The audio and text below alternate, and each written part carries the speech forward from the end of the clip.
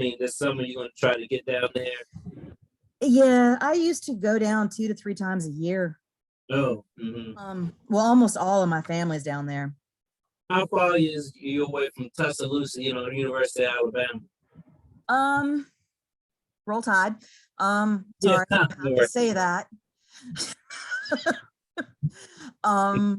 Just come rolls out your mouth, huh? I think I've only been to Tuscaloosa once, maybe. Mhm. Most of my family's in Birmingham, or Oh, right outside of Birmingham on the more northern area. Or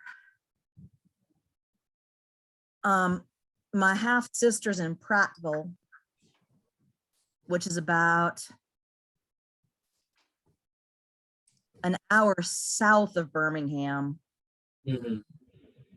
I don't think I've actually ever been to Tuscaloosa. Yeah. Hey, you're talking about my hometown. What are we talking about? Roll Tide. Oh. What are we talking about? What are we talking about? So, I'm a big Alabama fan, and I was asking Tina, when she goes down there often, and I was asking her, look, well, you've been to Tuscaloosa. She was trying to figure it out when she has been down there. Is that your hometown? That is my hometown. Yes. Oh, wow. Yes. That's home. My mother is still there. Oh. Well, most of my family went to University of Alabama. All right. Good Well, to know. Yeah, most of them are in Birmingham.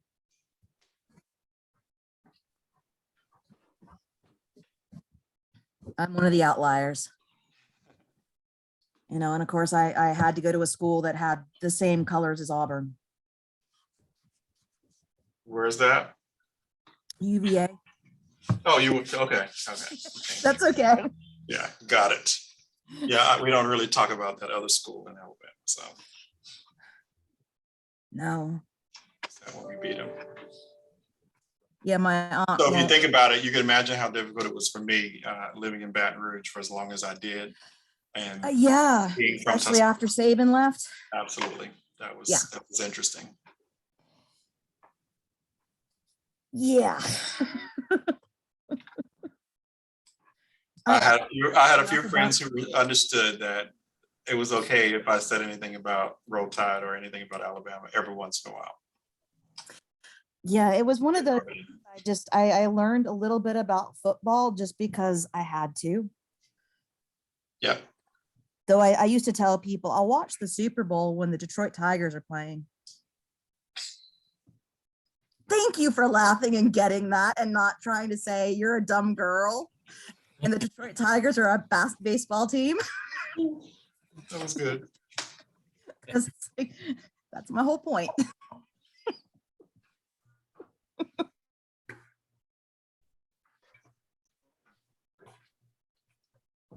Another large part of my family was in Michigan.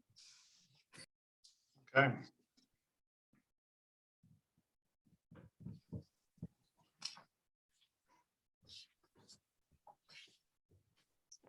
So Michigan is Lloyd and Mr. Rogers. They got some. Lloyd, didn't you go to school in Michigan or something? Law school, yeah. Yeah. Sheila's family is from Michigan, half Michigan State people, half University of Michigan folks. So they've got a split going on, but that's why we moved to Virginia, get away from all that. No, we used to go up with my grandmother and visit Battle Creek, Flint, Charlevoix, and another place that I can't remember where. Sheila was born in Battle Creek, and we often there's a Michigan Alumni Association family camp up near Charlevoix we would go to every year for about 20 years. You have a collection of Potowski stones? We got some. Yep. Nice. Yeah. Are those like the Virginia Tech stone stuff or something like that? Or Potowski stones are a stone that is just found basically on the beach of Lake Michigan and Petoskey. They're basically fossil stones. They've got they got fossils embedded in them, and they get worn smooth, and so you see the edge of the fossils, and it's really kind of cool. Yeah. So let's see, are we missing anybody? We got all the counselors. Do we have everybody we're expecting from city manager staff? Looks like we got all of our city manager people. I guess it's now 4 o'clock. It's time to call ourselves to order. So the February 7th, 2022 Charlottesville City Council meeting will come to order. Ms. Thomas, will you call the roll? Counselor McGill, I am here. Counselor Payne, Here, is your video working?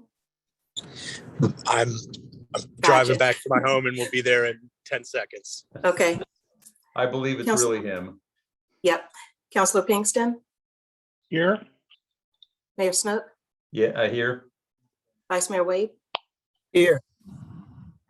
Okay, is there a motion to approve or to amend the agenda? I Move move for approval. We need to have Well- an amendment for the real estate tax rate to be part of the city manager's report. Oh, wait a minute. I guess so. We don't need to add that separate agenda item. We'll consider that as part of the city manager's report. Okay, so we've got a motion, we've got a second. Any discussion? Anybody else going to cure my confusion on these things? Just want to make, so we know, so the discussion about boards and commission appointments amongst counselors can go in the boards and commission section. Right. I swear there was something we needed to add at the meeting. Well, we were saying that we needed to order, that we needed to add the discussion of the tax rate to be advertised, but we're going to consider that just as a part of the city manager's report.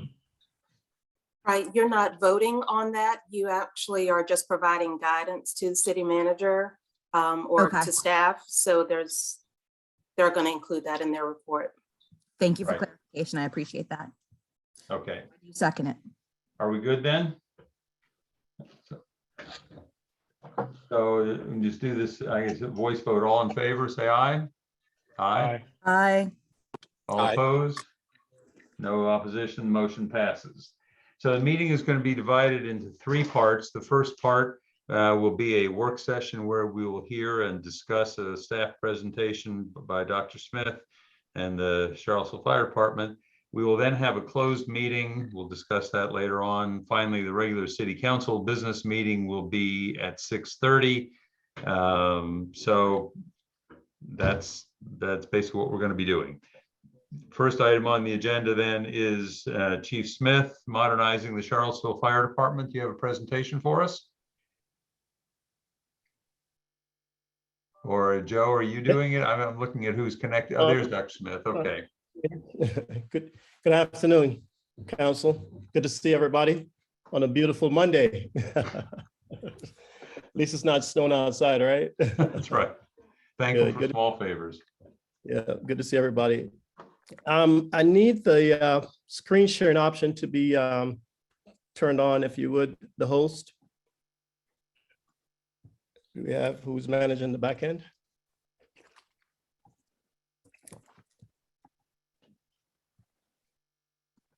Thank you. Are you viewing my screen now? Yes. We see a screen. That's not the screen you want to see. No, it's Sorry. not.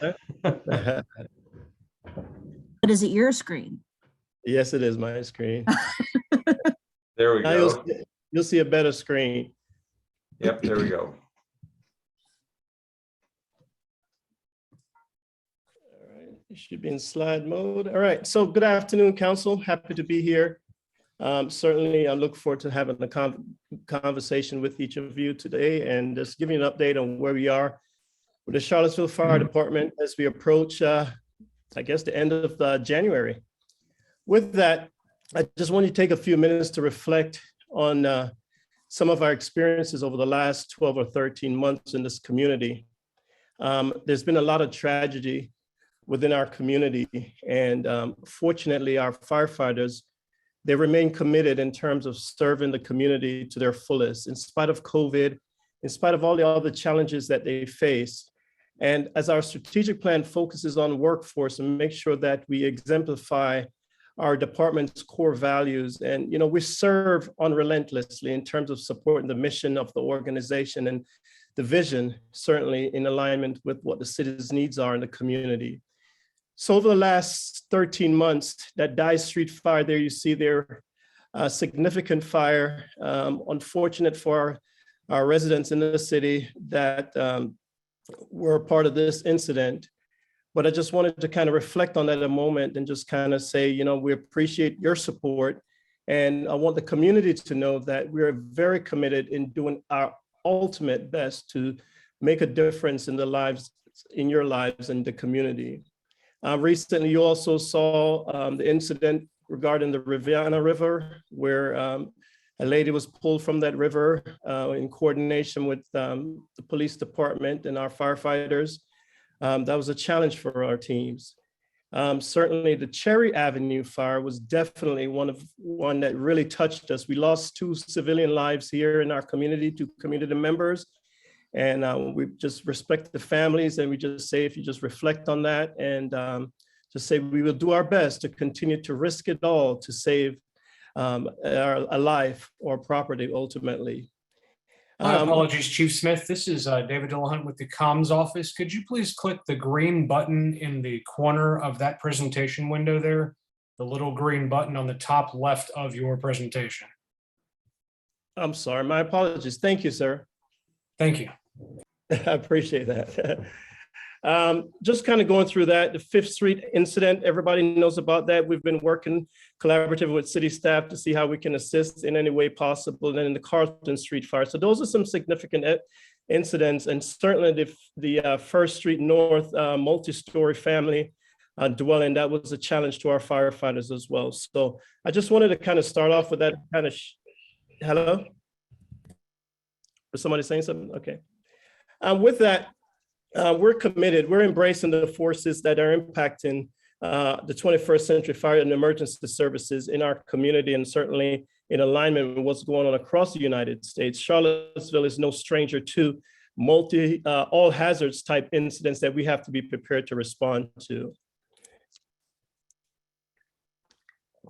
As I've communicated in the past, my vision is to enhance the department's culture and service through transparency, innovation, trust, and integrity. And that vision is supported by those pillars as indicated there. The organization chart, don't need to really get into that. I think we spoke about that before. With that, our strategic plan, just to reiterate, our strategic plan is at the bottom of most of our signatures, is publicly available on the websites as well. 6 goals: workforce, safety and health, communication across the organization, up and down, training, services and response, and certainly support in all ways possible comprehensively. Real quick, accreditation, very important element of a fire department to ensure that we maintain the highest levels of services that we provide to our community. I want to thank Chief Powers for his relentless commitment to that endeavor as we are in the midst of the accreditation process now, where they're evaluating our competencies. We met those competencies in 2017. We are fortunate to say that we are rated a Class 1 organization from the Insurance Services Organization, which is the highest rating that we can get in terms of fire services delivery. And there are only 8 others in Virginia, so we stand proudly behind that. And basically accreditation, if you don't know, just to refresh, it basically focuses on validating what we say we do, how we're addressing community risk reduction initiatives and actions related to that, our standards of cover, which deals with how we respond to calls, how efficient our workforce is, and then certainly our strategic plan, the elements thereof, and how do we move forward in terms of aligning our strategic plan in terms of our outcomes and our mission statement. And it's a process, it's a cyclic process, really. It's not a one and done thing. It's a self-assessment that's conducted, and we submit documents. And then there's an assessment reviewed by reviewers. And then there's a determination on how we measure up in terms of what we say we're doing versus what we're able to document. I share this slide with you because this is very important for us to really embrace and understand. The Center for Public Safety Excellence produced a white paper some time ago, and basically they talk about the elements of a 21st century fire service, fire and emergency service. But alongside that, there's an EMS agenda for the future, which kind of looks at how you should prepare yourselves now as we move forward into the future, and what are the elements related to them, to an EMS system. So fortunately for us, we're a fire-based EMS system service model, which is a little bit different than it was years ago, where we're just focused only on fire. We're an all hazards department, whereas we have to incorporate the elements of both of these things in terms of 21st century fire and emergency principles based on the philosophies or the document that's been produced by the Center for Public Safety Excellence and experts in the field, and also the EMS agenda for the future. So you probably say, well, Chief, why does that matter to us right now? Well, essentially, when we talk about alignment, we talk about vision, we talk about alignment, and ultimately execution. When you look on the left side here, you're seeing that there's a number of elements that were in that disc, if you may, how they align with the EMS agenda for the future. And I'll address those indirectly and directly as we move through this presentation.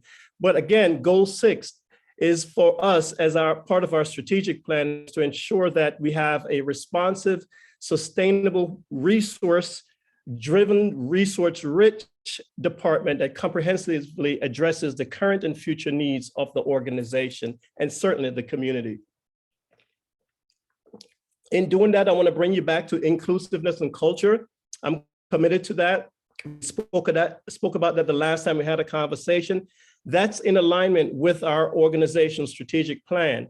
We look at diversity, not only in terms of ethnicity, we're talking about education competencies, we talk about military background, we talk about levels of training and competency as it relates to basic EMT versus paramedic. Certainly, the change that I've implemented since I've been here in terms of my hiring practices have demonstrated a 5% change and a 4% change respectively. So I'm very proud of our team for selecting individuals that are able to transition into our organization, and we hope to continue moving forward with that. Just a little bit about overtime. You know, we talked about the incidents really that, and by far the first slide that you saw those incidents, that's just a snapshot of what we actually are committed to doing and the work that we do in this community. But I'm happy to say that between the same periods last year, July 21st, 2021 to December, same period of time, our overtime was high, and it still is high. I'm not comfortable with a 20% reduction. However, we're committed to making sure that we are mindful of the expenses related to that. But keep in mind, COVID and other illnesses and injuries that we suffer ultimately impact overtime. So our workforce needs to really be supported in any endeavor possible through council and through the budgetary considerations. So with that, in the FY23, there is an additional SAFER grant request for 22. I should have probably said 23, FY23, but this is the current year. We recently applied for it. Our goal is to make sure that we're safe. We talk about those incidents that involve death, multiple patients on a scene, and having 3 firefighters on the apparatus is not the standard. The standard based on 1710, which is a national fire protection standard for departments, is to have 4 persons per company. So the staffing analysis that was recently completed indicated that we could benefit from having this additional staff members apply to provide us the appropriate resources to address the unexpected absences, but most importantly, for us to effectively operate in a safer operational framework on a day-to-day basis in the fire department. Goal 5 here again talks about partnership and services and response. Here, I wanted to focus on the efforts of collaborative efforts ultimately, but primarily led by Chief Powers, where there's a collaboration that we continue to do in this community. We are committed to collaborating with all the partners in this region to make sure that we provide the needs for the needs of the community and the members within the community through partnership. In doing so, my philosophy is a data-driven philosophy, not only quantitatively, but qualitatively as well. We want to make sure that what we're doing is right for our community and will serve our community moving forward. And it's based on solid information that is obtained through community risk reduction initiatives, looking at our response times, looking at our workload on our firefighters and paramedics, looking at how we're trying to be fiscally responsible in terms of overtime and things of that sort. So those are some of the elements that contribute to our data-driven approach.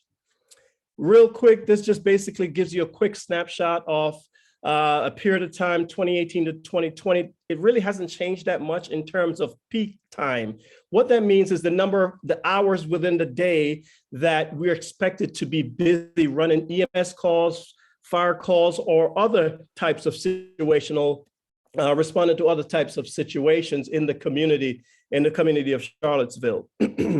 We're able to get to the entire city, normal drive time, obviously with good weather, limited traffic, things of that sort, based on our GIS analysis, about 8 minutes. Ideally, that's the framework that we have established. And ultimately, we've demonstrated through a GIS analysis to confirm that we should be able to reasonably arrive at an incident within that period of time, regardless of the type of incident or where that incident is located. With that, I want to kind of talk a little bit more about our system analysis. Lucas, he does a phenomenal job in providing me the information, providing us the information that's necessary to make decisions, right? When we talk about decisions, we talk about being able to respond to cardiac arrest, for example, in a timely manner. So within the last 24 months, I should say 12 months, in 2021, we responded to about 112 incidents. And as you can see there on the right, that's basically by neighborhoods. And this information is available to us to kind of help drive our initiatives. So you'll see later on this month that we'll be releasing a Pulse Point app, and there'll be some more information coming about that.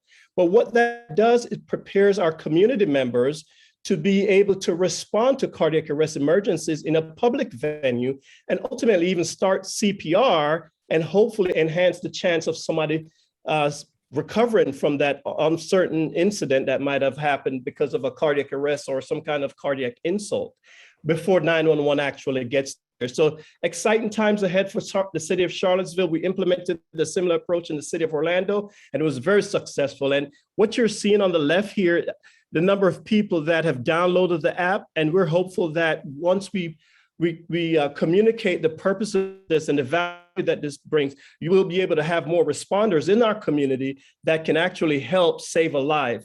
Wouldn't it be so great for a bystander to do CPR, help someone survive a cardiac arrest insult? Certainly, I would think you would agree with that. Quick numbers. We talk about return of spontaneous circulation, right? We talk about early CPR, early intervention, the need for defibrillation early. And these particular technical words down here, don't pay too much attention to them, but basically what you're seeing here is information that says how effective are we, or certainly how effective are we in terms of trying to get return of spontaneous circulation. Certainly we do our best to try to bring folks back from cardiac arrest, but ultimately sometimes you have underlying problems that certainly we can't make a difference with. But as you can see from ventricular fibrillation in this community, you have a 57% chance in terms of, based on the data that's here, from 2021, we were at 57%. When we talk about asystolic, which is the flat line, we're at about 29% there. So certainly there's opportunities for us to improve that. And how do we improve that as a community? We establish, we provide CPR training, we identify neighborhoods that are at risk and educate them on proper living and things of that sort. So with that, there's going to be some discussion later on, I think, about compression devices. And what that means for us in our community is that paramedics and our EMS providers will have devices that are available within the ambulances to do CPR, so they can do it effectively without standing in the back of an ambulance riding down the road in the case that they're transporting a patient to UVA or to the hospital, essentially, Martha Jefferson. But ultimately, that will help us be safer again. So ideally, you're seeing some research here from 2021 that kind of talks about potential implications for chest compression devices that are used in a pre-hospital setting, really to address the safety of our providers as they respond. Diabetic emergencies. Again, information here about the neighborhoods, and we can drill down into the neighborhoods of where the diabetic emergencies are occurring and how we can drive education to support that in our community. And the best folks drive that, and how can we work together with partners to communicate and educate our community. It's not just about running with lights and sirens to medical calls and car accidents and things of that nature. It's actually becoming more engaged in our community and educating our community, and hopefully they can recognize early signs and symptoms of strokes, heart attack, and things of that sort. So what you're seeing here is a display of the various neighborhoods. Mental health, Mayor Lloyd Snook, I know, we've had a lot of sessions about what are we doing with that in our community. We're able to identify where these things are happening and how we can intervene with partners to kind of minimize the impact to our community stakeholders. Dr. Smith, can you give us a small example of how that partnership worked in Orlando? When you got information, something like this, what would that look like? So if you're talking about mental health, or you're talking about the pulse? Well, just in general. So in general, for example, mental health, the city of Orlando deployed almost like a team of individuals in the downtown core area. And I think there's some initiatives that are ongoing right now with Chief Powers coordinating that. But essentially, we can intervene in terms of identifying, okay, what are the needs? Do they need to go to the hospital? Most of the times they may not need to go to the hospital. They may need to go get to a psychiatric location. So working with partners, not only law enforcement and fire, but also other social services partners can help alleviate the stress that it puts on our community members. We have to be able to take that into consideration. And certainly we talk about the fire department being all hazards. It's not just about the fire department. It's about our partners' cars, for example. It's about social services. It's about law enforcement also coordinating those efforts, whether it's mental health situations or whether it's a diabetic situation where a person has been recently discharged from a hospital, and we want to make sure that they're following up with their physician or their medications that they're supposed to take. Similarly with overdoses, there's a lot to be done outside of the 911 system that the fire department is not capable of addressing. So we will be relying on our partners to do that. And that's where CARS and others play a significant role in the 21st century fire service delivery model that I talk about. Hopefully that answered your question, sir. Yes. Thank you. So again, opioid overdose, we know about the opioid situation across the United States. How can we implement strategies to mitigate that? Narcan Leave Behind program, we implemented that in Orlando. There's opportunities here in this small 10 square mile, I call it a micro metro city, because we're just as busy as an urban city in all actuality based on the density here. So we'll transition to operations update. I'm sorry, I'm moving a little fast, but there will be an opportunity at the end for us to actually have some appreciative dialogue, if you may. So one of the big things in the city here, and should I say in the county, in the region, working collaboratively with Sunny and the ECC staff, and also with Chief Eggleston, the implementation of EMD protocols. What does this mean?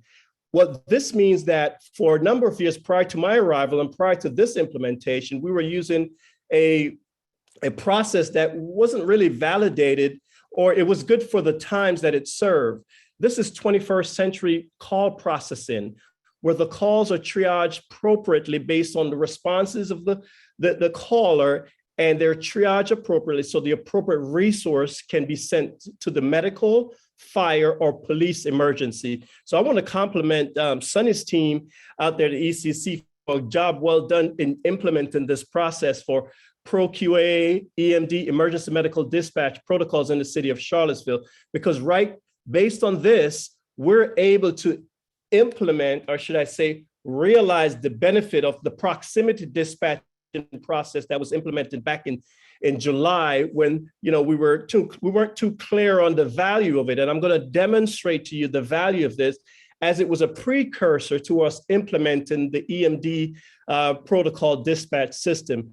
But essentially, prior to the change, ambulances were sent to scenes with long response times and sometimes frequently past a fire station with an appropriate life support unit available, whether it's at the BLS level, basic life support level, or the advanced life support level. So certainly it was great for that time. But as we transition and make sure that we match the appropriate resources with the risk associated with our 911, our community members, it's important that we look at how does this affect outcomes? How does it affect delivery of care? How does it address equity in the delivery of services? So the focus on this really was to look at timely responses, not in one neighborhood, but in all neighborhoods, because healthcare disparities is real when we talk about the delivery of pre-hospital care. What this means? The closest unit goes. Based on the protocols, EMD dispatch, the closest unit goes. We're utilizing the technology that we've had for years that really we did not implement it in the city of Charlottesville. However, it was implemented right next door. Chief Eggleston has successfully implemented this process. And we're just basically trying to align our protocols and our response model to meet the needs of our community. So at any one time, we know where all our units are located in the city. Quick snapshot summary in terms of demographics, 2021 demographics, 57% white, calls to respond for EMS, 35% African-American, about 50-50 in terms of male and female, and others at a lower percentage. It's a busy system, ultimately, in 10 square miles. So I'm very happy to say that our members, while they're overworked and they're running a lot of calls, they're committed to it, and we're committed to delivering the highest services to the community. So then we look at, and this is all going to come together in the next few slides. We talk about chief complaints. What are we going to calls for? As you can see, the generic sick person is like, oh, I don't feel too well. It can't really be classified as a headache or breathing problem and so on and so forth. But you can see there that breathing problem is a common thing in our community. Cardiac, or should I say chest pain, whether it's cardiac or not, this one says non-traumatic chest pain. It's also a significant call volume for our city residents. So it's important for us to look at how we can, from a community risk reduction, not just about fire and smoke detectors and things of that sort, but educating our community in terms of how we can prevent them from having to go to the hospital or experience traumatic insult. This is the 2021 data where you're seeing 46% of the patients transported based on the information provided through our systems analysts represent Charlottesville Fire Department, and CARS represents about 25%. Certainly there are other elements to our system which involve, assisting agencies and calls that are canceled before we get on scene or while we're on scene. So what you're seeing here is a response analysis. This basically excludes our non-emergency responses. So when we look at it over time, 2019, 2020, 2021, I think you would agree that there is an improvement in the service delivery in terms of the timeliness of our response. And my focus is certainly on 90th percentile, because averages sometimes can be skewed to some degree. It doesn't account for outliers. But 90th percentile, there's been a definite improvement in terms of travel time, if you may. And that's across the system, not looking at one agency versus another agency, looking at the system as a whole. And that is my commitment, looking at the system as a whole and making sure that we work together collaboratively. Looking again, comparing, now we're looking at agency comparisons based on the same data. Certainly there are factors sometimes that are beyond our control, but certainly you're seeing the information here as it's available in one of our dashboards as it relates to our response versus CFD versus CARS, looking at emergency calls only, where a trending is very evident there. Operational efficiency has improved since the July implementation of proximity dispatch. Prior to that, we were sending multiple units to scenes and sometimes duplicating our resources. The one thing that there's some significant opportunities to work on is what we call hospital offload times. I don't know if any of our hospital partners are here, but That impacts the system. When we talked about empty building calls. We only have 3 ambulances generally Monday through Friday, but on the weekend, sometimes we may have a couple additional ambulances staffed by cars, which are very valuable to the system. And if we had more during the week, we could actually strategically place them in areas where the calls are predicted to happen historically based on the data that's available. But you can see offload times, certainly they can impact our readiness to respond to the next call, and it's called resilience ultimately. Neighborhood risk assessment. This is what helps me quantify and qualify what we do in the community. So I'm very thankful that this information is available, not only to us internally, but also to our community as well. So with that, we look at the closest unit go. We did an analysis, 120-day proximity analysis, been about that long. We look at our neighborhood, 10th and Page, for example, where you're seeing out of the 19 neighborhoods, there are certain things that pop up. Cardiac arrest is first in 10th and Page area. Drug use, diabetic emergencies, cardiac emergencies, they're about third there. So when we look at before proximity and post proximity, what have our citizens realized in terms of service delivery? What you're seeing here in green highlight is that there's been an improvement of about 11% in terms of our response times to 10th and Page. So important to note that prior to that, you're seeing here on the left here, this is what the response was in 10th and Page neighborhood compared to what we are moving forward post proximity dispatching. And I'll do that for a number of different slides, but I'm not going to spend a lot of time on it because the slides will be available. Fiveville, for example, second for strokes and asthma, seizures. The difference again, 11%. We're going from a 7-minute, 24-second 90th percentile response to a 6-minute, 35 response. Fry Spring, same thing. This is a 28% improvement based on proximity dispatching that was recently implemented in July. So what this tells us is that we have to make sure that we're equitable in the delivery of service, regardless of what we think is going on with the patient. Because when you call 911, when your family, when our community calls 911, they expect us to be there within a reasonable amount of time. And they shouldn't have to wait longer for a unit coming from further away to provide them the care that they need ultimately.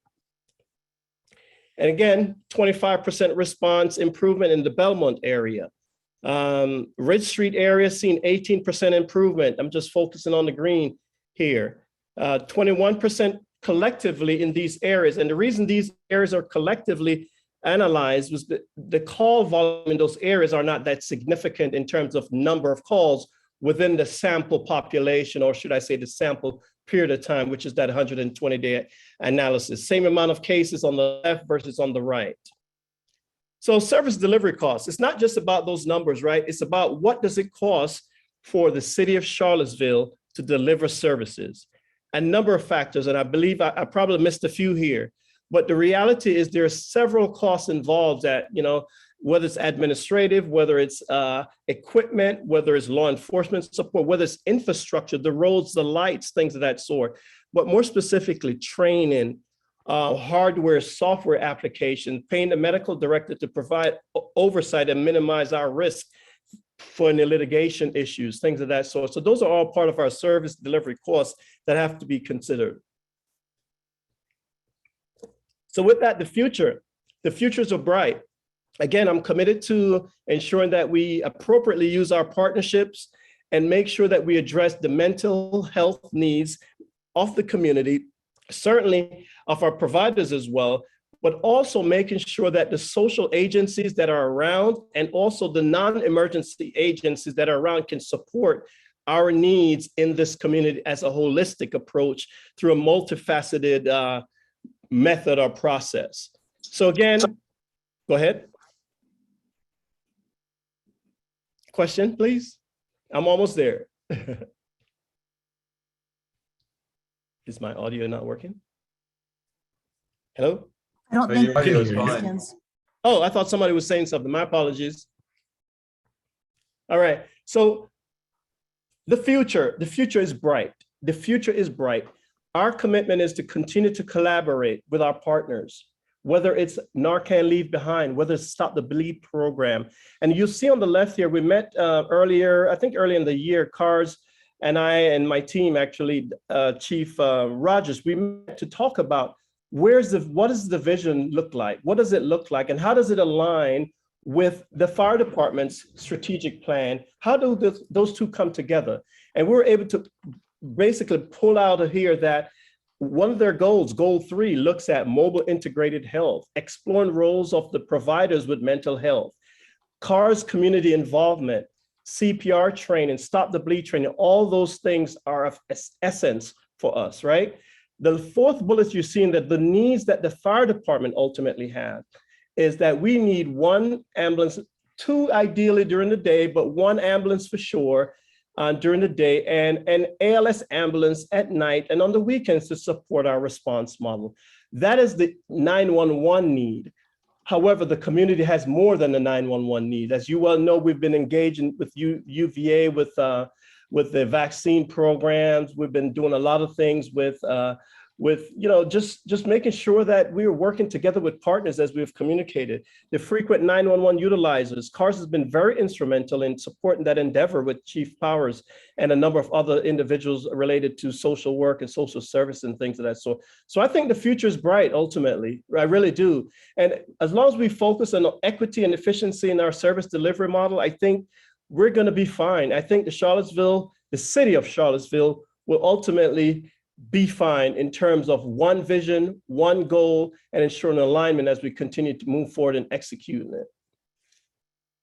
All right, I'll pause there for any questions. If you have your phone, you can reach your phone up and hit the QR code, and it'll take you to our risk reduction website, if you may.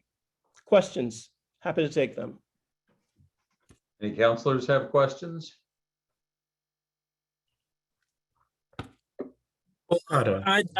I'm sorry. No, go ahead, Vice Mayor. I just had just a clarification. You mentioned several times, the closest unit, I think, responds. So if that means that, an ALS staff or ambulance is at, 1 neighborhood or location, and that call doesn't necessarily need that higher level. I may be speaking out of terms and terminology and things like that, so please excuse me. But someone else across town needs it when you only have 1, ALS ambulance on call. How does that work? If you can explain to the public how that works, sir. Yeah, so ultimately, with the 21st century call processing protocols that's in place currently, ideally the call will be triaged appropriately. And based on the level of acuity that is required at that scene and the capability. So an ALS provider on an ambulance can provide the most basic care if needed, right? However, a BLS staffed ambulance cannot provide any higher level than a BLS level call level of care. So ultimately what will happen, depending on the type of call and the recommendation in the probably $2 million computer-aided dispatch system, the appropriate unit based on the call type description will be recommended within milliseconds. So ideally in the past, I shouldn't say ideally, in the past, the idea was, well, you're tying up an ambulance for a low acuity situation, or an ambulance should sit and wait, the fire truck should sit and wait for the higher acute. So basically what that premise was that if grandma's leg is hurting and she has a history of diabetes and the call comes in as a basic level call and an ambulance is sitting within 2 minutes of her address, we said, no, grandma, we're going to send another unit that's further away because you're not that important. Your level is low because, you got a history of diabetes. So that is not the philosophy when we talk about equitable delivery of care. And fortunately, I've been able to hire additional paramedics. So ultimately, the paramedics are not just on the ambulances. And actually, we've been trying out something to kind of minimize the stresses for our providers. We've actually had a number of BLS ambulances on several days in the city to kind of see what that looks like. And ultimately, if it's an ALS call, the fire engine or the bed ladder truck goes along anyway. Or if it's a BLS by itself, the closest BLS ambulance goes, whether it's cars or if it's CFD for that particular day and schedule.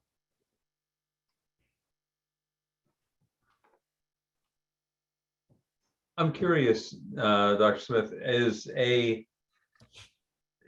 an ALS ambulance more expensive or less expensive or the same as a BLS ambulance in terms of the equipment, the physical investment in the equipment there? So ultimately, an ALS apparatus can provide pretty much all the services that an emergency room physician can do for the most part. So to answer your question, the equipment is a lot more expensive to maintain in terms of cardiac monitors and having the pharmaceuticals on the trucks. But just as our partners down the road, oftentimes they're staffed at an ALS, the equipment is on their apparatus as well. So at any time, as they get volunteers to come in, they can have an ALS unit. So in terms of return on investment, the equipment oftentimes have probably a 10-year life, service life. Ultimately, the cardiac monitors is probably, I would say, is probably the biggest expense, and maybe the power load stretcher, which minimizes back injuries. That's probably one of the biggest expenses there. But to provide services, a comprehensive service delivery model is imperative that the appropriate equipment is in place, because not having the appropriate equipment is similar to not having the appropriate equipment on a fire truck, a ladder or a hose, ultimately. I guess the distinction that I was trying to make in my own mind, I know obviously you have to have if you're going to have advanced service, you have to have, number one, personnel who are properly trained to provide the advanced service. That is going to be more expensive than providing a basic level of service. Number two, that obviously if you are providing pharmaceutical interventions of various sorts, those are things that would have to be on an A level, but not on a B level. I'm really. No, they're still on it, sir. Not to cut you, they're still on the BLS unit. Oh, okay. So that's not a difference. Not a difference, sir.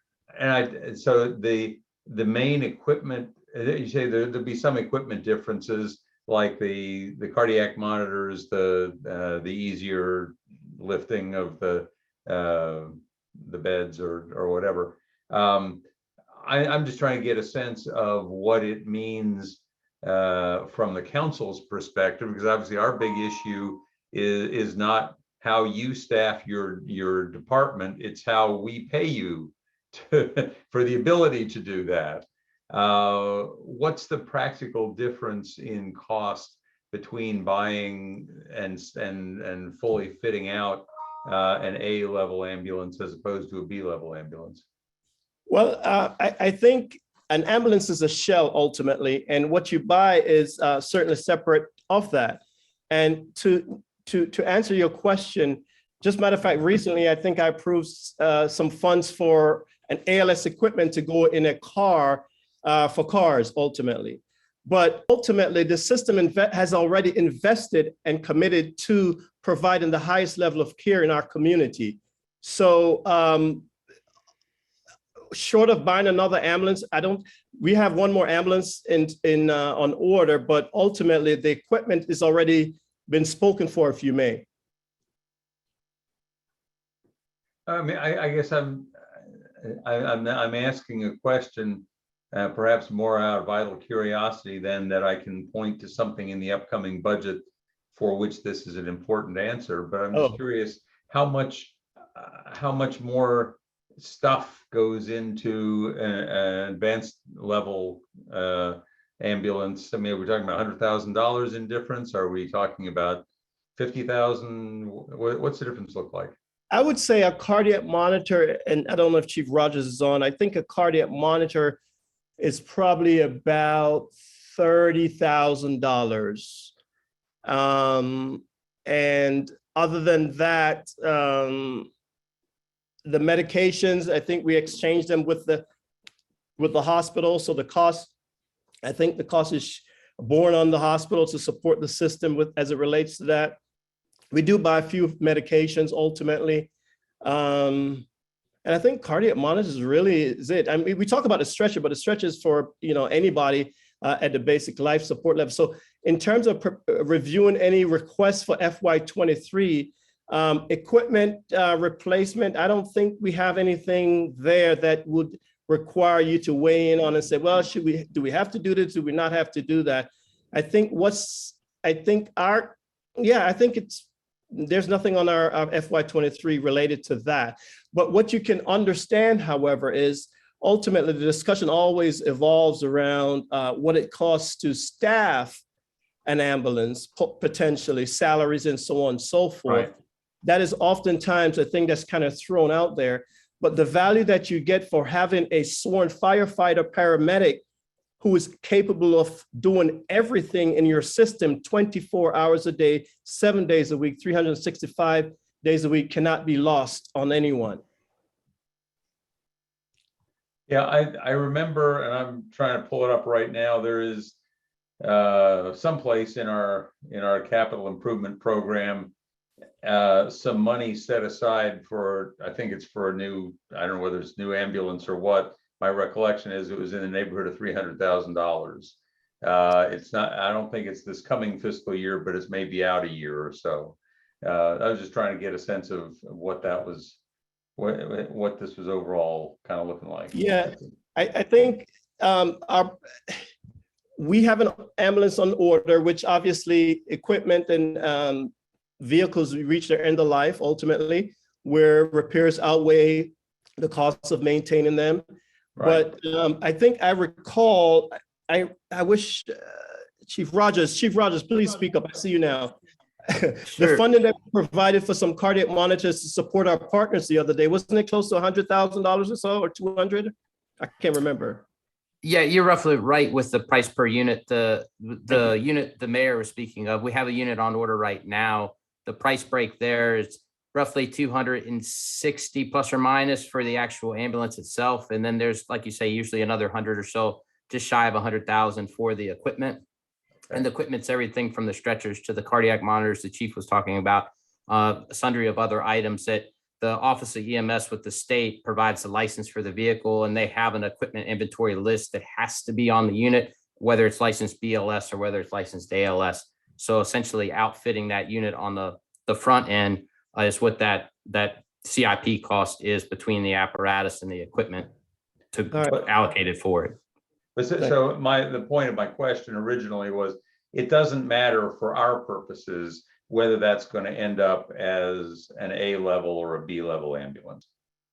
No, they in the system like Chief Smith spoke of, every unit's pretty much ALS BLS combo. They get licensed, so to speak, as ALS, meaning even the cardiac monitor, the basic level EMTs can do the 12 lead electrocardiograms that get transmitted to the hospital. So in order to do those, you still have to have that advanced level cardiac monitor. So like I said, the drug boxes for right now are on the unit supplied through the hospital. That may change in the future if the pharmacy board changes that regulation, and then the cost of the drugs would be on the agency. But right now, that's kind of intertwined, integrated with the hospital, like Chief Smith spoke of. Okay, thank you. By the way, to Mike Rogers, I apologize for sending you the email that I had intended to send to the city manager, Michael Rogers. You're gonna have to get that straightened out. Yeah, I gotten a few other calls here or there as well, so you weren't the only one. Anybody else have questions for the chief? Yeah. First of all, thank you for your presentation, Dr. Smith. It was very informative and well done. Can't hear me? Yes, I'm just trying to see who's speaking. It's Brian Pinkston, Councilor. Oh, I see you. Sorry. All right. Yeah, and thanks for the tour you gave me when I was able to come see your station on Fontaine. Thank you for that. The question I have is just in terms of like our partners with UVA, with CARS, with Region 10, with all the folks with the CPD. How do you? What is the mechanism? I'm sure it's different for each group, but how do you? What's your sort of philosophy, or what have you learned since you've been here in terms of mean, you're our guy when it comes to taking care of the city for fire and life safety, as I understand it. And we appreciate the work that you do for sure. What's your sort of sense of where we are as a system in terms of all the various cogs of this large machine working well together, getting the very best outcomes for our citizens? Any top level things you could provide for us as guidance, particularly as we enter a budget season? Yeah, I appreciate your compliment as well, sir. Thank you very much. It's much appreciated. I would say that we're in a good position. The city of Charlottesville, we're resource rich. And that's a very, very valuable thing, especially being so close knit. So I would endeavor to say that we need to continue to maximize our partnerships with the different stakeholders through different mechanisms, i.e. through, and I may allow Chief Rod Powers to speak here, but the community risk reduction element that was implemented prior to me getting here, that is huge in terms of making a difference, because ultimately the 911 system is designed for unexpected things, right? And ultimately by engaging our partners through a strategic methodology that looks at how old the buildings are, what is how many citizens are renting versus owning these homes, what is our student population like, what does our elderly population look like, where are they living? You know, looking at when the snow comes through and the power is out, how do we connect to them? Do we know them ahead of time? So I think we're in a good position ultimately, and it's important that we continue our forward momentum and trust the system while it evolves and continues to change under my leadership ultimately. Chief Powers, would you mind adding a few things to that regarding your initiatives and partnership and your collaborative endeavors over the last couple of years? Yeah, and can you guys hear me? I'm going to stay off camera because I'm in a car right now. You can hear me? Okay. Yeah. So Yes, we can hear yeah, you. hey, thank you, Chief, very much. From a community risk reduction standpoint, it's a completely different way to look at a fire service, and it's matching risk to response, matching risk to resources. So, a lot of what we've been doing over the last 2 years is establishing, strategic community partnerships and figuring out what the right public engagement is. And, much of what we do from a CRR standpoint, community risk reduction CRR standpoint, is leveraging those partnerships, because we don't have the resources and the staffing to do everything that we want to do. And we found that there's so many partners within the community that can do those things that are already doing those things. So we provide them the support that they need, and we can generate some pretty significant outcomes in our city. Thank you.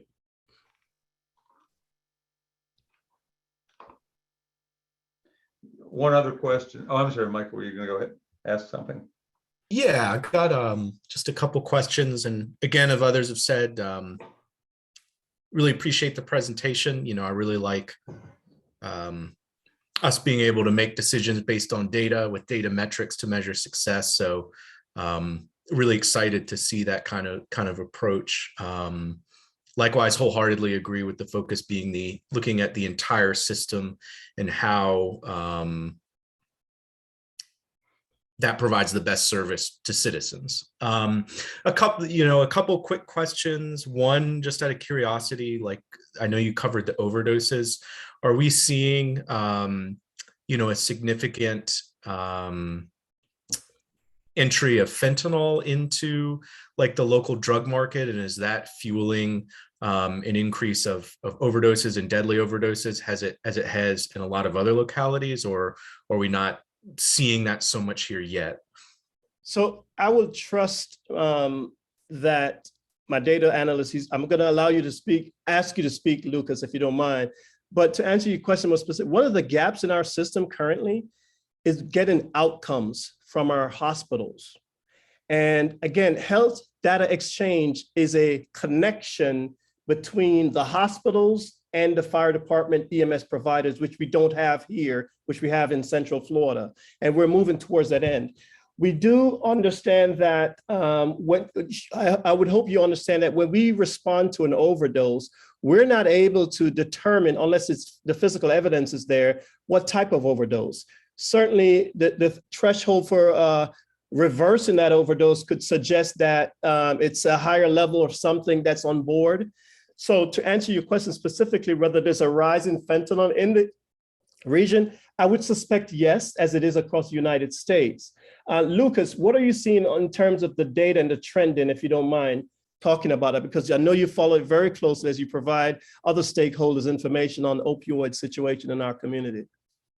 Sure. So that's a great question, Michael. And our emergency departments are going to have much more definitive data on the presence of fentanyl and carfentanil in overdose patients. But especially since the pandemic began, we have seen an increase in overdoses. For 2021, we averaged about 5.5 per month, which is a record since we started keeping records in early 2017. It's not, I wouldn't call it significant, but we've seen it tick up in both 2020 and 2021. It seems to have seasonal patterns as well.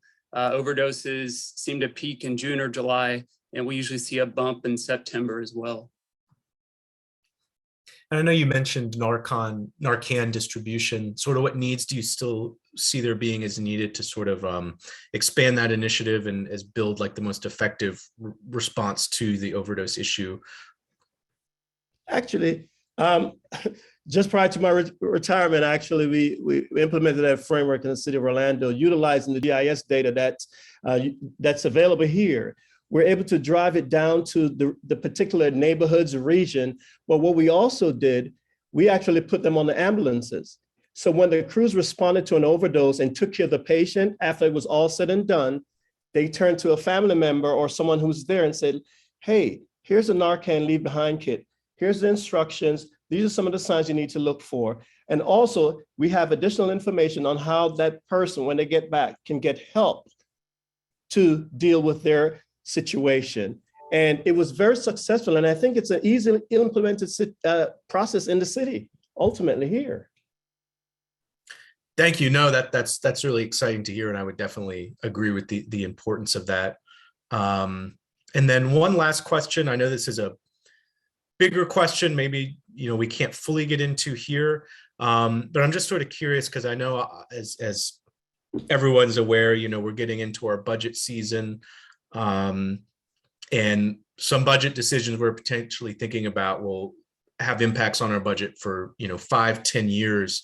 And so I'm curious just to get a sense, thinking in like a 5 to 10 year time horizon, in terms of some of the investments and improvements you're seeing as necessary and vital to the department, sort of what those dollar amounts will be, what specific areas they are. So as we're thinking about, again, long-term impacts of budget decisions, we're able to incorporate that into our decisions and thinking.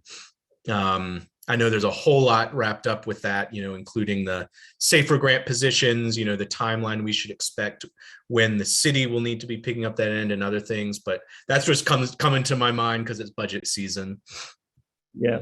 So I'll talk about FY23 priorities and beyond ultimately. Number one, the bypass station. We have to get it out of the ground. And I really appreciate your support in doing so. And I think there's been commitment to some degree in terms of capital improvement, but that needs to come out of the ground. It's dilapidated. It's sad. I don't know if you've been in there, but it's unfortunate that our firefighters have to live there. But ultimately, the Ridge Street Fire Station also needs to be on the map, on the roadmap as well, because that is just as old, if not older, if I'm not mistaken, with cracks in the wall that we've been monitoring for a number of years. So that is an important aspect in terms of priority.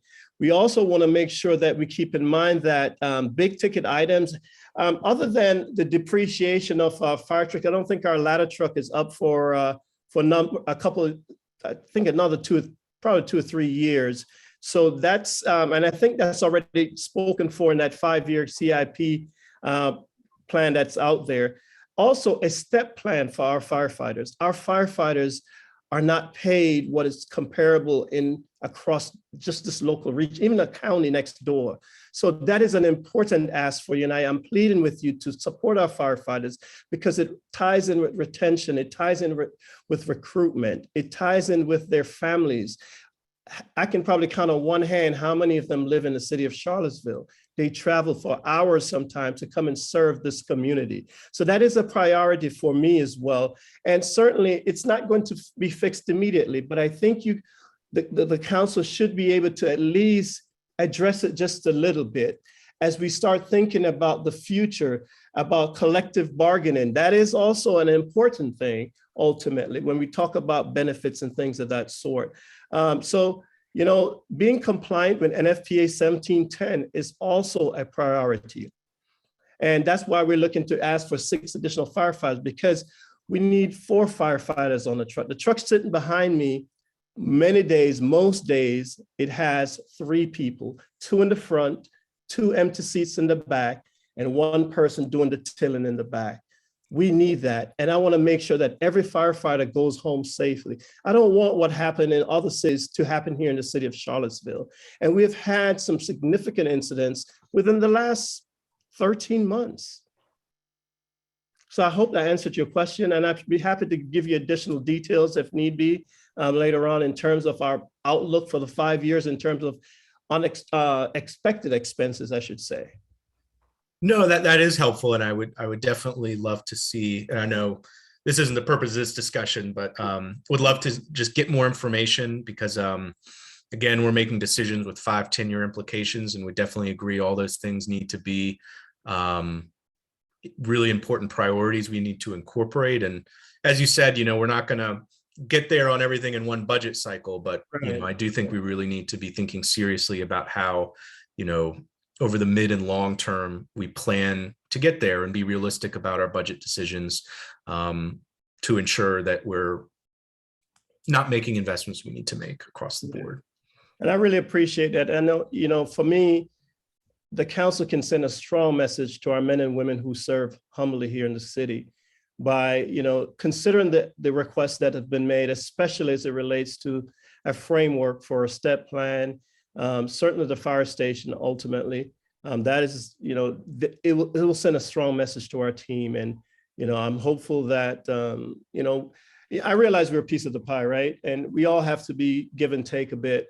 But ultimately, we have some committed members here. And, you know, the reality is, I think about 25% of my staff I hired since I've been here. I hired 27 people since I've been here, and it's only been a year. And I've made about 6 or 7 promotions to captains. So our workforce is young. And when we talk about a young workforce, we talk about a workforce that needs to feel valued. And not just day-to-day paycheck, but we're talking also in terms of their pension and their long-term viability for this community and what they do for this community, given their all every day. Thank you. And that's all I have. And I'll just reiterate again, I love the data and specificity. It really helps me, and I'm sure everyone else, make decisions. Thank you, sir. And I want to say, Chief Smith, that, you know, as far as the mental health component, that's exactly why we invited the fire department to the Marcus Alert group that we were putting together to begin the discussions on the Marcus Alert. Was part of that was to bring in, because we know that the fire department gets many of those phone calls. And also talking to Mr. Powers and Joe, I'm sorry, I'm always getting the ranks mixed up. Please forgive me. And I truly am grateful for a lot of the preventative and the prevention and the frequent utilizer and looking at people's actual needs and drilling down as to what someone's actual need is when they're a frequent utilizer. If it's, because usually it's not true medical needs, usually it's something else, that there's just a hole in our fabric right now that's not getting met, and this is the last call.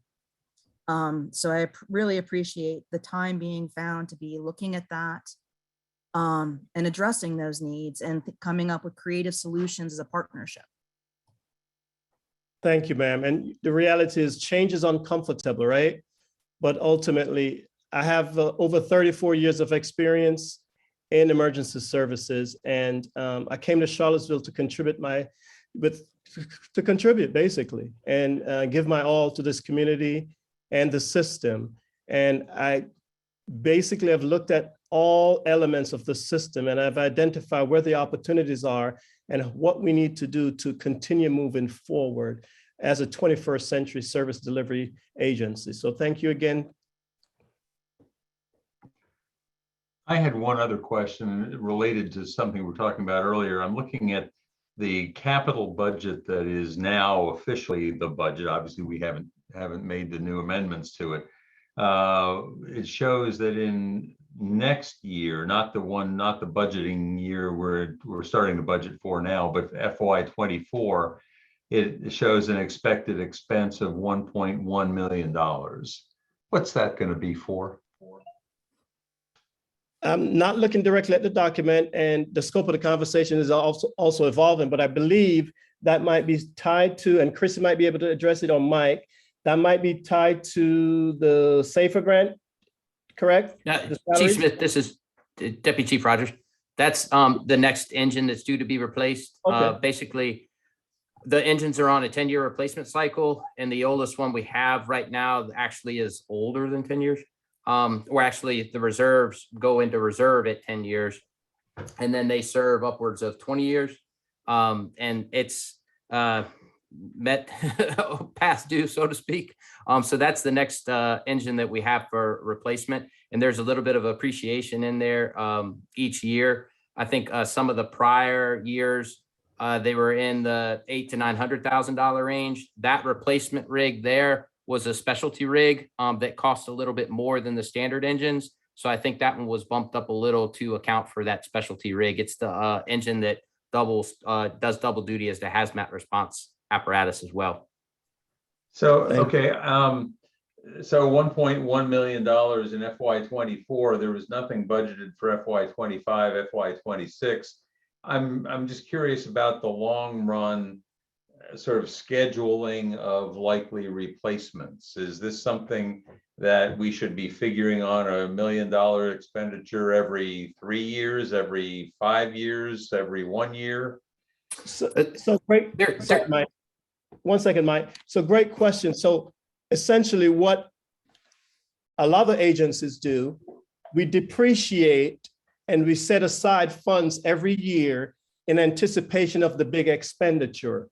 And I think I've identified some opportunities for that, because while we may be focused on a fire truck, our air packs, for example, have a certain lifespan and they're expensive as well. So I've made some requests to move that into the capital improvement process, because those funds need to be put aside, like you're saying, Mayor Snook, and anticipating that it will come due a particular year, we need to make sure we're poised for that. We do a number of things in the city where, for example, we set aside in the capital budget $100,000 a year for sidewalks. We may not actually spend that until we save up 3 years worth or 4 years worth or something. It distresses me to look at the budget for you all and to recognize that 1 year we get a chunk of almost $400,000, and 2 years later, $1.1 million, and then nothing for a while. When if we were to be trying to do something on an annual basis, it might make planning easier. It would also, to be perfectly blunt, make it easier for us to understand the true impact of spending $75 million on a school. Yes, sir. Because if we say we're going to have certain expenses every year out of our capital budget, and those are just givens, and we're not going to shortchange the fire department as a consequence, we need to have a sense of what those recurring expenses are. I saw Ms. Hamill was about to jump in with something there.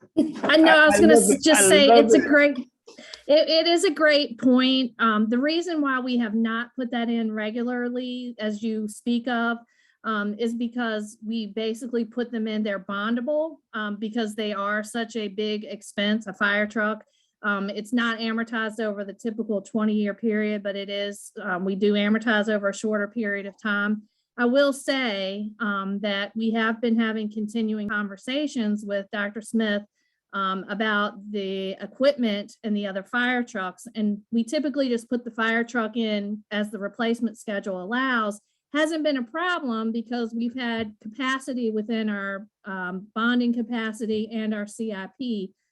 But to this end, through this conversation, it would have an impact on this as we talk about maxing out capacity. Those are things that are not currently in the plan. The only recurring dollars we have in for the fire department at this time are equal dollars that we have in for police and sheriff for mobile radios.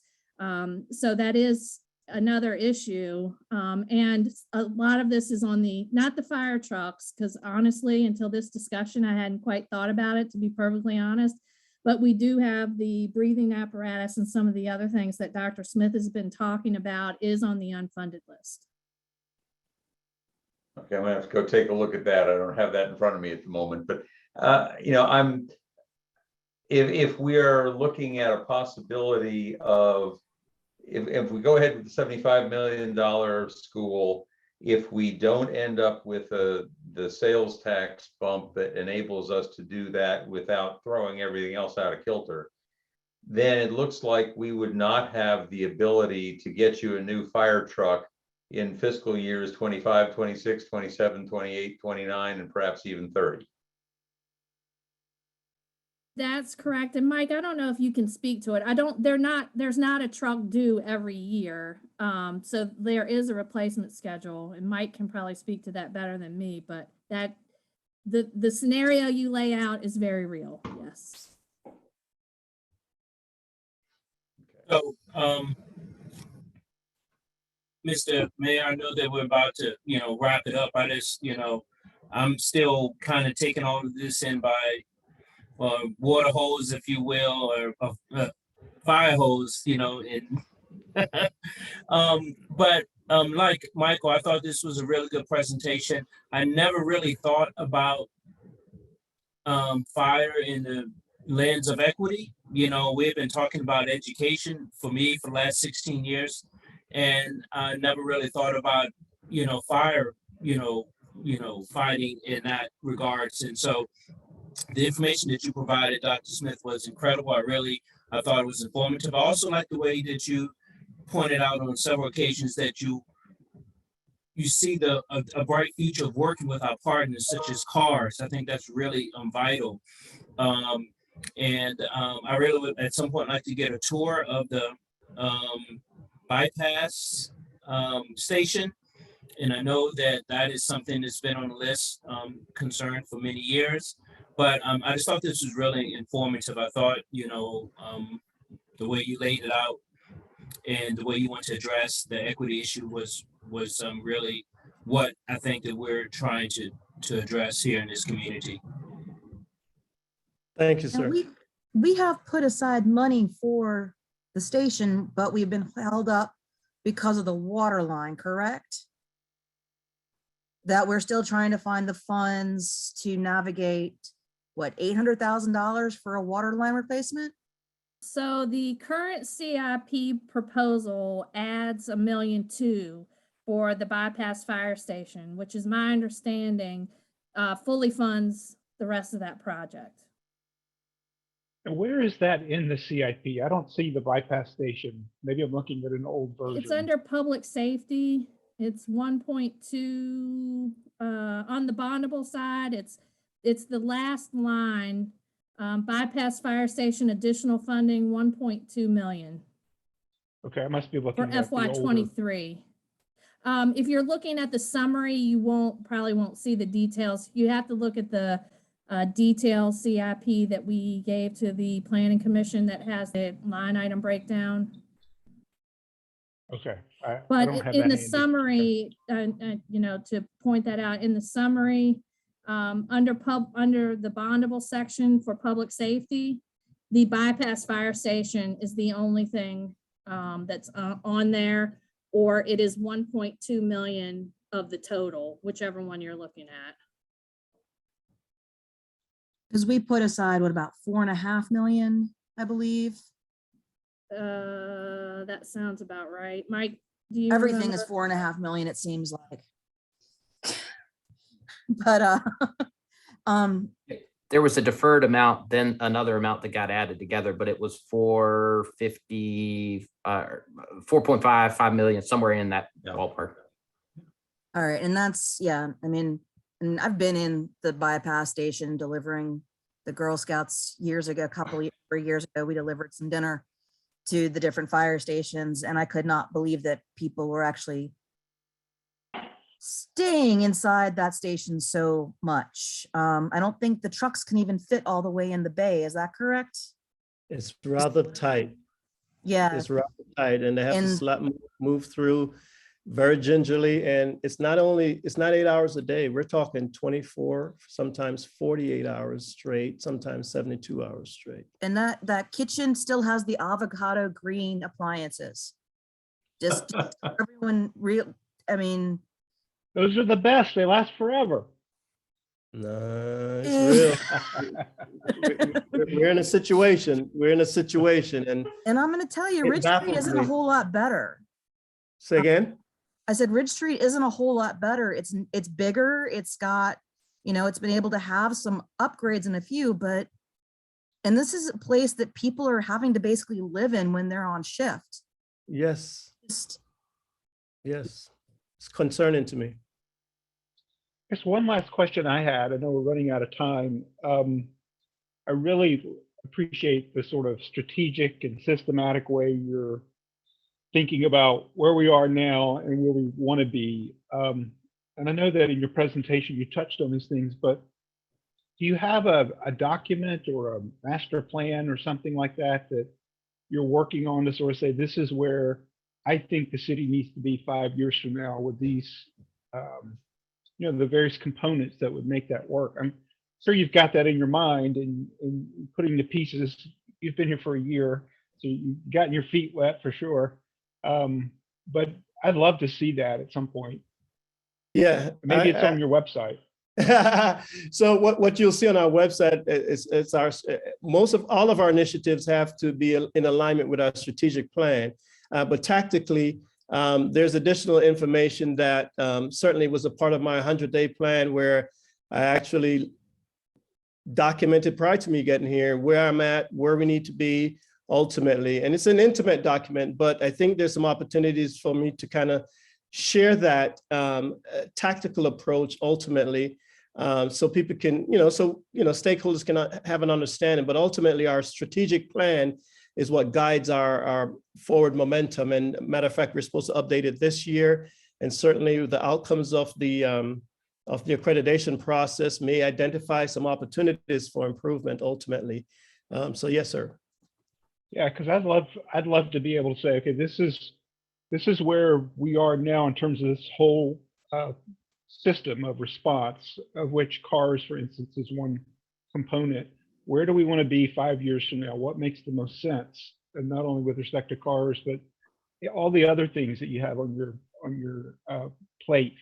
And how do we go ahead and start bringing those sorts of stakeholders together proactively to help you get done what you've been hired to do? So, yes, sir. Any other questions or comments from council? I guess the last comment I want to make is that I don't know whether the rest of the folks in Charlottesville know that on January 27th, we declared it to be Stephen Walton Day. Stephen Walton, having been a civil servant for 50 years, including the last 46 of it in the fire department. And at Chief Smith's invitation, we did a proclamation declaring it to be Stephen Walton Day in the city of Charlottesville on January 27th, and presented it to him and had a very nice breakfast with the fire department assembled. And I appreciate the invitation. I appreciate the opportunity to break bread with you. It was a good occasion. Yeah, absolutely. Steve is a wonderful person. I tell you, he's been a cornerstone. I've had many conversations with him, and I'm very appreciative of the services that he's provided to the city and continues to provide ultimately. And, as we continue in Black History Month, I think it's important for us to really acknowledge not only Steve, but all the contributions of others who have contributed significantly to this community and certainly to the fire department. So I really appreciate that, Mayor Snook. Thank you very much, sir. Time was not too long ago when there was a lot of concern that the fire department in Charlottesville was not friendly to African Americans, and I think the recent history has suggested that that's not the case. So I appreciate your leadership in that respect. Thank you, sir. I think that that's really the only item on the agenda that we've got for the 4 o'clock meeting. Should we, it's about 9 minutes earlier than we had thought that we might, but should we go into the closed session meeting at this point? Okay, well, first of all, thank you, Chief Smith, for having been with us, and Chief Powers, I'm sure you don't need to stick around while we sit around and twiddle our thumbs off camera. But anyway, and Mike Rogers also, I appreciate all of you all coming to join us. So let's look at, is there a motion to go into closed session? I so move. Okay. Oh, And wait. you got to read the we have to closed read session that thing. motion.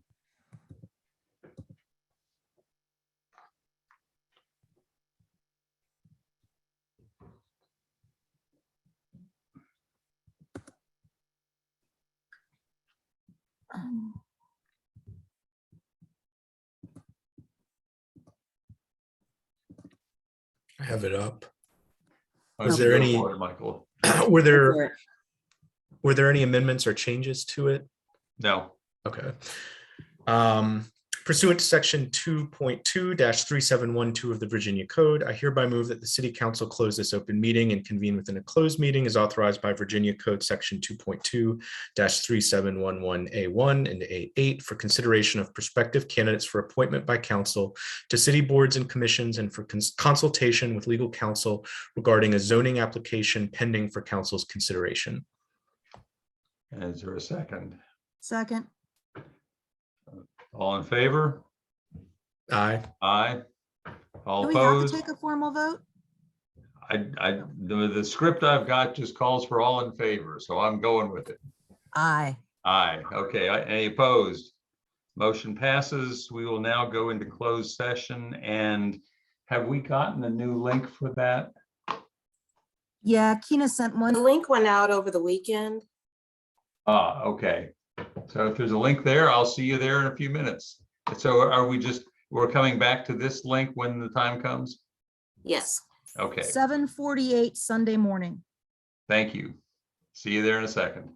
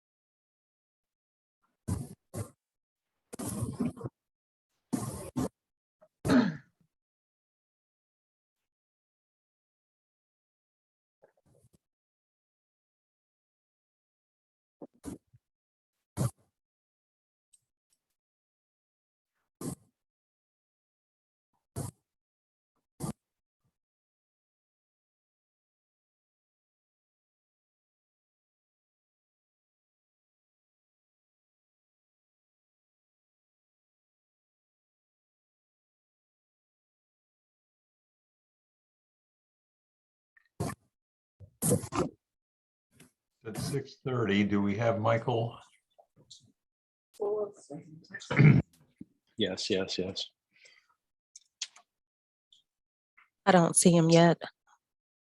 There he is.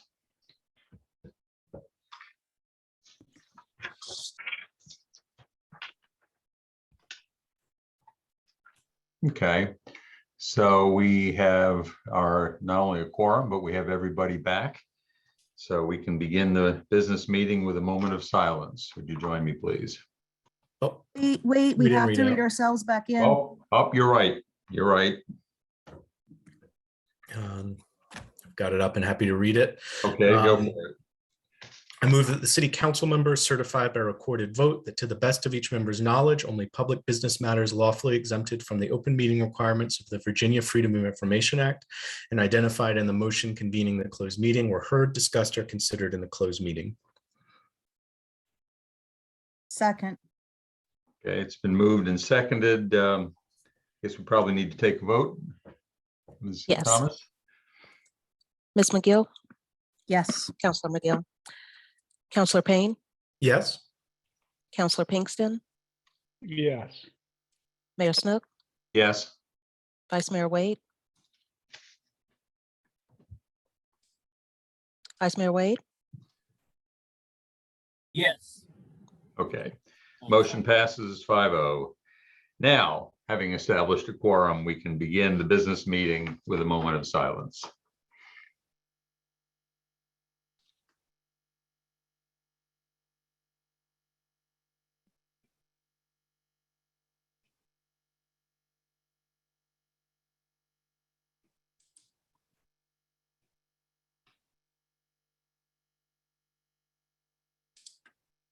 Thank you. Let's see. Counselors, do we have any announcements? Yes, I have a few. Two announcements. The first is that it is Teen Dating Violence Awareness Month, and with that, the Center for Sexual She Shelter has a virtual workshop geared towards middle schoolers and high schoolers, but parents and educators and college students are welcome. The new dates, the next dates coming up are 2/7, might have been today, 2/21 and 3/7 from 3 to 4. You can get in touch with Alex at prevention@shelterforhelpinemergency.org. And then the second announcement I have is from Mr. Alex Zahn, the Black History Celebration, the All Burley Reunion, Charlottesville, Virginia. Alex Zahn Black History Pathway in celebration of Black History Month presents a tribute to the All Burley Reunion and its founder, Mary Taylor Nightingale, a 1960 Burley graduate. She will share the Burley story reunions with Mr. Alex Zahn on Thursday, February 17th, 2022 at 7 p.m.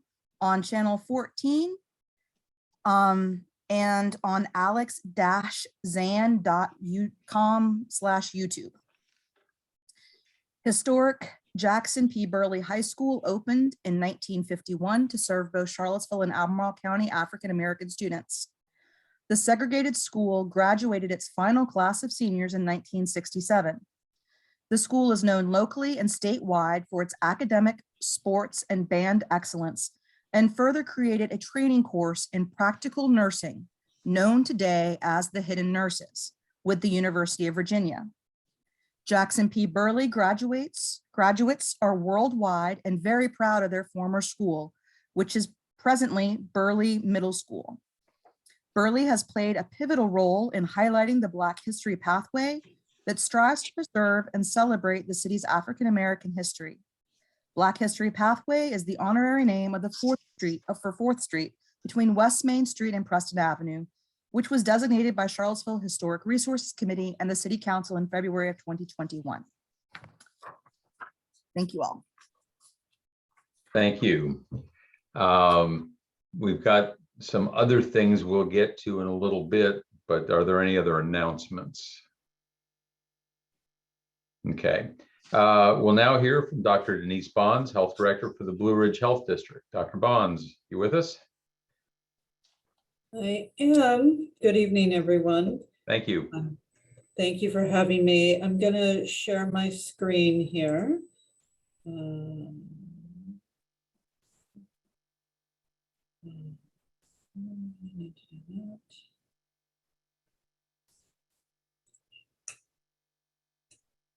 I'm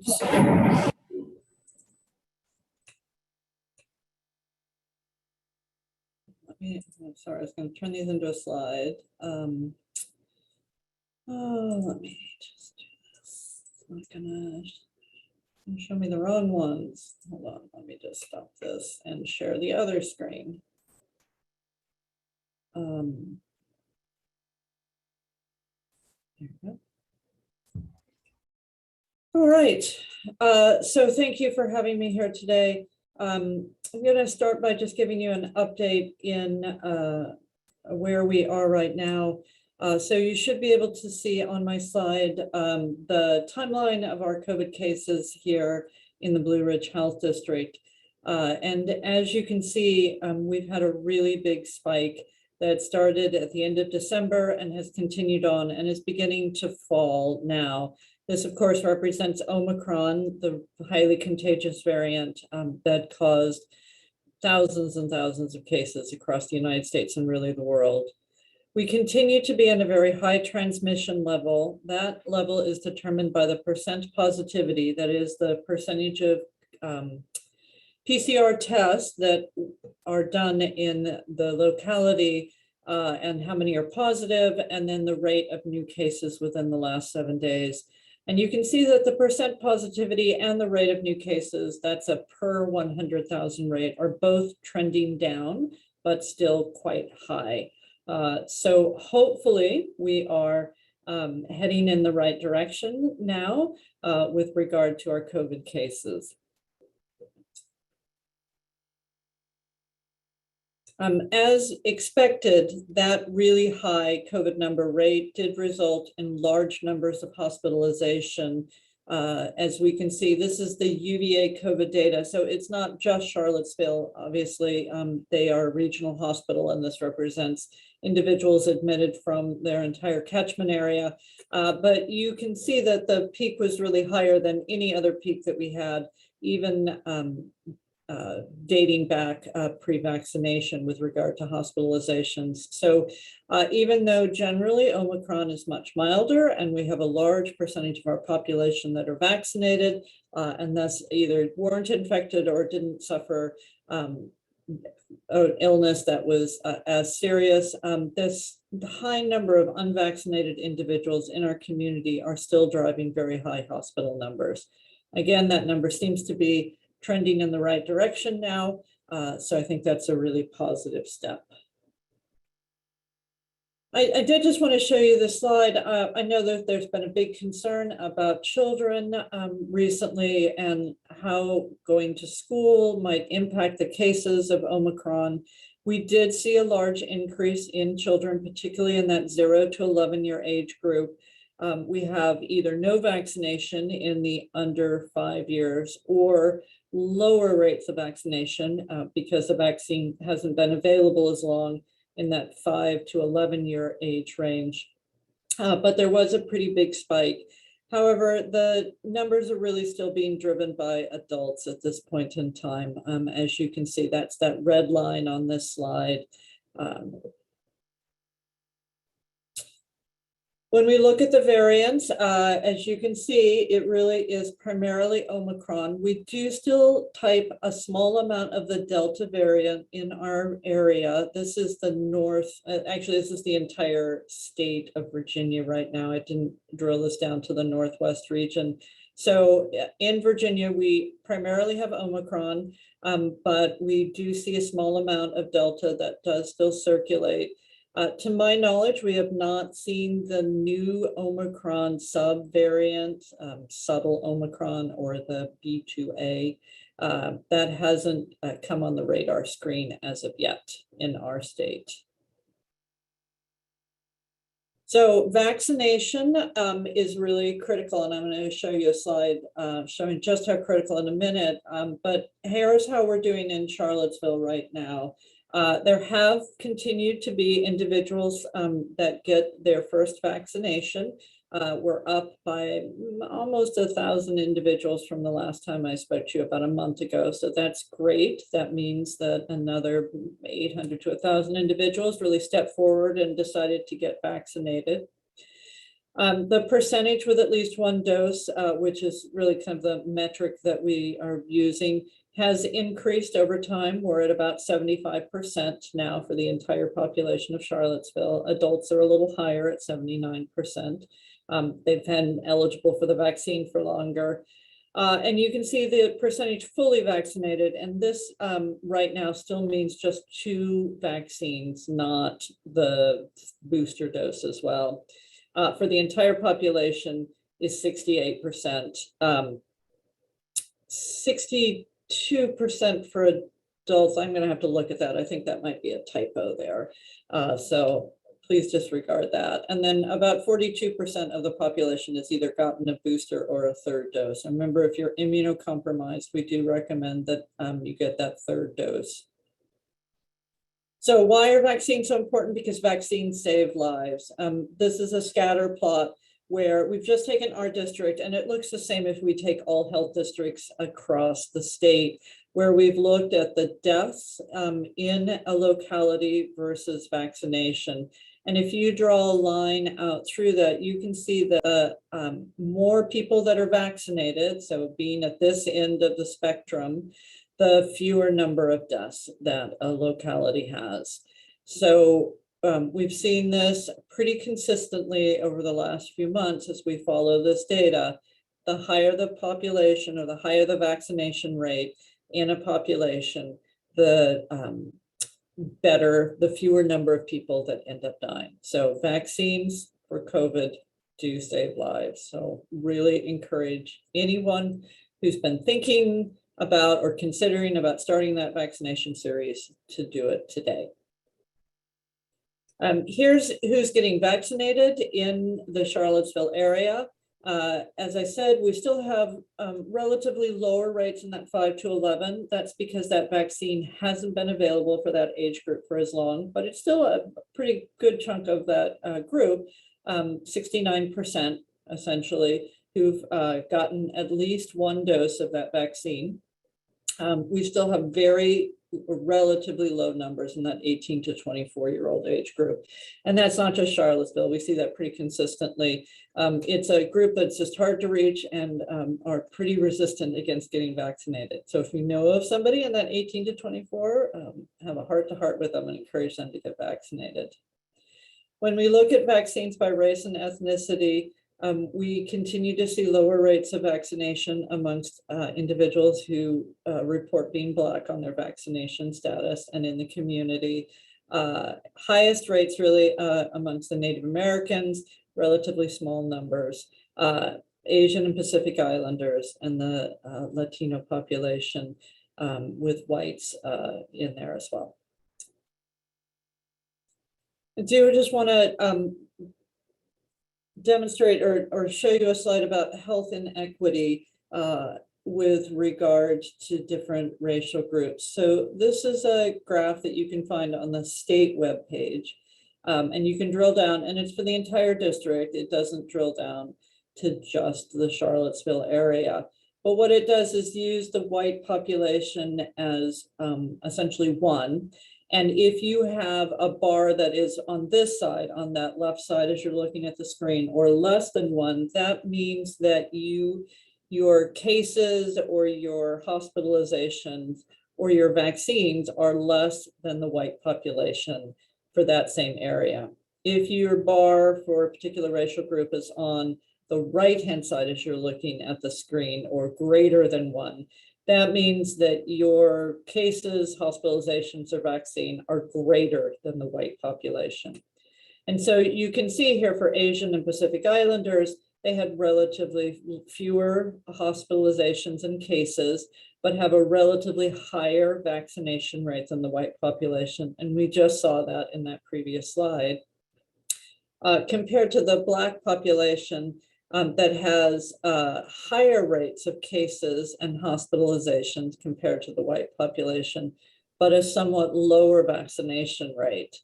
And then the Latino population, where they also have higher cases and hospitalizations, but have a higher vaccination rate than the white population. So really just a nice summary of where we are. We continue to reach out to populations that have not gotten vaccinated to try and encourage vaccination and to help answer their questions. And I'll talk a little bit more about that in a minute. Just want to remind everybody that there are lots of steps that every individual can take to keep themselves safe. As I've encouraged already, get vaccinated. Vaccines are safe and effective. The Moderna vaccine was just approved by the FDA. It is now called Spikevax, and it is now, just like the Pfizer vaccine, fully approved for use in individuals over the age of 18. It's really important to get that booster. So if it's been more than 5 months since you've had your mRNA vaccine or 2 months since the J&J vaccine, please go and get a booster. I'll provide a list of where you can get that vaccine. Remember, it's still free, it's still very effective, and now both Pfizer and Moderna have been approved fully by the FDA. Wear your mask and upgrade your mask, encouraging everybody now to really move beyond the single ply cloth mask. Think about at least upgrading to a surgical or a medical mask. They have a greater protection and they're widely available. N95s and KN95s also offer really great protection. They don't really make kid-sized N95s or KN95s. If you have a child who has a larger face, they may be able to wear an adult one. They are thicker and people do feel the effort to breathe through them, but they provide really superb protection. Cloth masks can be effective.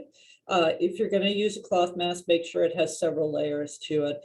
And the most important thing is that a mask has to cover your nose and mouth completely. I still see a lot of people whose masks hang down below their nose. That makes them really ineffective. They're not blocking aerosols from your nose, nor are they protecting you from aerosols from other people.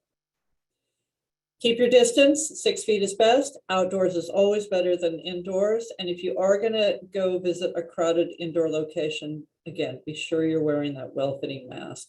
And then finally, wash your hands. It's good hygiene and it protects you not just from COVID, but lots of other diseases. We are no longer calling every single case, and we are no longer calling contacts of individuals. We're really moving towards a model where we're focusing on either high-risk settings or outbreak situations. So you may not get a call from us. So it's really important that if you do a home test, for example, and find out that you are infected with COVID, you know what to do. So if you are infected, isolate. The recommendations are at least 5 days, longer if your symptoms are still going on, particularly if you still have a fever. And day 6 through 10, you can leave isolation if you're improving and you're fever-free, but you must wear a mask because you are probably still infectious, at least during those early days. If you have access to antigen tests, and they are a lot more available now than they were just a few weeks ago. I saw a big pile of them in the grocery store this weekend. Consider getting an antigen test and doing a test at the end of that 5 days. And if it's still positive, that's an indication that you probably still are infectious. And so you need to stay in isolation for a bit longer. If you find out that you were exposed, you have COVID-wise, or a friend or relative calls and says that they had COVID and you were exposed, then you may need to quarantine. If you're fully vaccinated and you have had your booster, then you don't have to quarantine. But we do recommend and ask that you wear a well-fitting mask when you're around others for at least 10 days. If you've had confirmed COVID in the past 90 days, then you also don't need to quarantine. If you haven't gotten that vaccination series or you haven't gotten your booster, we do ask that you quarantine for 5 days post-exposure and then wear a well-fitting mask when you're out in the public on days 6 through 10. And again, we also recommend that you get tested 5 days after exposure or if your symptoms develop so that you can see if you've actually contracted COVID. There are lots of places to get tested. As I said, there are lots of antigen tests that are widely available now. You can't order them from the federal government. They come through the Postal Service, but they're relatively inexpensive and appear to be available now at a lot of grocery stores. If that doesn't work for you or you want a PCR test, you can do you can go to the community testing center. This is actually hosted by the same group that's doing our community vaccination. It's located at Pantops where the Food Lion is. On Monday, there's testing available through UVA, the Church of Incarnation, or in Louisa, if you're out in that direction. On Tuesday at JCPenney, or at Mount Zion First African Baptist Church or the Green Health Department, Wednesday and or Thursday, again, back at Fashion Square Mall where the old J.C. Penney is, or at Nelson on Wednesday or Fluvanna on Thursday. And then at Friday, we're at J.C. Penney at Fashion Square Mall. You can scan the QR code or go to our website and look at our testing sites. Pre-registration is available for some of these, but most of them take walk-ups. And then if you have decided to get vaccinated or you need to get your booster, there are a whole bunch of places to get it. We're at every health department. We are at the downtown mall. We are moving up. It used to be down near the city office buildings. We're now up to closer where Bashir's Tavern used to be. Just look for Moby, the giant teal van. They're happy to do it on Mondays from 12 to 3. And then of course, our community vaccination center in Seminole Square also is available Monday through Saturday, 8 a.m. to 6 p.m. We'll just make a comment about both the community testing and the community vaccination center. Although these are sponsored by VDH, they are funded through FEMA dollars. And if we do not meet certain criteria, primarily the number of people who either get vaccinated or tested, they will not be in our community. So they've been a great asset. We're really delighted that they've been here and have been able to help us with vaccination and testing. But if they don't have the numbers, they will close that particular site. So if you're thinking of getting boosted for your vaccine, now is really a great time to do it. They're very quick and very efficient there. Dr. Bonds, Yes, would that also be where we would take our children to get a booster? you can take children there to get a booster. Absolutely, they would be happy to do it there. And of course, you can talk to your pediatrician. They may be able to do it as well. But the community vaccination center will do children. So some things to look forward to in the next coming weeks. Vaccines for 6 months to 4 years are coming soon. The FDA meeting for emergency use is next week, I think. Yes. That'll be followed, if it's approved by the FDA meeting, by the CDC ACIP meeting, which is the advisory group that also provides their recommendations. So it may be as soon as the end of February that we have that vaccine available, depending on what the data showed at the FDA meeting next week. To assist people in getting their questions answered and to help those individuals that have vaccine hesitancy, we have hired additional community health workers that will be out and about to answer questions and go door to door and talk to individuals about COVID vaccine and answer their questions. So look for them out in the community. And for parents who want to get their kids vaccinated, but are really having challenges getting to one of the vaccination events, we are doing in-school vaccinations now. Twice a week, we're in a Charlottesville area school. We do get parental permission, and so permission slips are sent home ahead of time, but then we do them in the school during the school hours. Parents don't have to be present for that. So look for that at your school coming in the next few weeks if you haven't already seen it. So as always, our hotline is operating there, 972-6261. And of course, vaccines.gov will give you all of the locations in the community that you can get vaccinated. So I will stop sharing and then happy to answer any questions that any of the counselors may have. Counselors have questions? I asked it. No, I am just happy that you all are providing all of these opportunities for both testing and vaccination. So thank you so much. We're going now, I guess we'll be going on the 3rd year of this in another month or so. So it's been a long haul. So thank you and your staff so much, for really the whole community. We've all kind of worked together on this, but you all in the hospital just been on the front line. Thank you. I'll be sure and pass that on to the staff. They've been working really hard, and we are entering our 3rd year, and it's definitely taken a toll. It's been a long few years for us. Dr. Bonds, would you say that children in schools should probably wear their masks for safety reasons. If we are supposed to be wearing our masks at every place indoors. That is a great question, and I'm going to answer it in a couple of ways. The CDC definitely recommends that mask use is an important mitigation strategy for both adults and children in school. I no longer have school-age children, but if I did have school-age children, I would have them wear masks in school. It's very clear that COVID is an aerosolized virus. And while schools have done a fabulous job of upgrading their systems and employing other mitigation strategies, I think we don't understand the long-term ramifications of what happens when a child or an adult is infected with COVID. And so I would want to use all of the tools that I have available for my kids. Both my kids are vaccinated, but they're also young adults. And so I'm not quite in the same situation as some parents. So that's my personal opinion and how I would treat my children and what the CDC recommendations are. Thank you. I know parents are getting a lot of mixed messages all over the place right now. And I do appreciate you for clarifying that the CDC is still saying that masks are highly recommended to not spread contagion of this virus. Yes.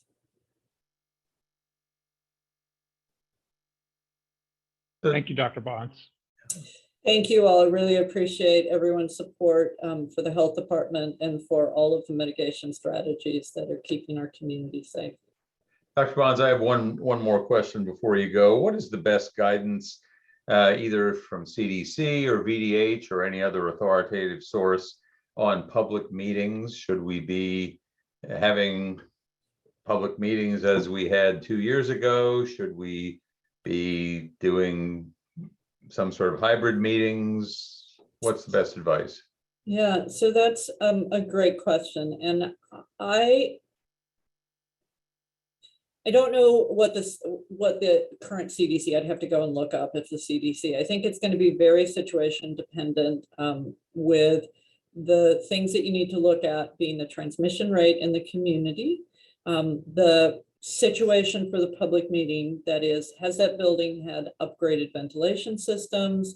Can you hold the public meeting in an outdoor location? We are in February and outdoors is sometimes 20 degrees, so sometimes not really appropriate. And how many people do you expect to be in the building, and what is going to be the community compliance with other mitigation strategies?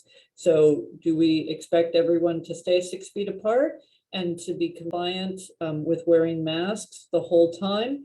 Or will people be crowded and individuals not wearing their mask? I think I would personally probably not attend an in-person meeting that I thought was going to be crowded until we see lower levels of spread in our community. It's certainly going in the right direction right now, but we want to protect our hospital, and we want to make sure that that service is available for people who need important procedures or have an emergency. And if we start to have lots of public gatherings, that may result in another spike in cases, which could drive our hospitalization rates up. Thank you. Questions, other questions from counselors, or for that matter, anybody on the staff? Hearing none. Thank you, Dr. Bonds, for your monthly report. Appreciate all the hard work that you and Blue Ridge Health Department put into all of this. Thank you so much, everyone. So next on the agenda, proclamations. We have a proclamation on concerning Black History Month 2022. And Vice Mayor Wade would like to read the proclamation. Mr. Mayor, it's my pleasure to read this. Whereas February has been set aside nationally as a time to remember and learn about the contributions of Black Americans to the formation of our country, and whereas February, we bring focus to the stories of Black Americans who have helped build our nation and our city, who have advanced the cause of freedom and civil rights, and who have strengthened our families and our communities. And whereas we examine our nation's history and the history of Charlottesville, which continues to be written, we discover countless stories that inspire us, stories of triumph of the human spirit, the triumph over cruelty rooted in ignorance, prejudice, and bigotry, and the triumph of everyday people rising above seemingly insurmountable circumstances to achieve greatly. And whereas we commit to work with intentions to address past injustices that have hurt the Black community, racist laws, policies, and practices that are intended to displace, intimidate, and financially harm Black citizens. We acknowledge our collective responsibility to break down barriers to equity and inclusion. And whereas we celebrate Black History Month to teach our children, our neighbors, and all Americans to rise above complacency and to be champions of human dignity, fairness, equity, and equality. And whereas we take this time to rededicate ourselves to affirming the promise of the Declaration of Independence that all men are created equal and that they are endowed by their Creator with certain unalienable rights, that among them are life, liberty, and the pursuit of happiness. And whereas in the city of Charlottesville, we resolve to teach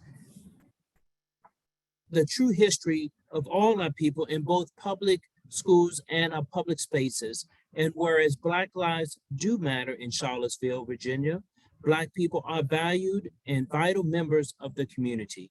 Black culture is woven into the fabric of the community, and we work to attract, welcome, and retain a diverse population. Now, therefore, we, the City Council and the City of Charlottesville, Virginia, hereby proclaim February as Black History Month. We call on the people of Charlottesville to join us in learning about and honoring Black achievement and the Black experience in our community and throughout the country. And we encourage and support Black History Month programs. Signed and sealed this 7th day of February 2022, J. Lloyd Snook III, Mayor. Thank you, Vice Mayor Wade. I guess we don't have to officially vote on it, but I know that I speak for everybody else on council. I would also add that those words are not originally mine. They are essentially the same resolution that we've passed a couple different times. It's a statement that I think all of us take seriously. I should add, by the way, that the official theme of Black History Month, according to the national sources, is Black Health and Wellness. And I know that at the University of Virginia, they have a number of things that they are doing that are trying to tie into that theme. One in particular is tomorrow evening, actually all day tomorrow, there's a UVA Health Disparities Conference, Why We Can't Wait, Healthcare Justice for All. And that's something that will be going on tomorrow. There are other events that are going on. So if you have access to things at the University of Virginia, just to sort of follow up on what they're doing. One of some interest in particular would be the history of race at the UVA Medical Center from 1901 to 2000. Of course, we know that that's a time that included eugenics. It's a time that included also the recognition of that history and some of the changes that have been made ever since. So lots going on, lots of sources to follow. Next item is a recognition that is coming from the Virginia Department of Social Services, and I just want to read this. It's a Benefit Program Specialist Appreciation Month, which is a little bit of a mouthful, but here's the resolution of appreciation. Whereas Virginia has provided a safety net to the most vulnerable citizens of the Commonwealth by administering the benefit programs of SNAP, TANF, medical assistance, general relief, auxiliary grant, refugee cash assistance, and energy assistance by local departments of social services. And whereas Virginia's landmark welfare reform legislation and the present social economic climate in the United States and Virginia have significantly impacted the services provided by local benefit program specialists, calling upon them to creatively promote individual self-sufficiency and personal responsibility. And whereas Virginia continues to experience unprecedented implementation of complex policies and procedures in all major benefit programs, as well as continuing the processes of working remotely and relying on technology for processing cases and issuing benefits during a public health emergency as essential employees. And whereas Virginia's 3,916 benefit programs workers, 316 VIEW workers, 453 childcare workers have been at the forefront of public efforts to meet that need, steadily maintaining a high rate of application processing and case management to ensure that those qualified for social services benefits receive and continue to receive them.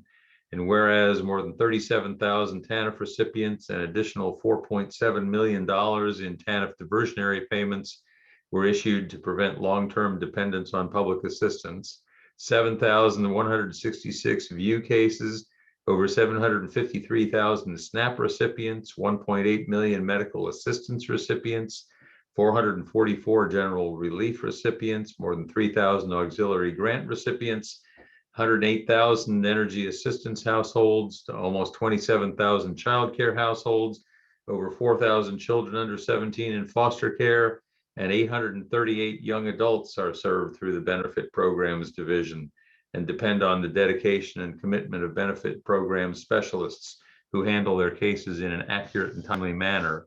And whereas benefit program specialists are continually faced with reconciling an environment of rapidly changing policies, procedures, and technological advances with quality control requirements, and whereas benefit program specialists provide ethical public service, respect human dignity, are responsible for the application of the law, demonstrate personal integrity, and promote professional excellence.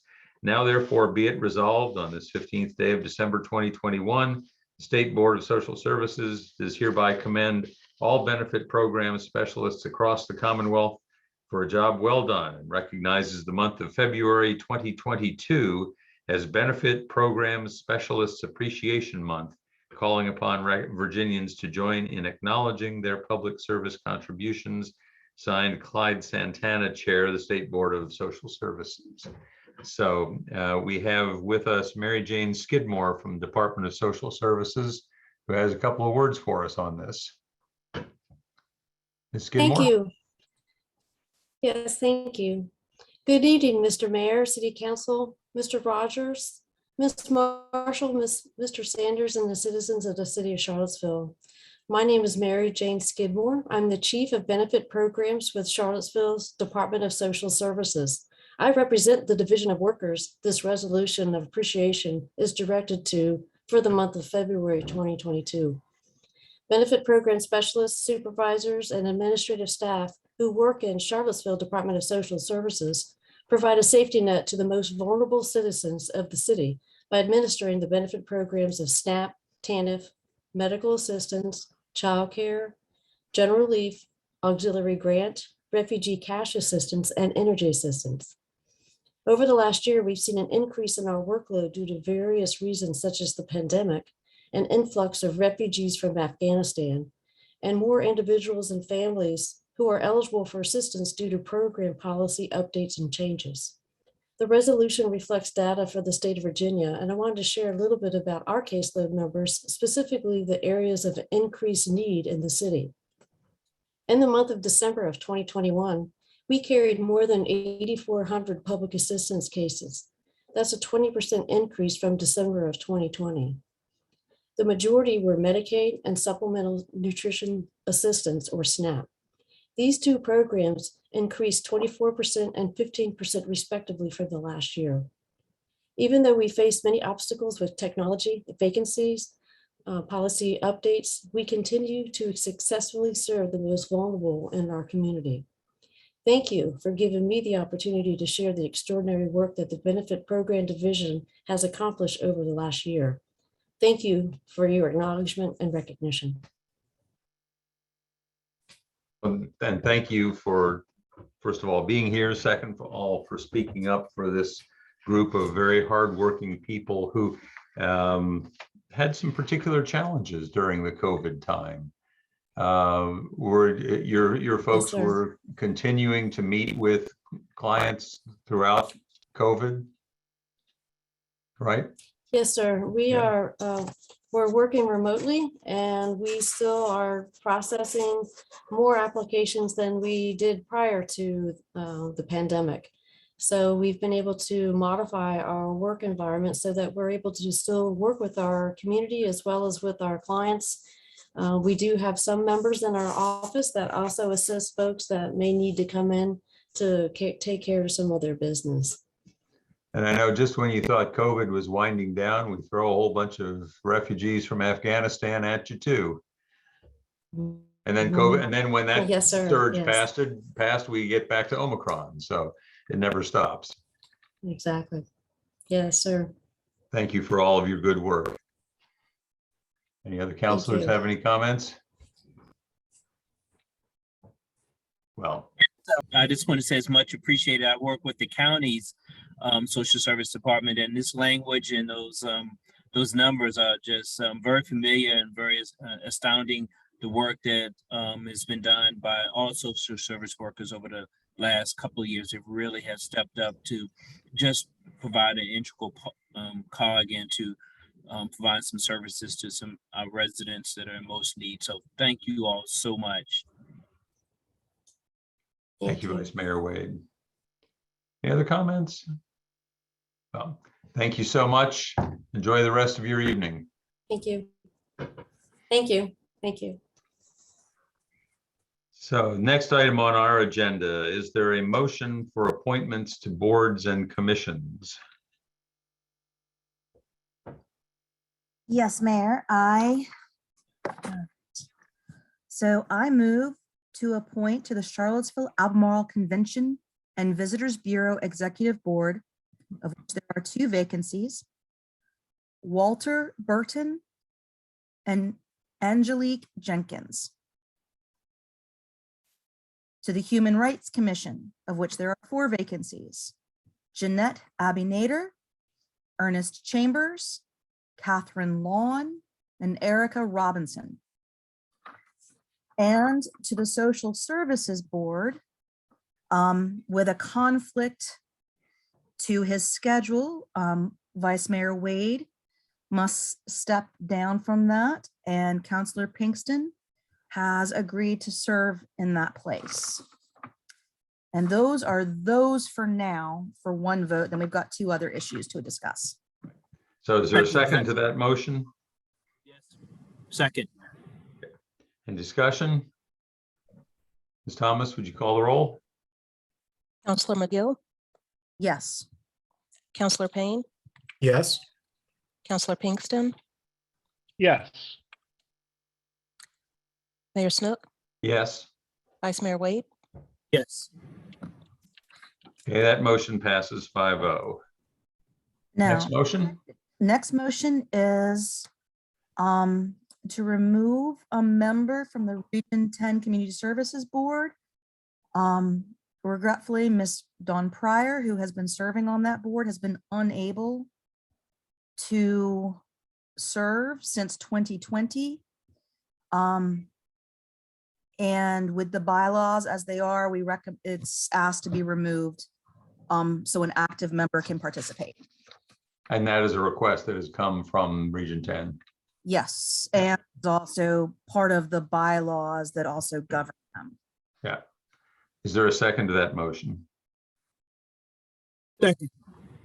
Okay. Any discussion? All right, Ms. Thomas? Counselor McGill, Yes. Counselor Payne, Yes. Counselor Pinkston, Yes. Mayor Snook, Yes. Vice Mayor Wade, Yes. Okay, so that motion passes 5-0. Is there a third motion? Yes, the third motion is to appoint a counselor to represent the city for the upcoming NACO grant about helping the EBDM Policy Committee to create a strategic plan working with Albemarle and Charlottesville. And just to be clear, EBDM is an Is acronym the for, evidence-based decision-making. It is a it's a non-appointed board that I was asked to be part of it was almost like a subcommittee of the Justice Committee that I am appointed on. Okay. And Neil Goodlow is the staff person kind of on that. And the NACO grant NACO is the national, it's the Association of Counties. Okay. And so this is actually through the county grant. It's one of 5 localities across the country picked. okay. And so your motion is to nominate yourself. Yes, my notion is to nominate myself. Is there a second to that motion? Okay, second by Vice Mayor Wade. Any discussion? I'll only say that it's a badly needed project. I'm glad you're working on it. Thank you. Ms. Thomas? Counselor McGill, Yes. Counselor Payne, Yes. Counselor Pinkston, Yes. Mayor Snook, Yes. Vice Mayor Wade.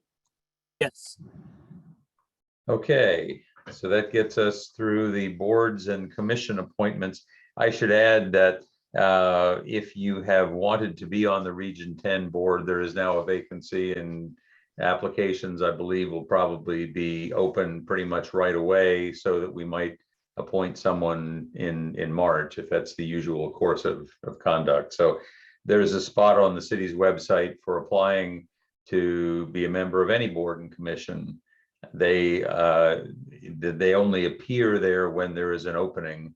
And that we do it basically every 3 months, that we appoint new people to various things. So if you have an interest, go take a look, and we would love to have your service. Next item is the consent agenda. Ms. Thomas, would you read the consent agenda, please? Consent agenda. Number 2, minutes, December 20th closed and regular meetings, January 11th special meeting. 3, ordinance, amending and reenacting the provisions of Chapter 28, Streets and Sidewalks, Article 6, Sidewalk Cafes of the Code of the City of Charlottesville in 1990 as amended, to establish the city treasurer as the city official responsible for collecting rents from sidewalk cafe operators, and to waive rents due and owing to the city under the provisions of City Code Section 28-214C2 for 2020 and 2021, second reading. 4, resolution appropriating funding for American Rescue Plan for eligible local activities, second reading. And received a call today that number 5 needed to be removed for consideration at a future meeting. All right, thank you. We'll now take public comment regarding, excuse me, sneeze there. We'll now take public comment regarding items on the consent agenda that were just read by the clerk. Each speaker will have up to 3 minutes. In the Zoom webinar, you may select the raise hand option to be placed in the speaker queue. If you have joined by phone and wish to speak on the consent agenda, you may press *9. Are there any speakers? Mayor Snook, I see one hand at the moment. Alex Stein, you have 3 minutes to speak with council. I note that Mr. Stein had asked to speak on the general matters from the public. Is Mr. Stein, is this specific to any of the? I thought it was I thought this was the public comment section. I'll wait till the public comment time. Yeah, I recognize your name from the prior paperwork, so we'll get to you in a second. Is there anybody who wants to speak specifically on these three issues? The next person with their hand raised is Elizabeth Stark. Elizabeth, you have 3 minutes with council. Okay. Hi, I'm so sorry. Sometimes when we're listening to these Zoom meetings at home, things happen at the wrong time. Were you saying that you pulled the Downtown Business Association and partnership with the firefighters? Was that just pulled Yes. from the agenda? Yes, that's been Okay, pulled. great. Thank you so much. Then I don't have comment tonight. Okay. Anyone else? I see no additional hands raised. So then can we have a motion to approve the consent agenda? Move to approve the consent agenda. Is there a second? I'll second that. Any further questions or comments from council? Ms. Thomas, you take the vote? Okay. Counselor McGill, Yes. Counselor Payne, Yes. Counselor Pinkston, Yes. Mayor Snook, Yes. Vice Mayor Wade, Yes. Okay, the motion passes 5-0. Is there a report from the city manager's office? Yes, Mr. Mayor, Council, there's a report. We want to provide tonight a return to the discussion we had on February 3rd concerning the budget.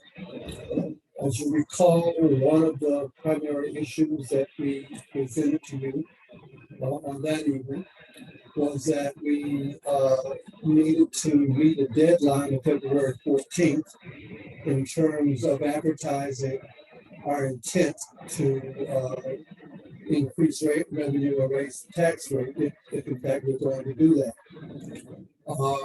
With that discussion led to a series of questions about what actions we would take. We had a series of questions.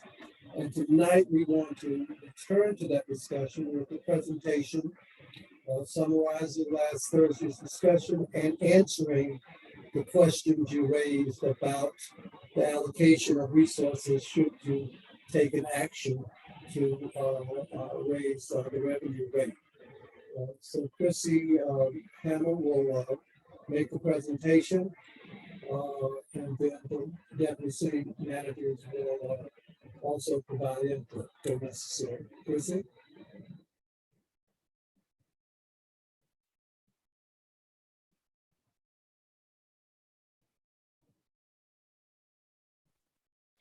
Okay, I'm going to learn how to share my screen and get that down a little more smoothly next time.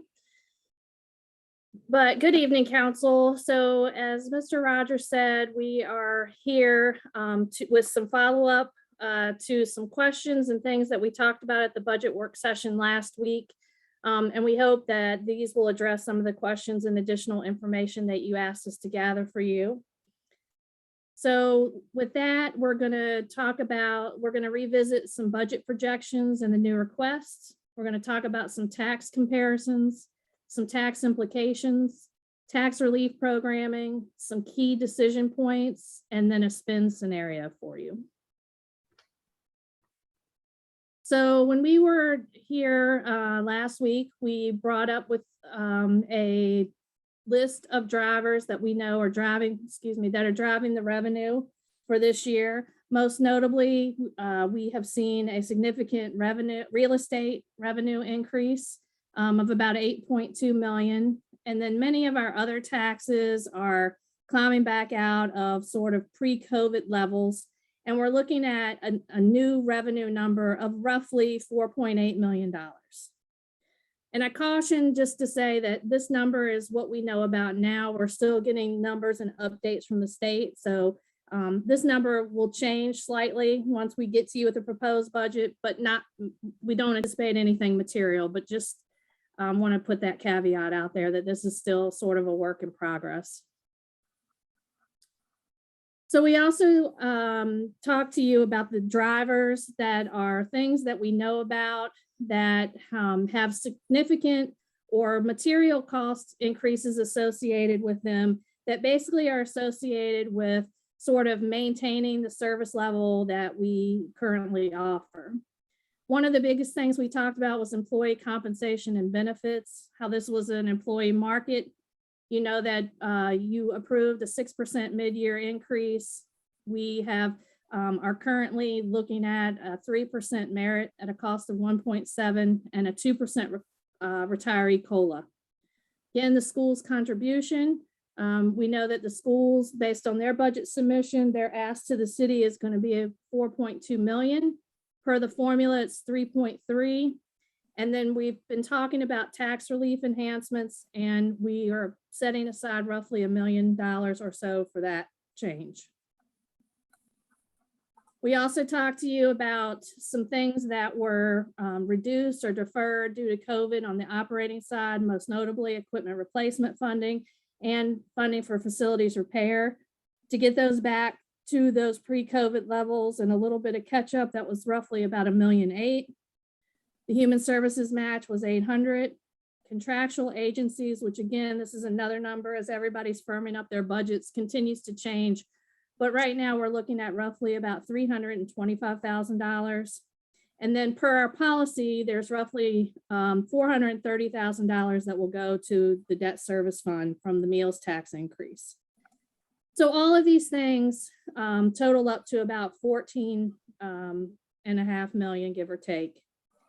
Again, I want to stress that these are drivers and things that we know about, but there are also some decision points within here.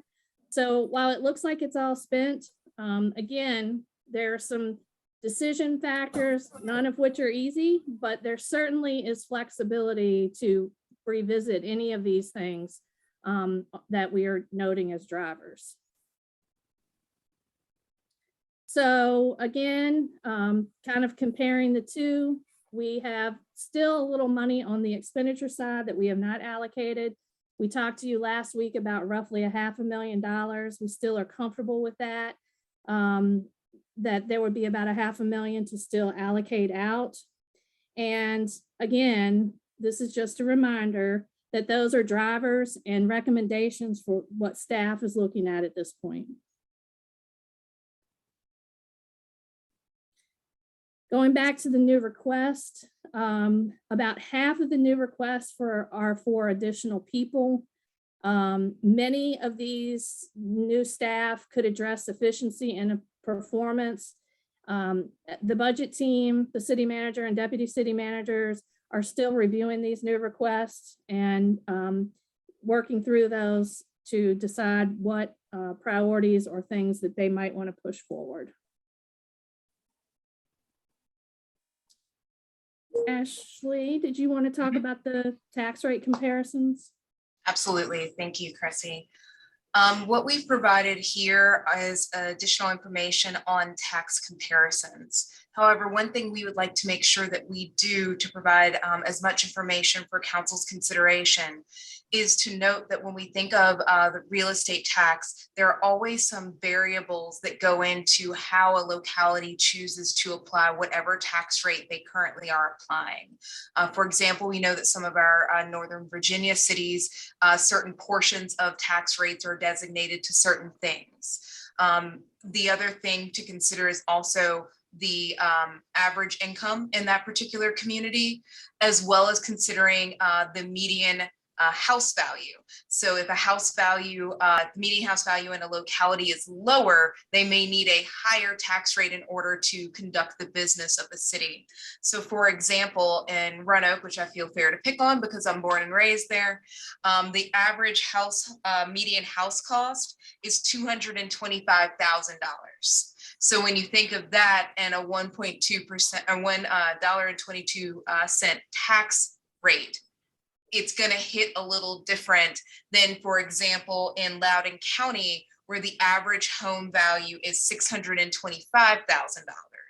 So those are certainly some things, just as you all are looking at data that has been presented to you by various members of the community, and also that you all have been weighing within council. Something to keep in mind is just that there are potential reasons as to why a locality has a higher tax rate than another locality. It's going to be very specific on their jurisdictional needs, as well as things like their home value or the cost of living. So again, to pick on Roanoke, has a higher tax comparison, but actually a lower cost of living, using our average of $59,471, which is from the census, where they looked at the average median income from 2015 to 2019.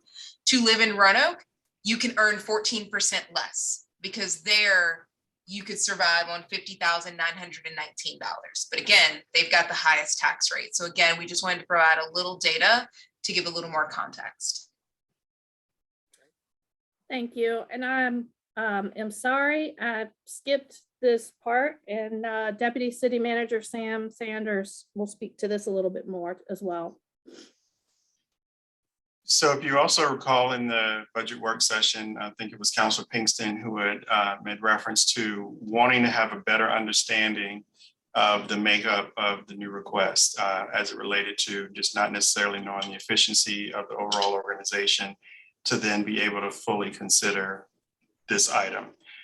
What we wanted to point out here, and the notes are there at the bottom of this screen, is that half of the new requests are for additional people. Doesn't necessarily mean that we are in full agreement that that is what we need to do and should do and can do in any one fiscal year, but just pointing out to you that the loud voice of the leadership team is that there is a need for additional people to help us fix some of the various things that we've been faced with over the years.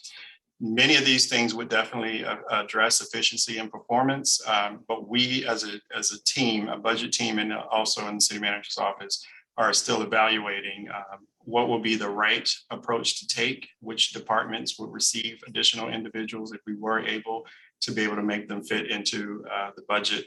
But ideally, as you pose the question in regards to efficiency, we are definitely situated the same way and thinking about we have to be judicious in how we use the dollars that we have available, and we're not looking to really blow the size of the workforce, but we're definitely wanting to pay attention to the request and try to determine what's the best approach and how to balance that over time.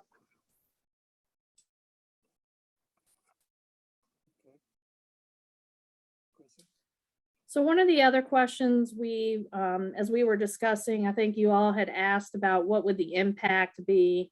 So we looked at just some ranges of house values, keeping in mind that the actual changes by parcel can vary significantly. So for example, some neighborhoods had reassessment changes as high as 31.2%, and some had 0. So this is just sort of meant to be a guide to kind of gauge what the impact would be. So again, the values are in the first column. The second column is what real estate taxes would have been paid in 2021.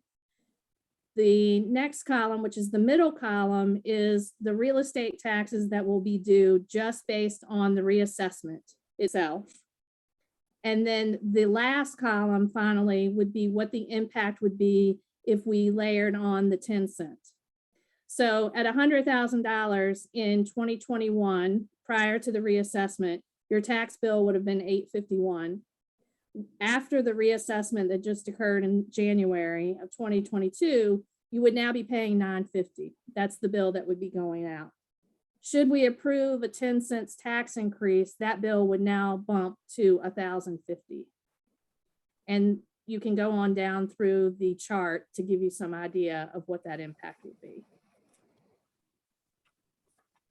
So just to be clear, for the $100,000 row, essentially the person, an individual whose assessment was at that figure would end up paying another roughly $200 over the course of that year if we had a 10 cent extra. Is that my understanding that correct? Okay. That is correct. And again, the 410 is the average assessed value. So that's, that's the average of what the impact would be for the average assessed home.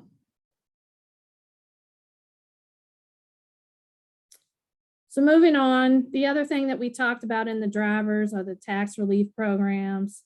So with the new assessment alone, if we make no other changes, we're looking at roughly about a $50,000 increase over last year. However, we know that just looking at that, 67 households or 11% of all people that were applied and were eligible and received relief last year now fall out of eligibility because their assessment is over the 375. And again, the 375 is a charter limit within the city charter. In order to raise that, we would have to go to the General Assembly and ask that that be raised. So not something we could do for 23, but certainly something we could look at for the next General Assembly session. And then finally, if we look at our complete housing stock, there were roughly another 14% of parcels that, whether they apply or not, would now not be eligible again because they exceed the assessment value of 375.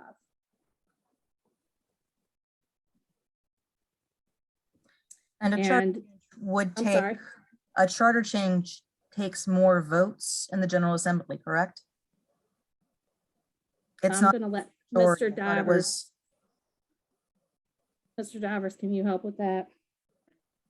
I believe a charter change is harder to get. Can someone promote Mr. Divers to a panelist or to be able to speak, please?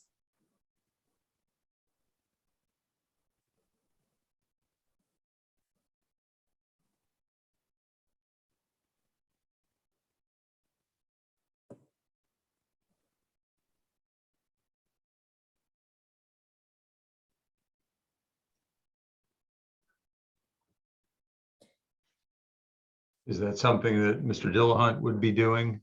I think I just did it. Todd, can you try to talk, unmute yourself and try to talk? Yeah, I can now. I got bounced out for a second. Hey, everybody. The question about the charter change, I'll be honest with you. I don't know if there's a higher vote threshold to pass a charter amendment. I can find that out. I just don't know the answer to that.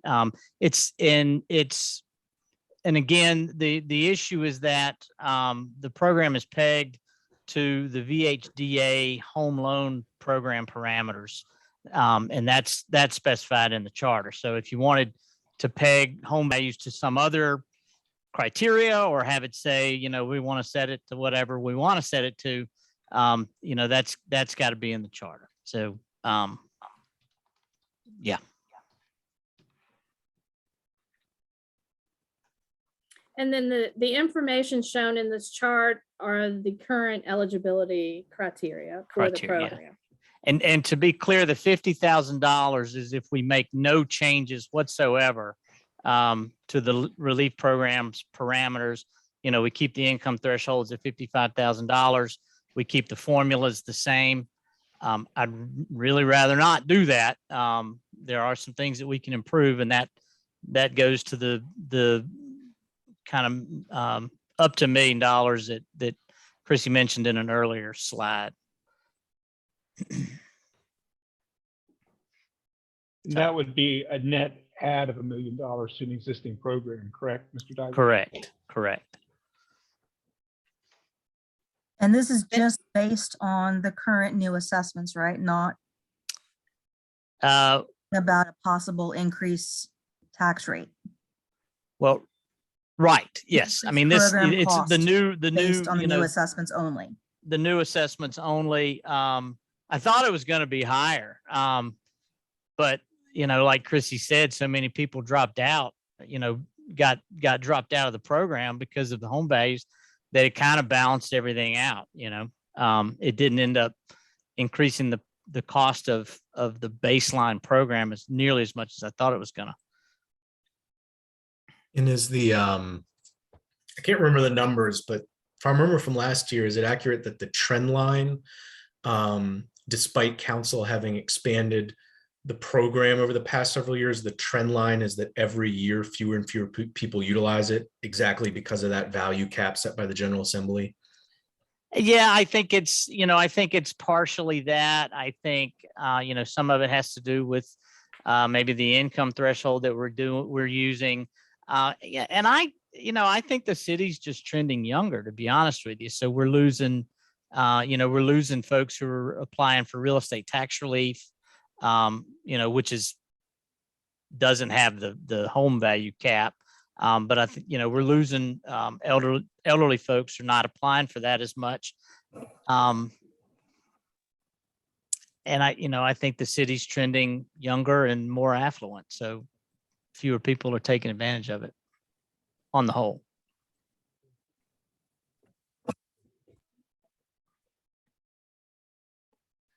Any other questions on the tax relief?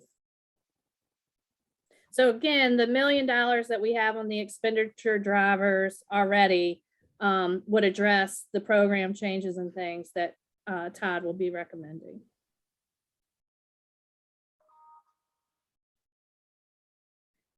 So moving on, we have shown you this chart several times to give you some ideas of what a tax increase might look like. Again, a penny on the real estate tax rate based on the current reassessment is roughly about $927,000. The meals tax, another 1%, that's 2.6. Personal property, 10 cents would roughly be 233,000. Percent on the lodging tax would be about 13,000.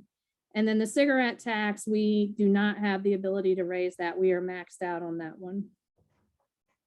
And so again, last week, the takeaway was for us to come back to you with an idea of what a 5-cent tax increase would look like and what a 10-cent tax increase would look like.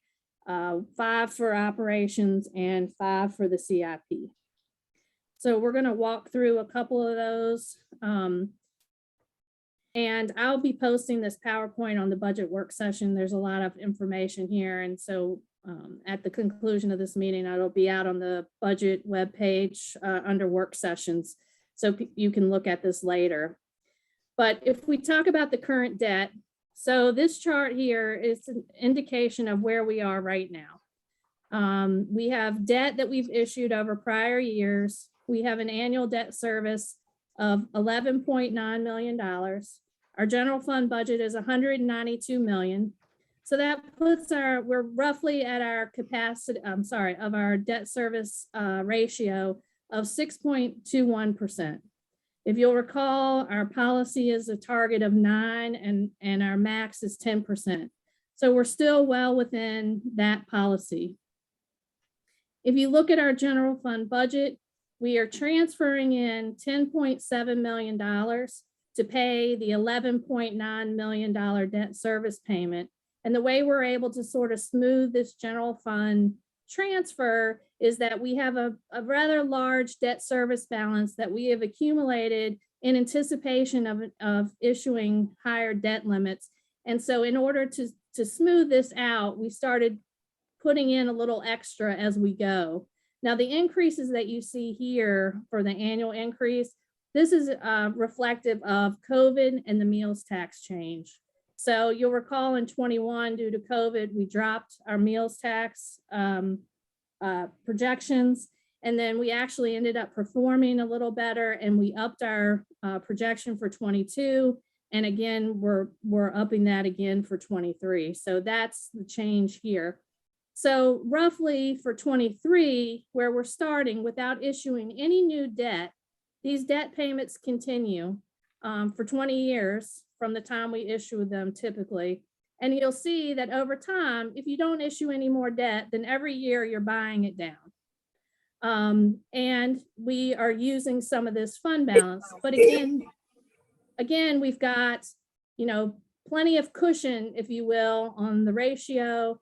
And we've got some debt service fund balance so that we have some flexibility with the increases or what we budget in the general fund.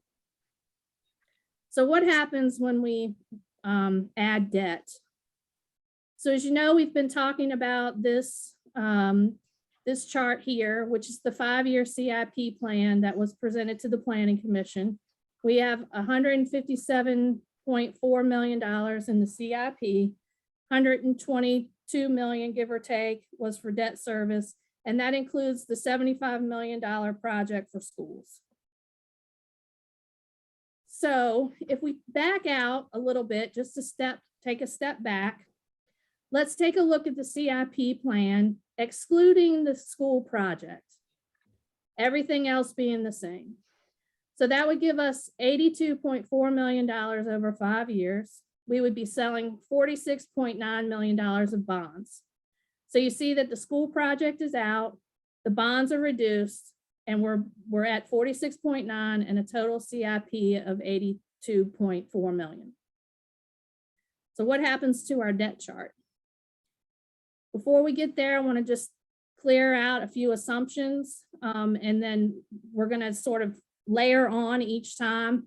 But again, we've also talked about that our debt capacity to get us to the 10% ratio is about $185 million. We know that in prior CIPs, we have approved projects that we're going to sell bonds for and haven't yet in the amount of about 66 million. So that gives us a remaining capacity of about 119 million here.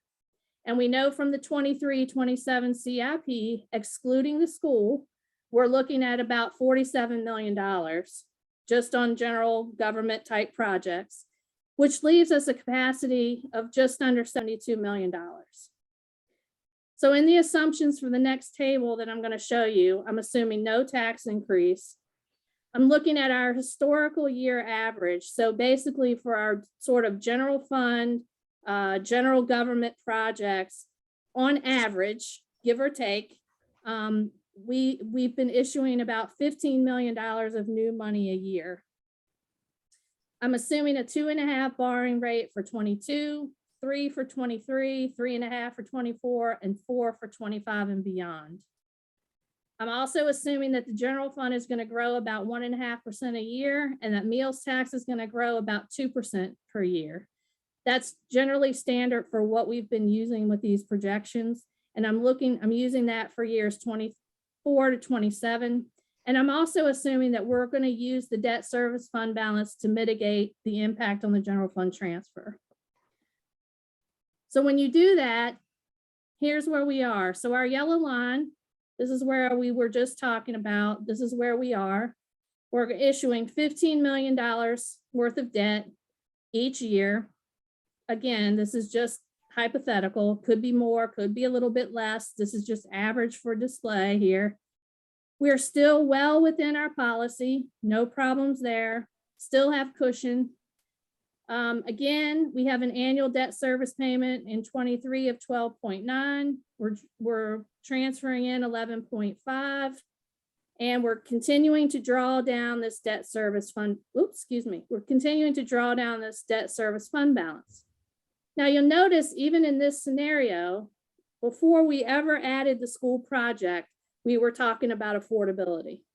And so what this indicates is that in order to sort of smooth this and to maintain your debt service fund balance, we're looking at an increase in this transfer of roughly $500,000 every year just to maintain the debt we have plus the general fund or general government projects in the CIP. So if we move on, and also I'll indicate that our debt service is going from roughly 12 million to 16 million in 10 years. So moving on, what we've talked about is adding in 75 million. So we know that that gets us to 157.4 over 5 years, and that's $122 million worth of bonds. And you asked what the impact would be of a 5-cent tax increase. So again, looking at the calculation, I'm going to still use the 185 for our debt capacity. You'll see why in a second. It does increase our capacity a little bit. When I was backing into numbers, it was roughly about $2 to $3 million, depending on the other variables. Again, the authorized but not issued does not change. We're still at the 118, but now we're looking to spend 121 or just under 122 million. So on our bond capacity, we're short. So the assumptions I'm going to make in the next chart is that we have the only thing that I'm changing here is just what's in black. So I'm adding a 5 cent tax increase, and I'm adding the $75 million back in for the school reconfiguration. I also have added in a draw schedule that an example draw schedule that VMDO has provided. And you'll note that in our prior scenarios, we were showing the full 60 million in like 23. So I did spread that out.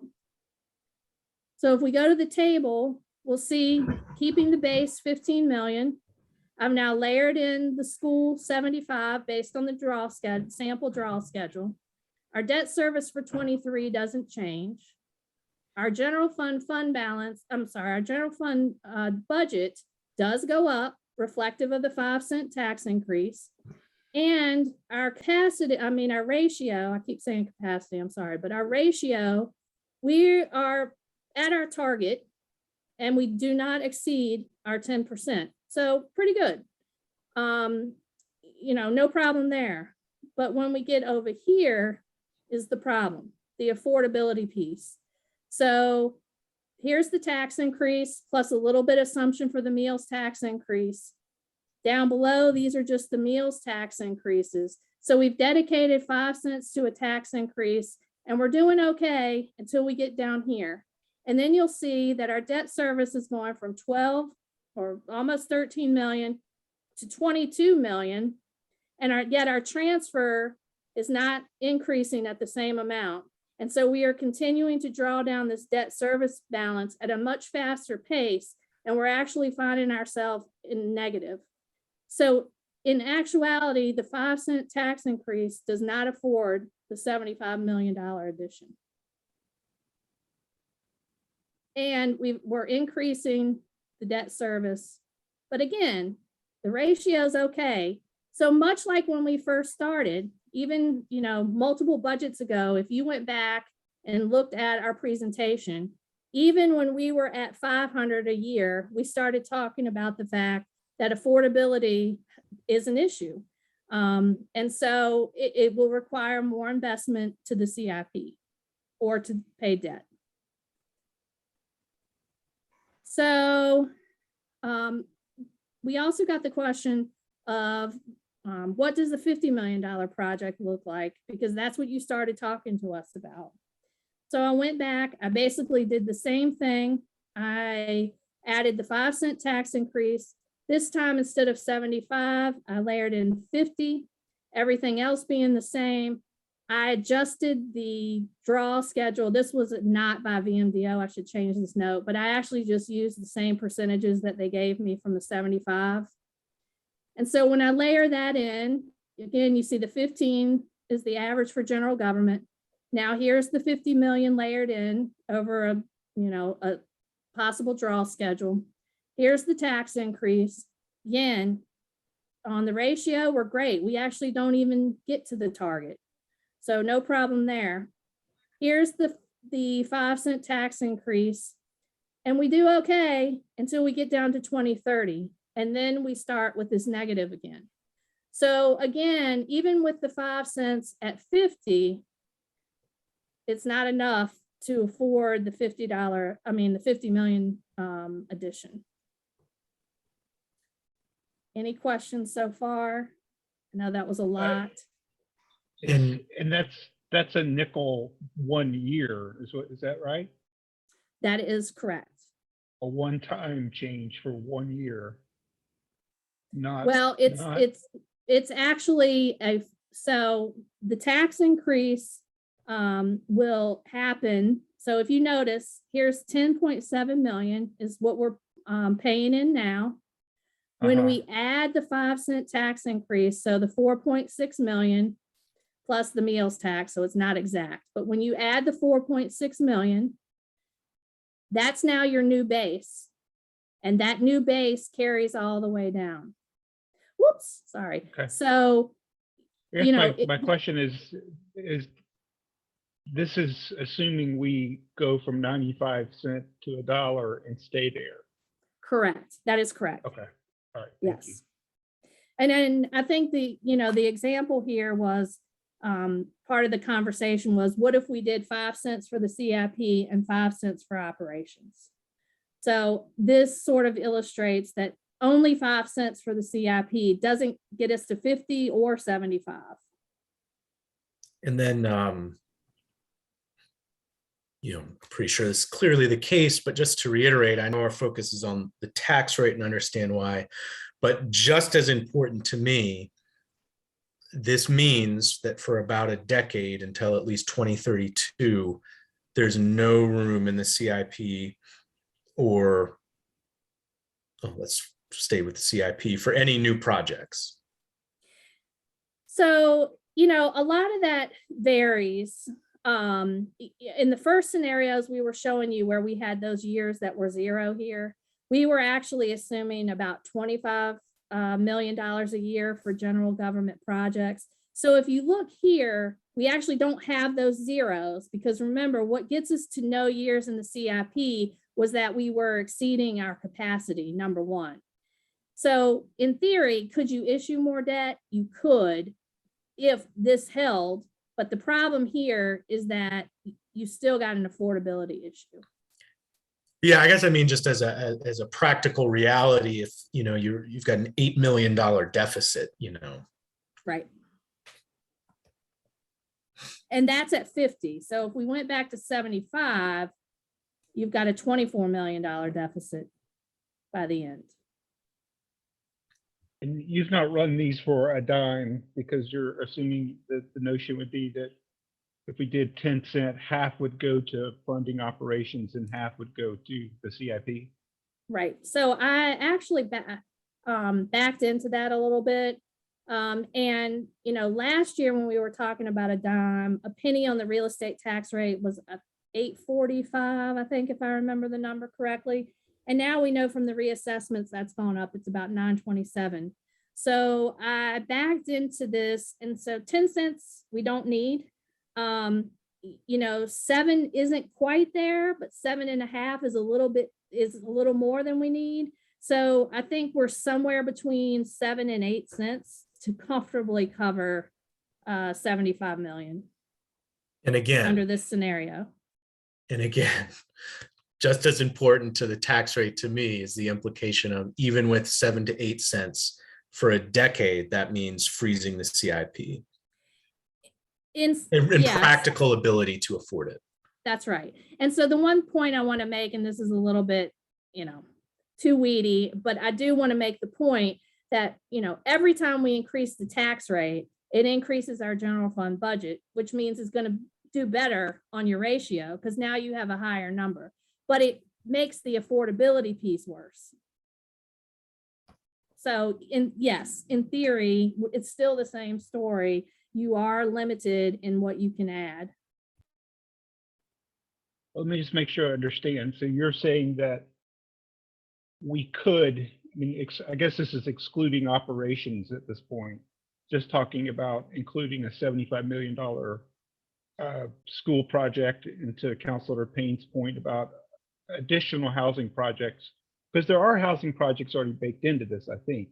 But regardless, holding that constant and a $75 million notional project amount, a 7 to 8 cent tax increase could cover that CIP? To cover the current draft that we have. Yes, sir. Okay, so that's not as bad as I thought.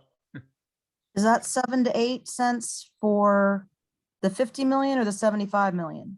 75. Okay. So we talked some at the work session about, there's some committed housing projects through Piedmont Housing that are kind of on the books. I think one of them is we just approved at the last meeting for at least a couple of $1 million. And Michael had been mentioned, this, do we have the ability or the capacity to, you know, add like a few more projects in like that. But if Chris, if you can explain it again, because you mentioned that, you know, that this does include some, assuming some 25 to 30 million government projects. Can you just explain that again? I just want to make sure I understand what you were saying there. Okay, so the PHA projects that were approved recently that have dollars requested with them as well are currently reside on the unfunded list.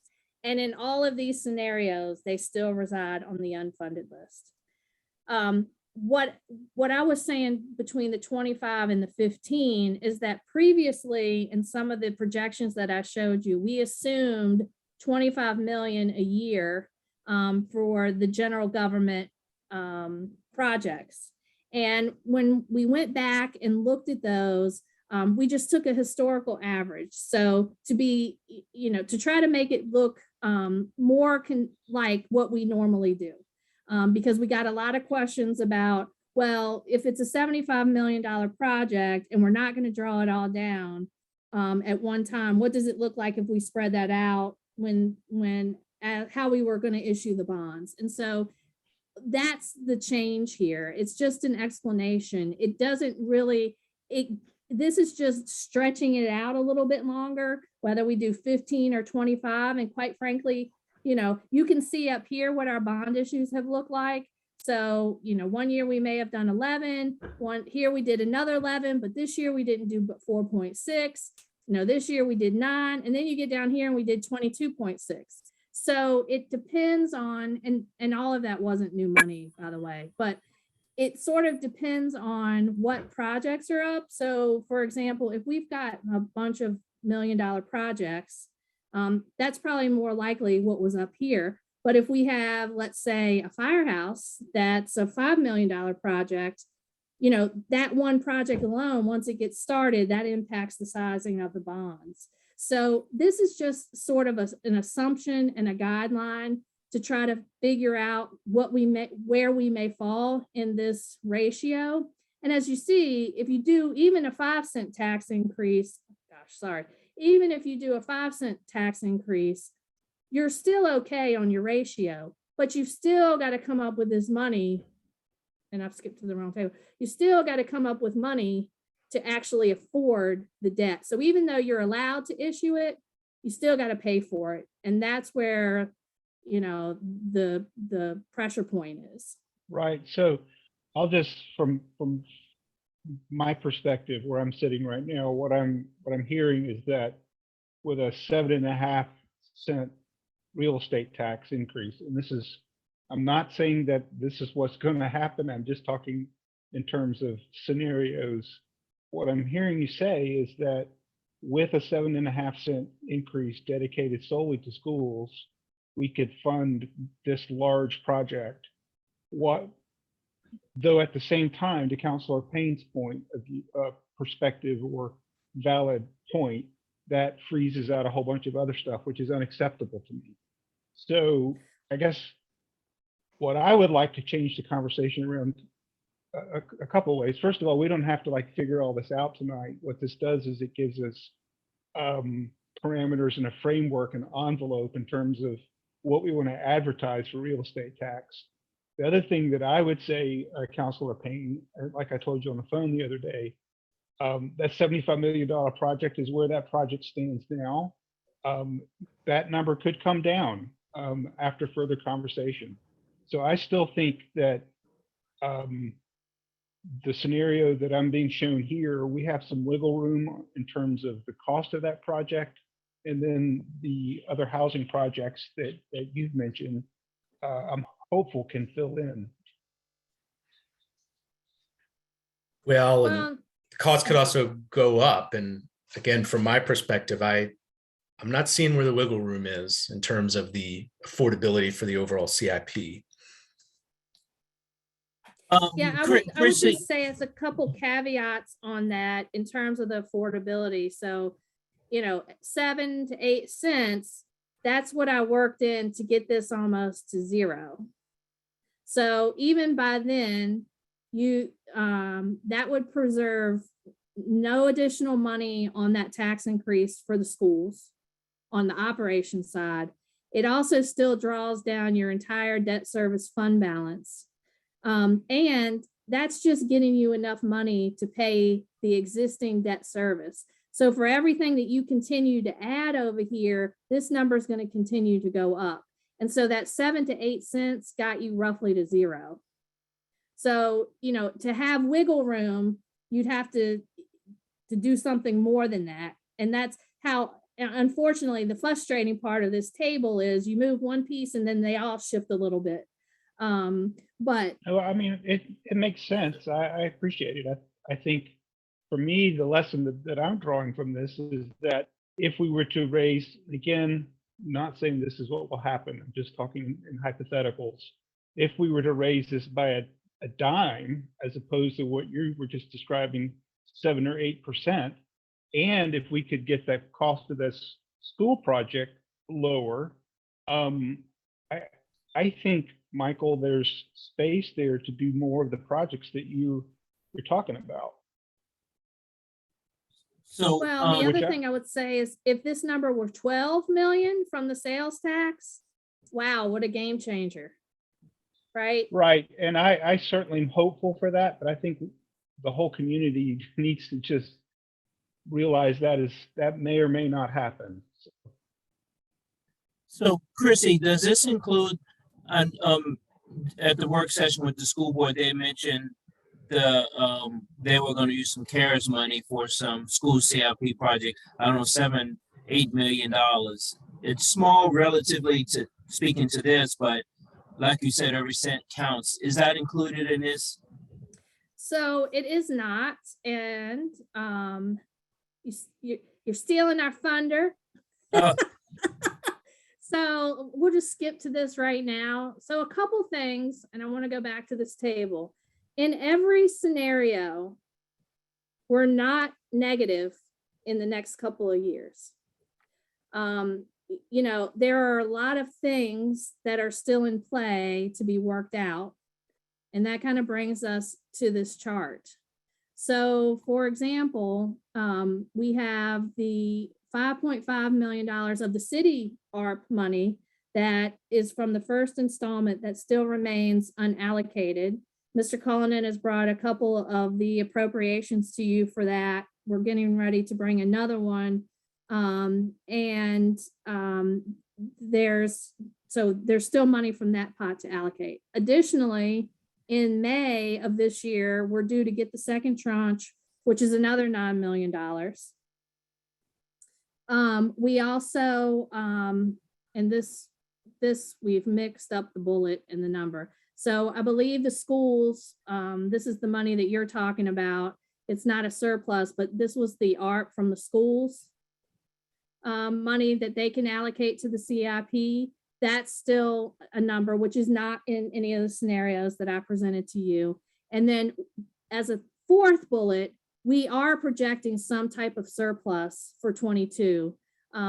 We're not sure what yet. It's way early in the year, but we do know that in terms of a lot of our sort of big revenues, they are performing better than we had originally projected as we continue to recover from COVID. So to your point, there are still decisions, there are still options, and there are still things that we can work out. But, you know, as we talked about last week, we kind of need to know where you're headed so that we can work through these projections and help provide you with some other answers. So again, coming back to some sort of key decision points, the real estate tax, traditionally the schools have gotten 40 and the general fund gets 60. That's, you all talked about that last week. The projections that I've shown you are that all of the tax increase goes to the CIP. If we raise the real estate tax, would they still continue to get that split? How do we address future operational increases? And then, you know, what would you like to commit the tax increase to? Would it be the reconfiguration? Would it be city operations? Or do you have other priorities? And with that, I'm gonna turn it over to the deputy city managers to finish this out. So then this is also in regards to Councilor Payne pointing out that we were going to have the various difficulty in being able to do a variety of things. One thought was that if we just took, should you all decide to go with the 10-cent real estate tax increase, it would generate a little over $9 million. Taking half of that and dedicating it to schools, work, not work, based on what Chrissy just identified. This was to give you an idea of what we could potentially do in order to address the internal operational questions that we've been trying to highlight, as well as trying to do what we can to meet the affordable housing goal that was adopted with the affordable housing plan of 10 million a year. So this is supposed to be that scenario for you to be able to see that if we were to have that 10-cent real estate tax, half of it going to schools, 2.3 million could be set aside for operations. That would allow us the opportunity to take a look at evaluating further, as I mentioned before, how we could look at staff capacity concerns, take on some specific projects that might lead to efficiency, and then also look at various equipment needs. This also suggests that we take a look at being able to make the first down payment on the $1.9 million financial cliff that we have with the SAFER grant for the fire department. And then, of course, the next few years, we would continue to make those payments towards the savings account to be able to meet that need when it comes in FY24. And then at this moment, just taking a look at FY23 for where we are, we have $8 million in allocations made up of CIP reservations that are already in place, tax relief as we are identifying it, and the current Office of Community Solutions staff, which makes up $8 million that is already earmarked for FY23, suggesting that we need $2 additional million in order to meet this FY23's expectation of having $10 million for affordable housing. The suggestion there would be we could take 1.5 million and increase the CAF or release to various partners to do the work, and then retain the $500,000 to expand the staff capacity. Because as you recall, in the affordable housing plan, that $10 million commitment was to have $1 million to support the staff internal capacity so that we could make sure that the work is getting done and that we're meeting our compliance expectations. So this was, again, just to give you that scenario to be able to help you see what we could do. And then we still have a gap in being able to figure out how to deal with the schools issue. Michael, what do you think about the piece there, the description about the housing? Because that does feel to me like we're still meeting the commitment of 10 million a year. Sure, if we were actually able to invest that much every single year over a 10-year period, I think that would be. I mean, is this scenario over, keeping up that investment over, a 10-year period, or you're just talking about next fiscal year with that possible scenario? This is highlighting this next fiscal year. We would have to continue to do the work to determine what the gap could be for future years, because it would have to go in and really evaluate what the various CIP allocations are currently on the books. And that's where my concern would come from funding the affordable housing piece, because that 8 million already budgeted is going to spike in the next couple of years because of the investments we're committed to with Friendship Court and public housing, but it's going to go down. And then how do we plan going forward to keep it at 10 million a year from there? And again, my thought is, when we're being realistic,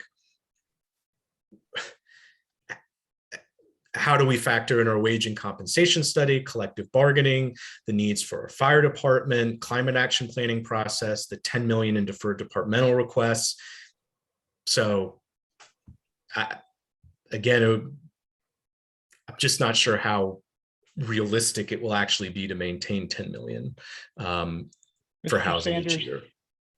Mr. Sanders, the operations priorities, the 2.3 million, is that getting at the elements from that one slide that summed to 10 million at the bottom?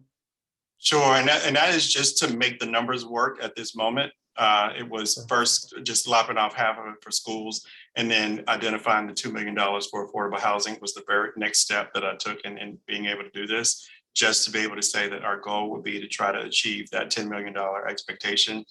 The 2.3 million plus the 337 for the SAFER grant was just a suggestion of what we would be able to then utilize.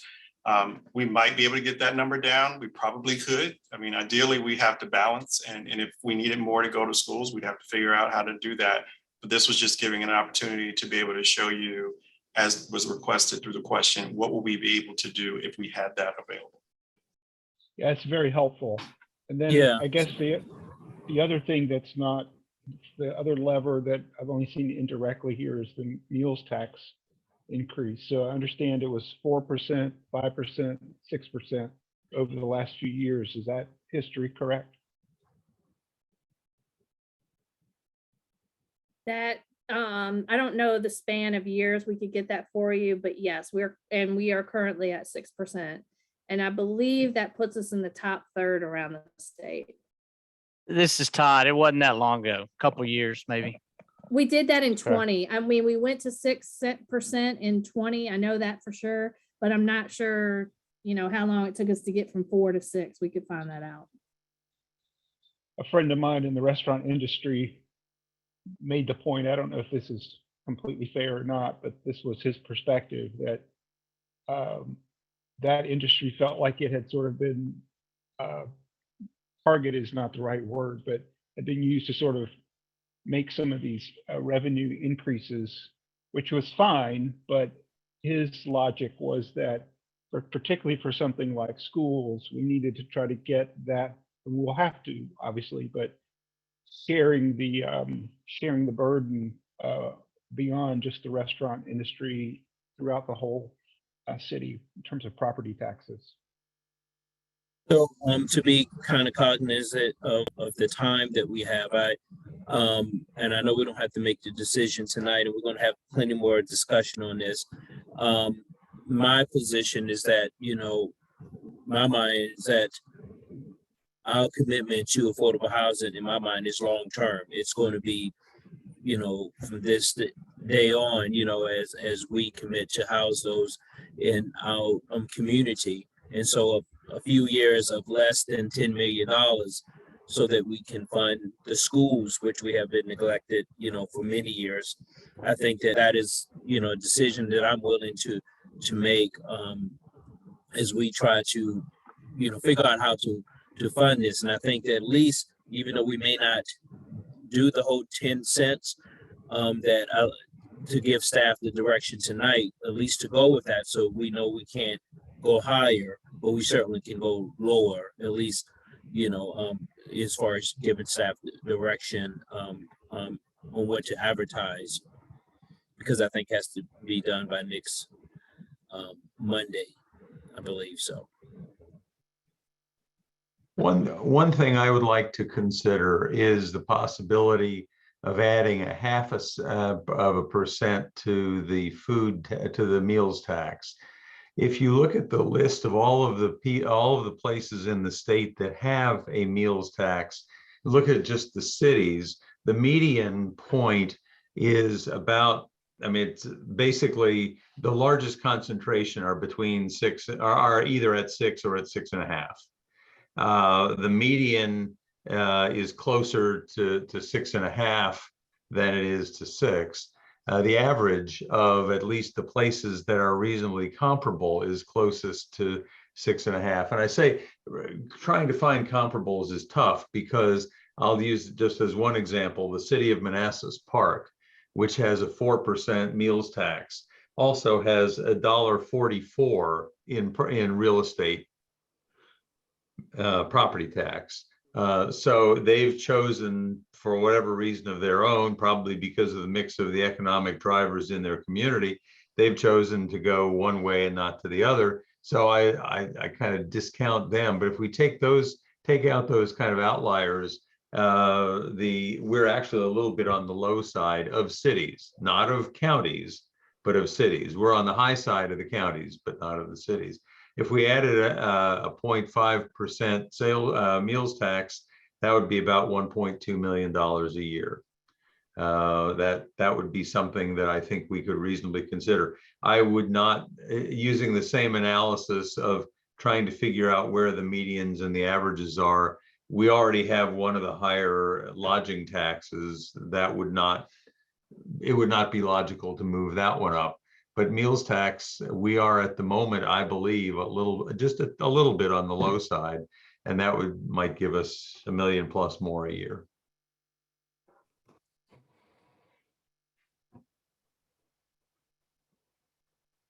And again, to be clear, all staff needs tonight is just basically the max envelope, and we can talk the details, work those out as we move forward. Is that correct?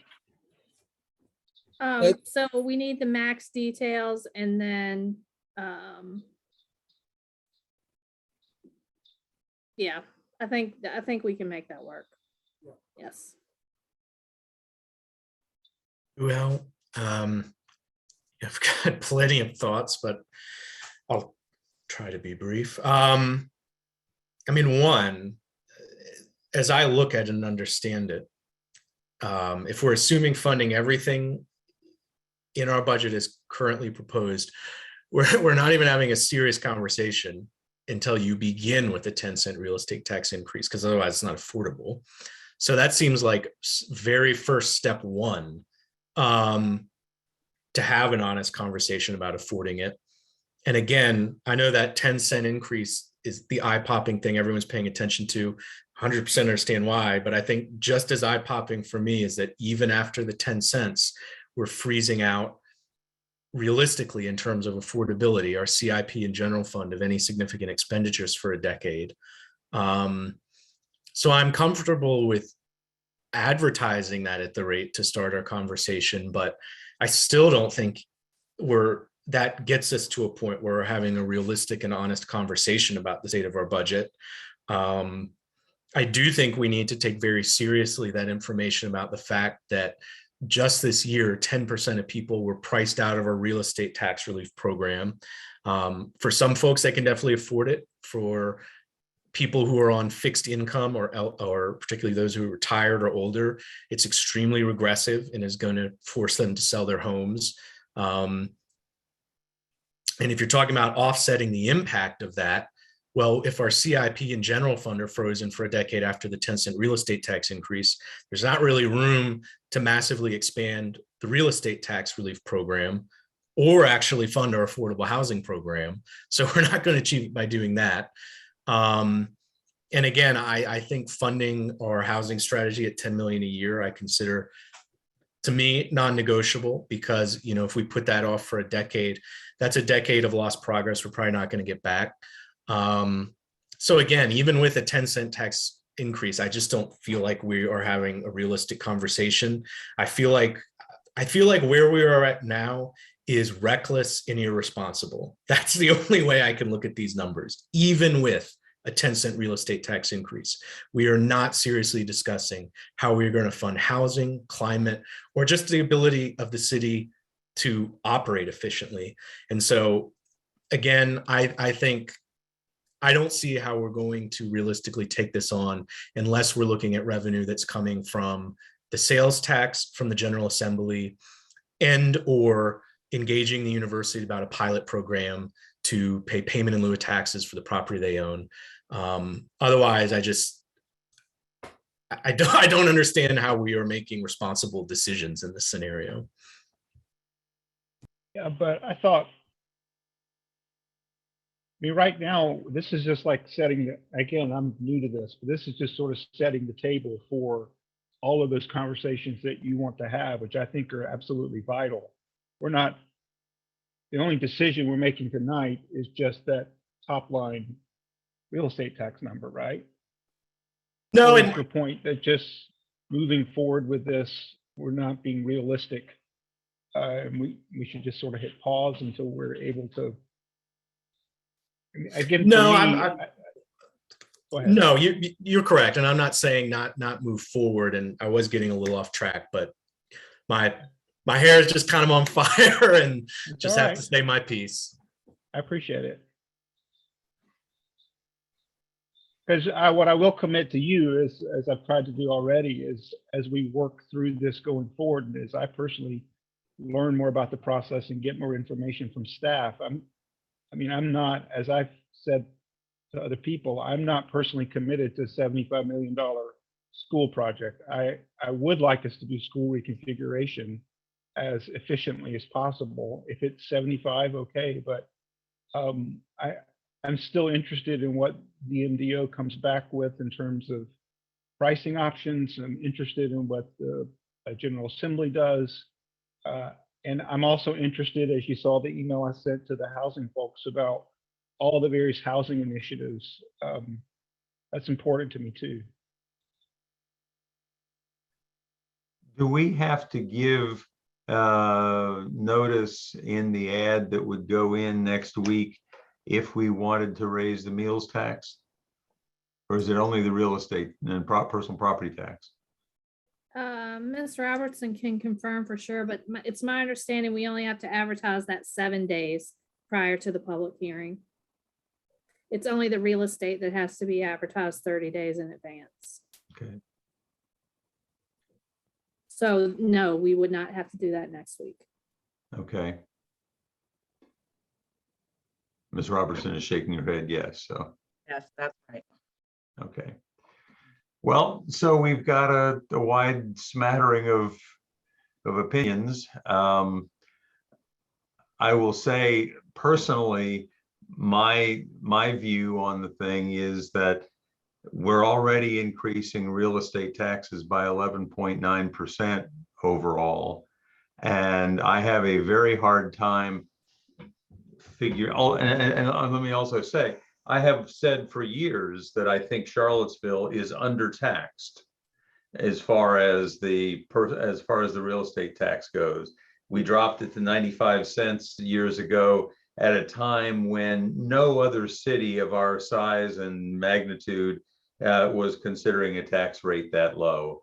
And we did so in large part, I suspect, because we were able to live off of the county revenue sharing money. That in the current budget, that works out to about 17 cents on the real estate dollar, whereas going back 10 years ago, it was more like 20 some cents. So we've been coasting at 95 cents for a long time. The catch is, I think that raising rates in any significant way on top of a 12% assessment increase is, to a lot of people, is going to seem ludicrous. It is going to seem in some ways for them absolutely a game changer. They're going to say, you're proposing, and by the way, and when you add 11.9% and a 10-cent tax increase on top of that, you're really talking about a 23 to 24% overall increase in real estate taxes at a time when we've got a lot of senior citizens who aren't, they may be getting a 2% Social Security bump, but that's about it. An 11.9% increase on average is even that is perhaps more than some of them can bear. And I just have a real hard time saying that we ought to be adding more right now to that tax increase, to the tax rate. Not to say that we shouldn't raise taxes over time, but this particular year is just a terrible time to be doing it.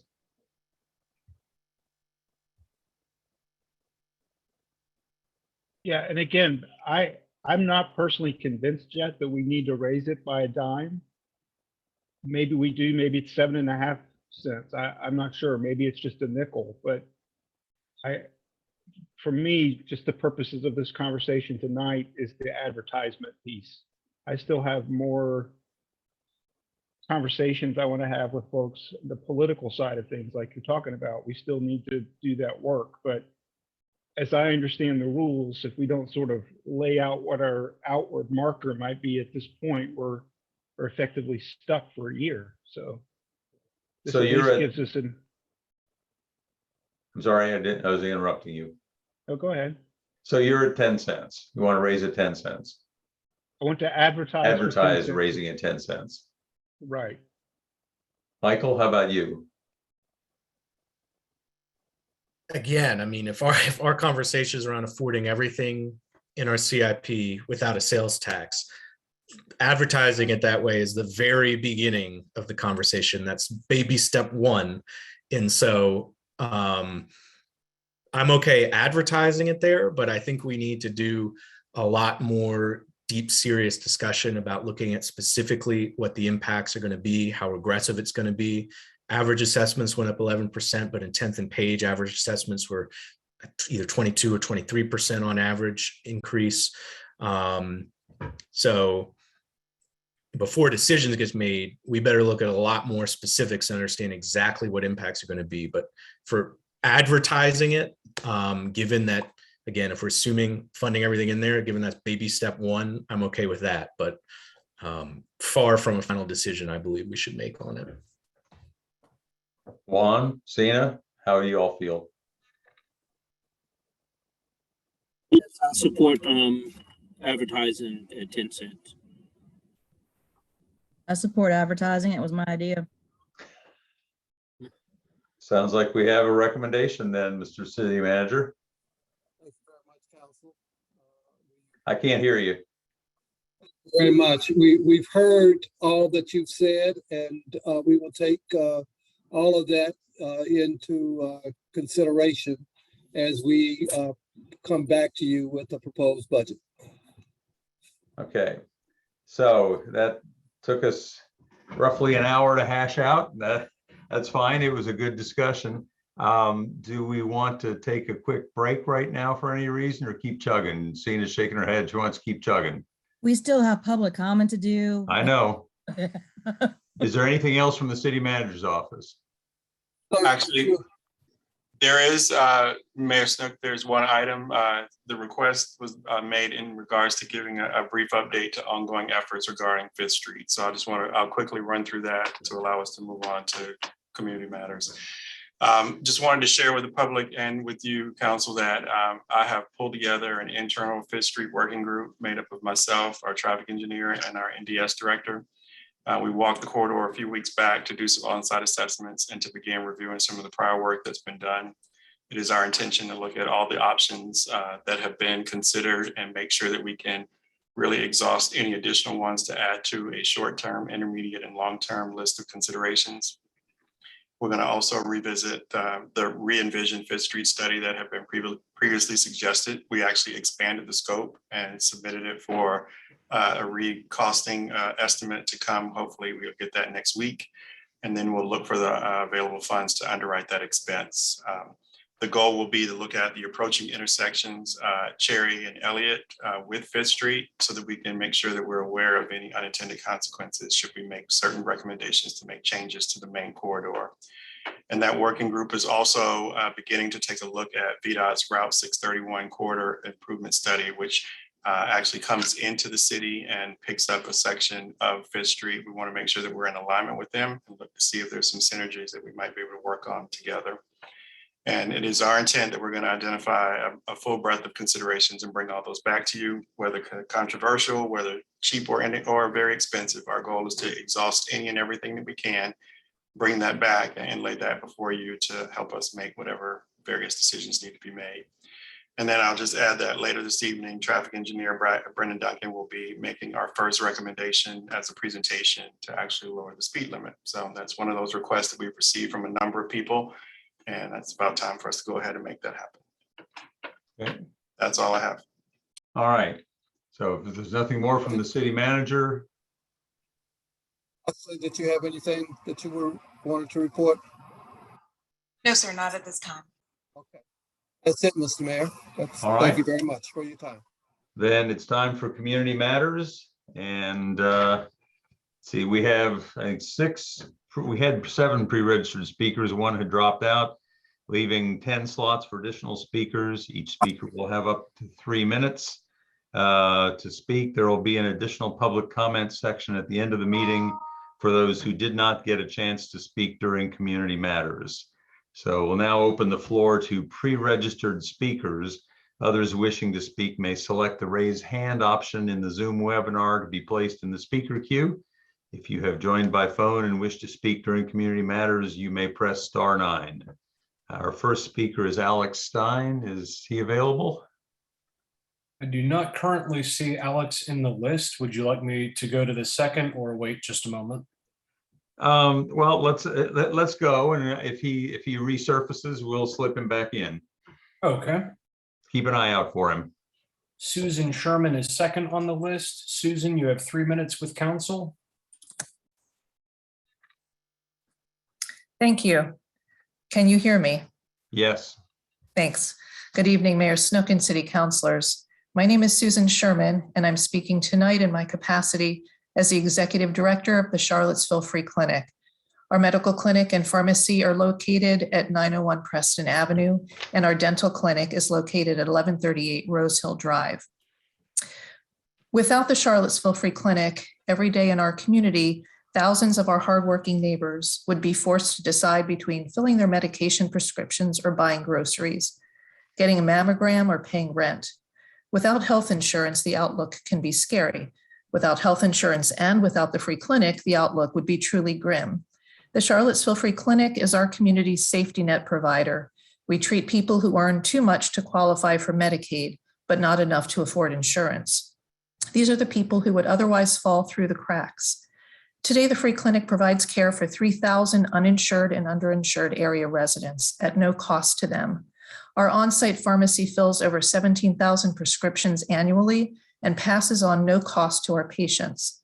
In addition to primary care, mental health, and dental services, we offer over a dozen specialty clinics, including gynecology, dermatology, optometry, psychiatry, endocrinology, and oral surgery. Were it not for the Free Clinic, our 3,000 patients would either go without medical, mental health, and dental care, or they would use UVA and Martha Jefferson's emergency rooms as their doctor's office. A particularly alarming scenario today is our ERs are buckling under COVID. The Free Clinic is keeping 3,000 people out of our local emergency rooms, saving our hospitals significant money and ensuring better health outcomes for these individuals. We are extremely grateful for the financial support the city has provided.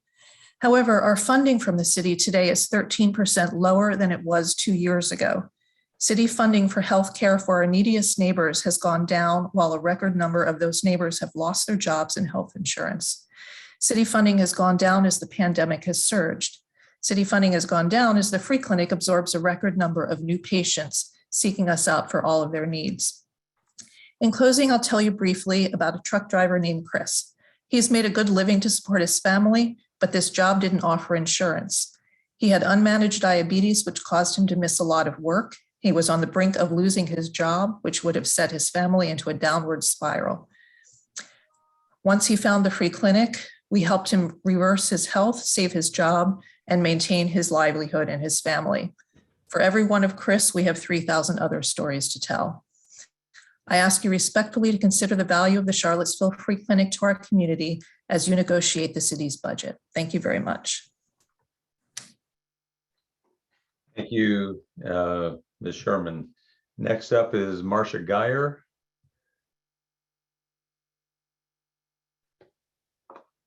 Can you hear me? Yes. Good. I'm Marcia Geyer. I live on Pear Tree Lane. My home is close to the average assessed value. And I've been looking at the roller coaster pattern of my home's assessments over the last 20 years and worrying. I fear that some of you might not be asking the question of year-to-year sustainability during economic cycles that govern real estate tax receipts, the city's main source of income.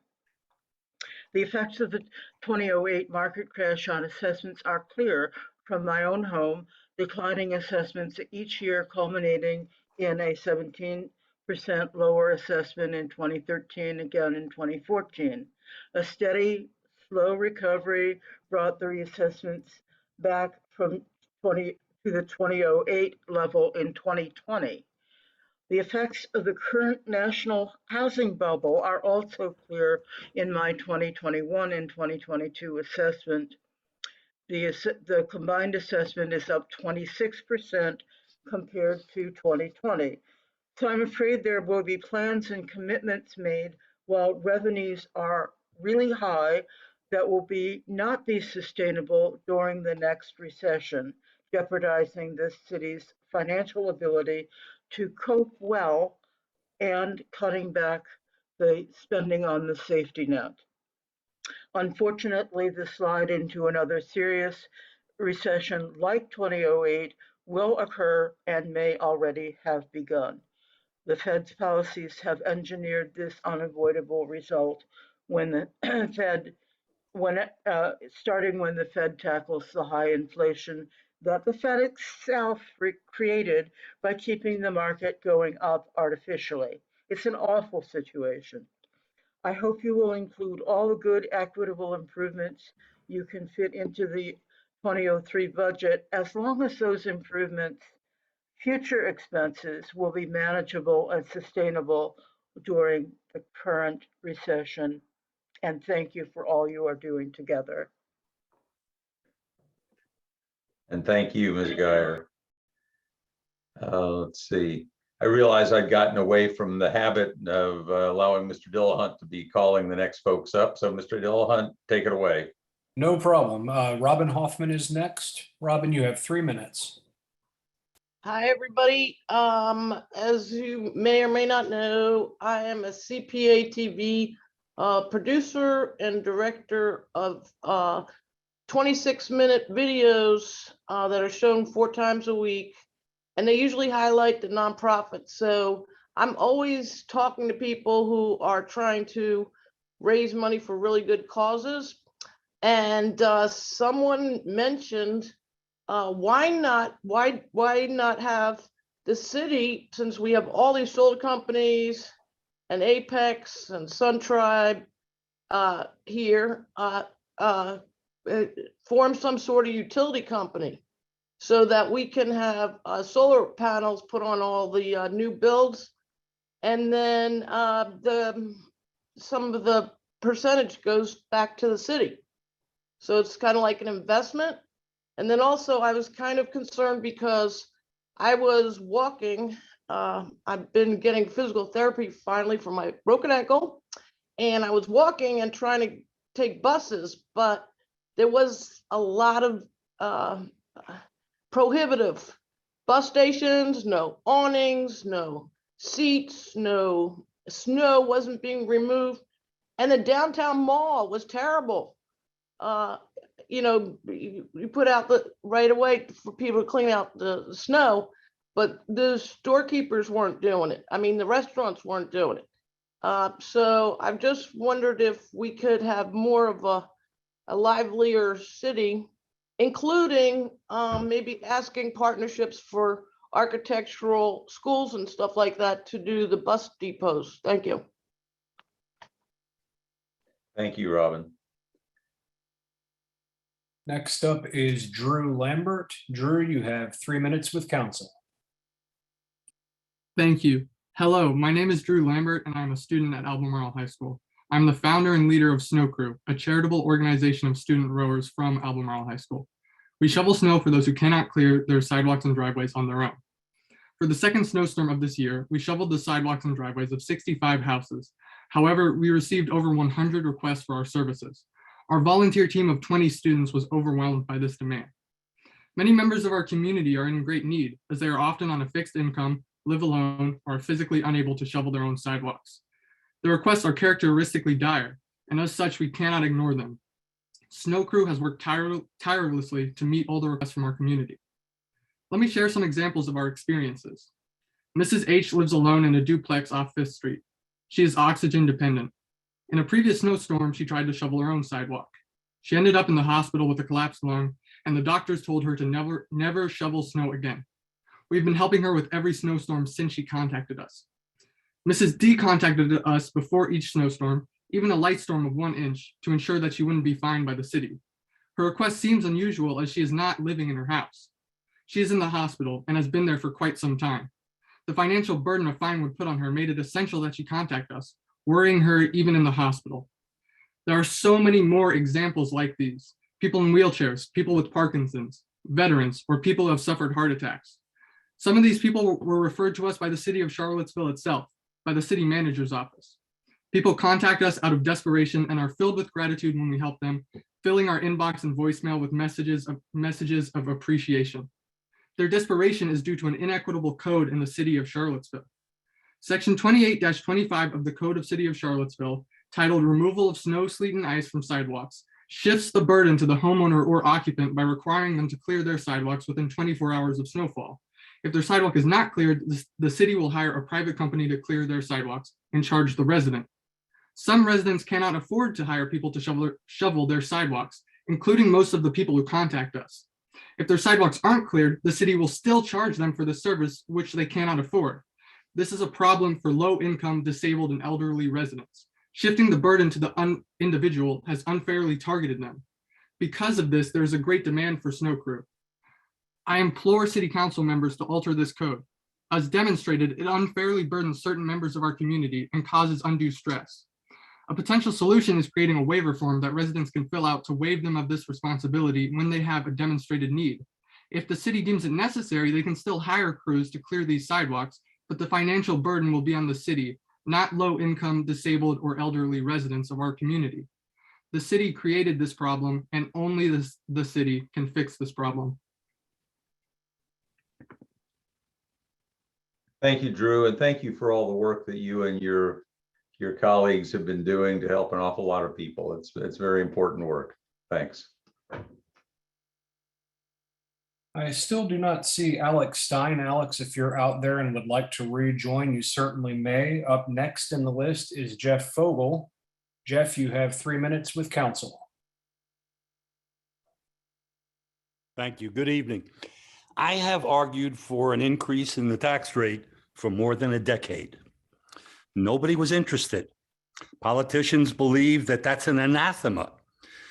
I penned an op-ed piece in the Daily Progress in 2011 calling for a significant increase in the tax rate, far beyond what you're talking about, in order to house our neighbors, the 3,000 to 4,000 people who do not have housing or adequate housing.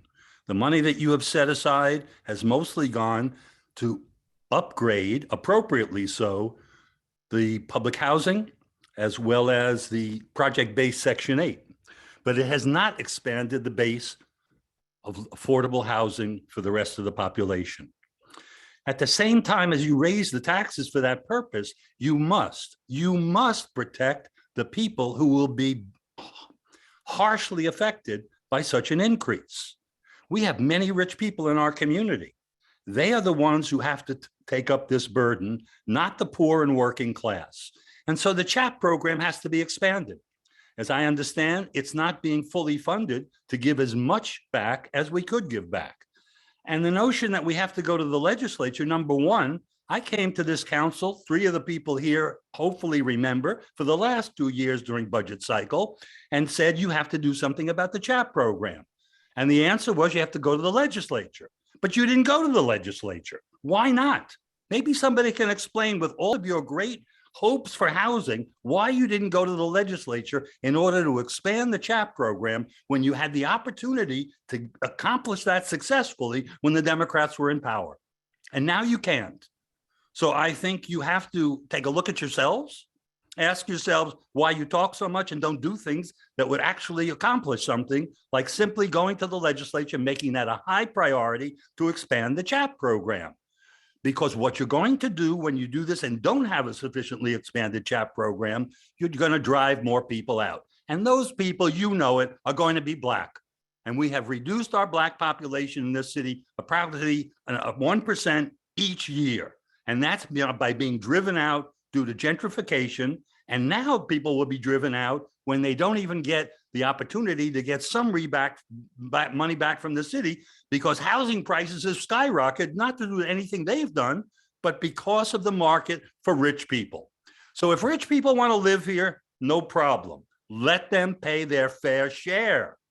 This is all we're saying. And that fair share cannot be done in the way property taxes have been levied in this country, which is regressively. And so the CHAP program provides the opportunity to make it a progressive tax, but you have to do so. You have to make it happen. Thank you, Mr. Fogel. The first of those that have raised their hands will be Andrea Massey. Andrea, you have 3 minutes with council. Hi, I'm here. Can you all hear me? Yes. Okay, thanks. I'm here on behalf of CLIC, the Charlottesville Low Income Housing Coalition. I sent an email to you last week about the need to balance the array of community needs as you embark on this budget process, and I'd like to share a few further thoughts. There are many unmet needs, as you're well aware, but we ask you to prioritize solutions which will undo historical racism and ensure the basic needs are met, including safe and affordable housing. I appreciate the conversations that are happening tonight and realize that we have a really long way to go in figuring out how to meet all of these critical needs. And I appreciate what the council and staff are doing on this and for affordable housing, and the conversations tonight that seem like you all are serious about it and keeping up with those commitments. With that, CLIC asked you to support at least a 10-cent real estate tax increase in order to increase the available funds. It sounds like that is going to happen, at least with the advertisement. You all decided on that tonight. The $75 million proposed renovations to city schools require that the city generate additional resources in order to fulfill affordable housing. We appreciate your discussion tonight. I've already said that, sorry. As you know, CLIC is strongly concerned about displacement of lower wealth people, especially the tide of displacement in the Black neighborhoods. Therefore, we ask that you strengthen the city's real estate tax relief program to provide deeper assistance. And as the prior speaker was saying, I think going to the legislature, and I just learned about that tonight, that where you can actually change the city charter sounds like we should have already done that, but it sounds like that's imperative that we do that. It has always been the right time to write, oh my God, sorry. It has always been the right time to right the wrongs of the past. Through affordable housing plan, the comp plan, the future land use map, the city embarked on a journey to undo and mitigate past harms. We made historic progress in 2021, and we are looking forward to moving with that same momentum. Speaking as a city homeowner personally, I support paying the 10% additional in real estate tax. And as it was stated earlier, there are more and more wealthy homeowners moving into Charlottesville that can afford the same. And we need to move forward with that plan. Thank you.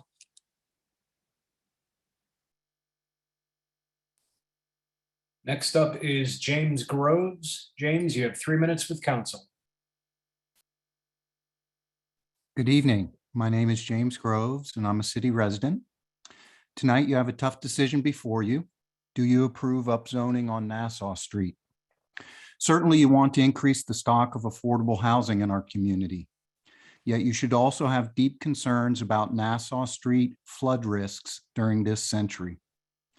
Shortly, city staff will weigh in, and they will try to provide insight that informs your vote. Yet the reality is that no city staff member has had time to complete a thorough analysis of flood risks along Moores Creek in light of climate change. Staff will share the best thoughts that they can, but they cannot describe in vivid detail what the future of Charlottesville will look like as our climate changes this century. Here's the broad reality.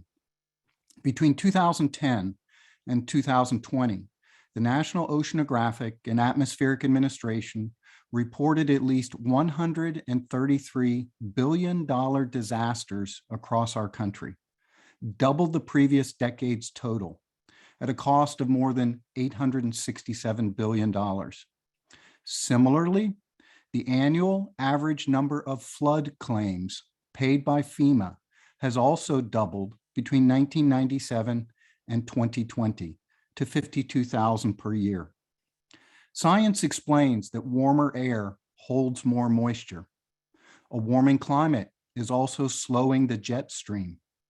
As a result, weather systems that used to hustle along are now stalling more often, dumping more rain in one place. One recent study has shown that for Michigan, Wisconsin, Iowa, and Minnesota, the historic estimate of a 1 in 100-year storm is now a 1 in 40-year storm. More broadly, climate model projections suggest that the frequency and magnitude of extreme precipitation in the eastern US will continue to increase throughout the 21st century. Don't engage in magical thinking and convince yourselves that somehow Charlottesville will sidestep these clear trends.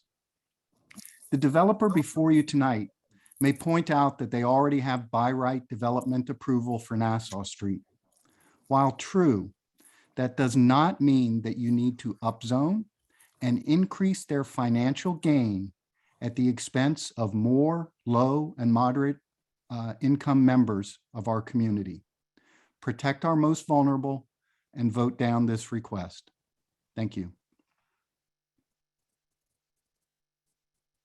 Thank you, Mr. Groves. Andrew Shelton is the next speaker. Andrew, you have 3 minutes. Thank you very much. That's actually very convenient for me because I would like to directly counter the sort of thing that the last speaker had to say.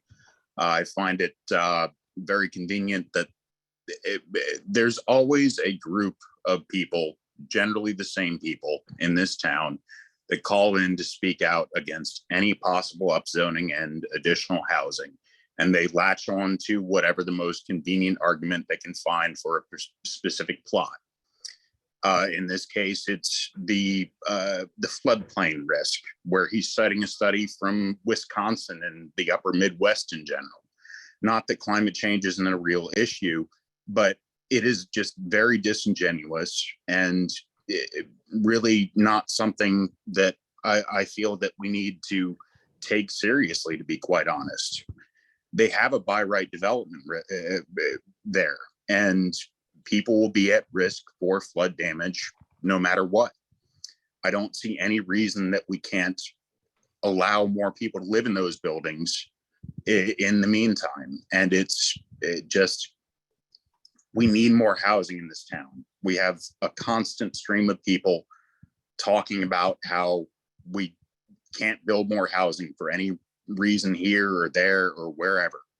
And if we don't allow any more housing, we're going to become even more of a gated community than we already are. I would ask that y'all please vote in favor of the Nassau Street upzoning. Thank you. Thank you, Mr. Shelton. We have Chris Meyer now. Chris, you have 3 minutes. And it's giving me that warning that he has an older version of Zoom and will need to be promoted to panelist in order to speak. Go ahead. We've done this before with Mr. Meyer.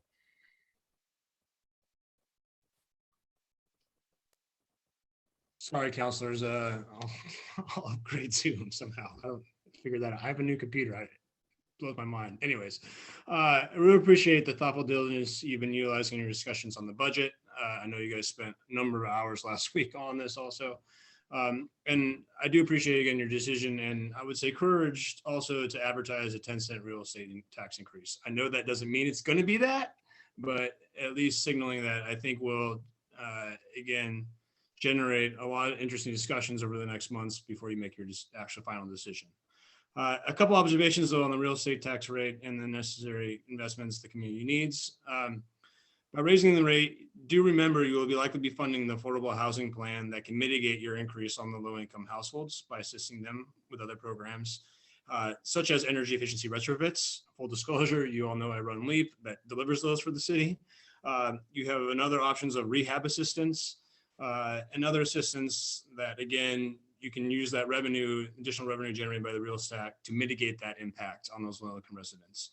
I would even suggest targeting the residents who are being forced out of the CHAP with some of those additional programmings, not just, again, the real estate tax relief, to help reduce their housing costs. Another would be idea to be to ask the schools to bank some of the additional operating revenue to spend on school infrastructure.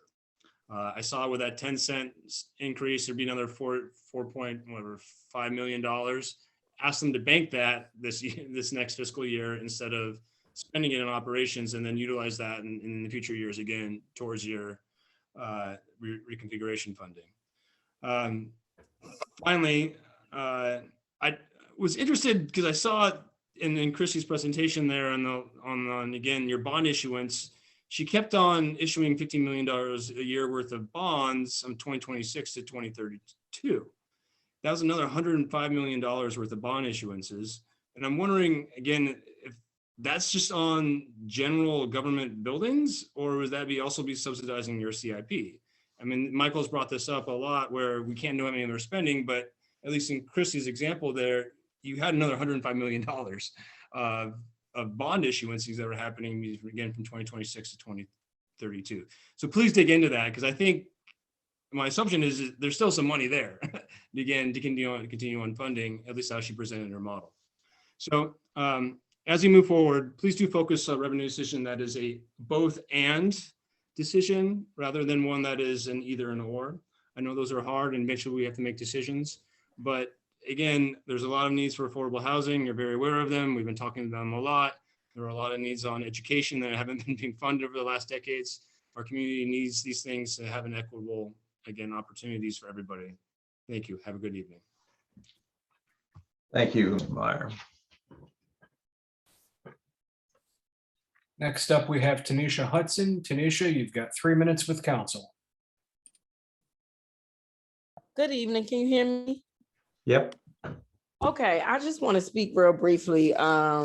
September 11th, 2007, Woodard Properties was granted an $850,000 loan from the city in conjunction with PHJ, and Lloyd, I believe you was the president at the time, maybe, to obtain Dogwood housing. Dogwood housing was affordable housing for low-income residents of the city of Charlottesville.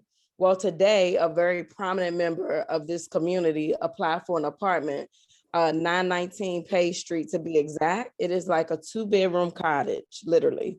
It's extremely small. The rent is $1,200 a month.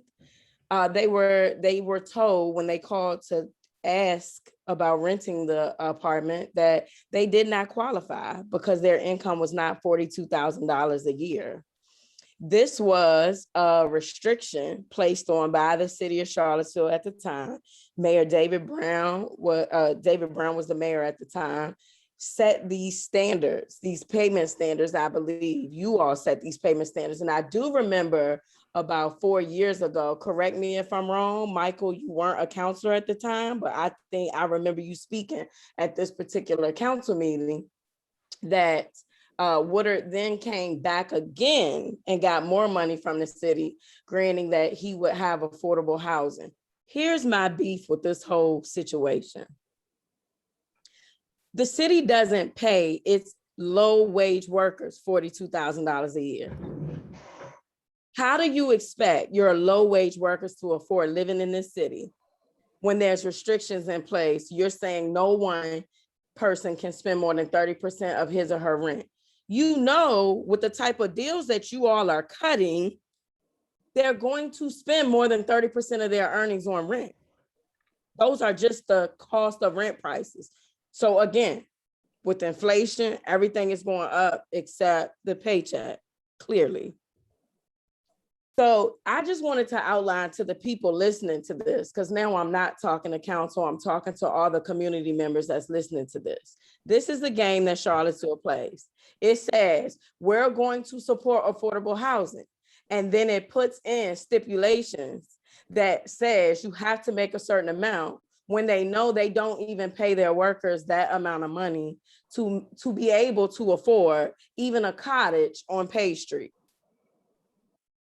So Keith Woodard lied back in 2007. PHA was in on the game back in 2007. You can go to the Seville Weekly and pull the article from September 11, 2007 to read it. And that the members of council then had hoped that he would allow the apartments to stay affordable. And clearly he's not, because nobody can afford them. Thank you. Thank you, Ms. Hudson. Next up is Joan Albiston. Joan, you have 3 minutes with council. Thank you very much. My name is Joan Albiston. I live at 921 Royer Drive in the Willoughby neighborhood off Fifth Street. And as a property owner in Willoughby, a neighborhood whose only access is onto Fifth Street, I would like to thank the Charlottesville Traffic Engineering Department for working to make Fifth Street safer. I appreciate City Manager Sam Saunders' update this evening. I support the reduction in speed limit for Fifth Street from 45 to 40 miles per hour. I also feel that more needs to be done to make the Fifth Street Harris intersection safer for Willoughby residents and other drivers passing through that intersection. Even with signage and common laws directing drivers to yield to through traffic, I and many other drivers passing through that intersection have to frequently come to a complete stop in the middle of that intersection to avoid a collision with a vehicle turning across the path of through traffic or turning into other people's turn lanes. In addition, drivers leaving Willoughby can't see vehicles approaching the intersection on Fifth Street from the south. I am especially concerned about vehicles that are traveling recklessly and running the red light. Although the reduction in speed will hopefully lead to some traffic calming, none of these hazardous conditions at the Fifth Street Harris intersection is addressed by reducing the speed on Fifth Street.